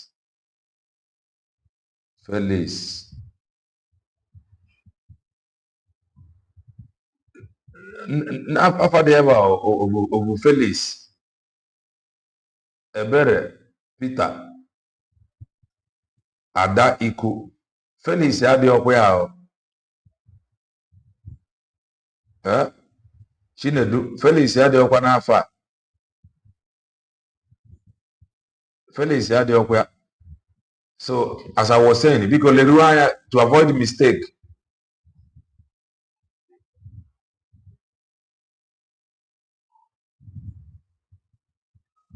You get this on Felix or the Alpha. The banking name is Felix. You get this on Felix or the Alpha. Okay, you have received it. Okay. Dalorian, thank you, Chinedu. Amaka mele ezeshu the kuashi. Dalorian chuku gozieri. Because onye no matter how small, tinyere or it is no bongo. Okay, name of the sender. Okay. Thank you. Ada Flora. Dalorian, thank you. Chuku goziono. Just like our brother Nekwoku, that he disagree with the mother. Onwere ya anyị kwuru ebe a. Ntụ isi wee disagree the mma, that is your opinion. Mana ihe anyị na-ekwu bụ ọ ka mma na ụmụnne Maazị Nnamdi Kanu and those that is close to him na ha mere the right thing. And what is that right thing? Gba Maazị Nnamdi Kanu na ebe anọ nekwa ife ndị a na-epuch na fama mmenwu ya, they no go fit counter these people. This guy is ready. Ife ọbụla ọ ga-apụsa ya pụsa, they are ready. So na ife ọma fa ga-eme bụ iji nwayọ align with USB declared ka fa nwere to cover ọrụ anyị na-arụ ya free of charge. Mana fa chọzi ịkpọ Kelenna TV ọrụ a mma akwụkwọ fa what it takes maka enwe emefe. Mana fa danye nwere USB declared ọ ga-adị mma. Ịghọtago? Mana ọ bụ na fa gba nkịtị ndị a na-epuchu the narrative because afọ okwu afọ ọsịsị ya o nwere ndị before you disagree with ndị na-agwa gị na Maazị Nnamdi Kanu enwere template. O nwere ndị na-epuch this narrative na ọ bụrụ Maazị Nnamdi Kanu na nwere onwe ama mbịa that they are waiting for him to come out and continue freedom. So if onwezie ndị nọ n'ụdị okwu a ndị a na-asịzi na o nwere template ma ọ bụ na ọ mara ọrụ dị mapụ otu esi enweta nwere onwe ya ewe nefe iwe. Ị na-aghọta na because you cannot tell me like without Maazị Nnamdi Kanu that is nothing like freedom. On ndị a bụ ndị a na-agwa okwu and a na-agwazi ndị ahụ okwu a o ji emetụta Maazị Nnamdi Kanu. That is the truth. Maka mere anyị niile o sitadị mma ọ dịbakwara gboo biko onye nwere nke ọbụla nwere ya tụgharị nwanne anyị nwoke. We will be back maybe in less than 2 hours time or 3 hours. I'll be back. Maka na ọrụ adịgo very consistent. Ka nna agwa maka mere nwanne anyị nwoke from your super chat. Oluchi Nwagor, thank you so very much. Maka mere may God bless all of us of truth, all supporters of truth. I got the Stay blessed and bye for now. Thank you.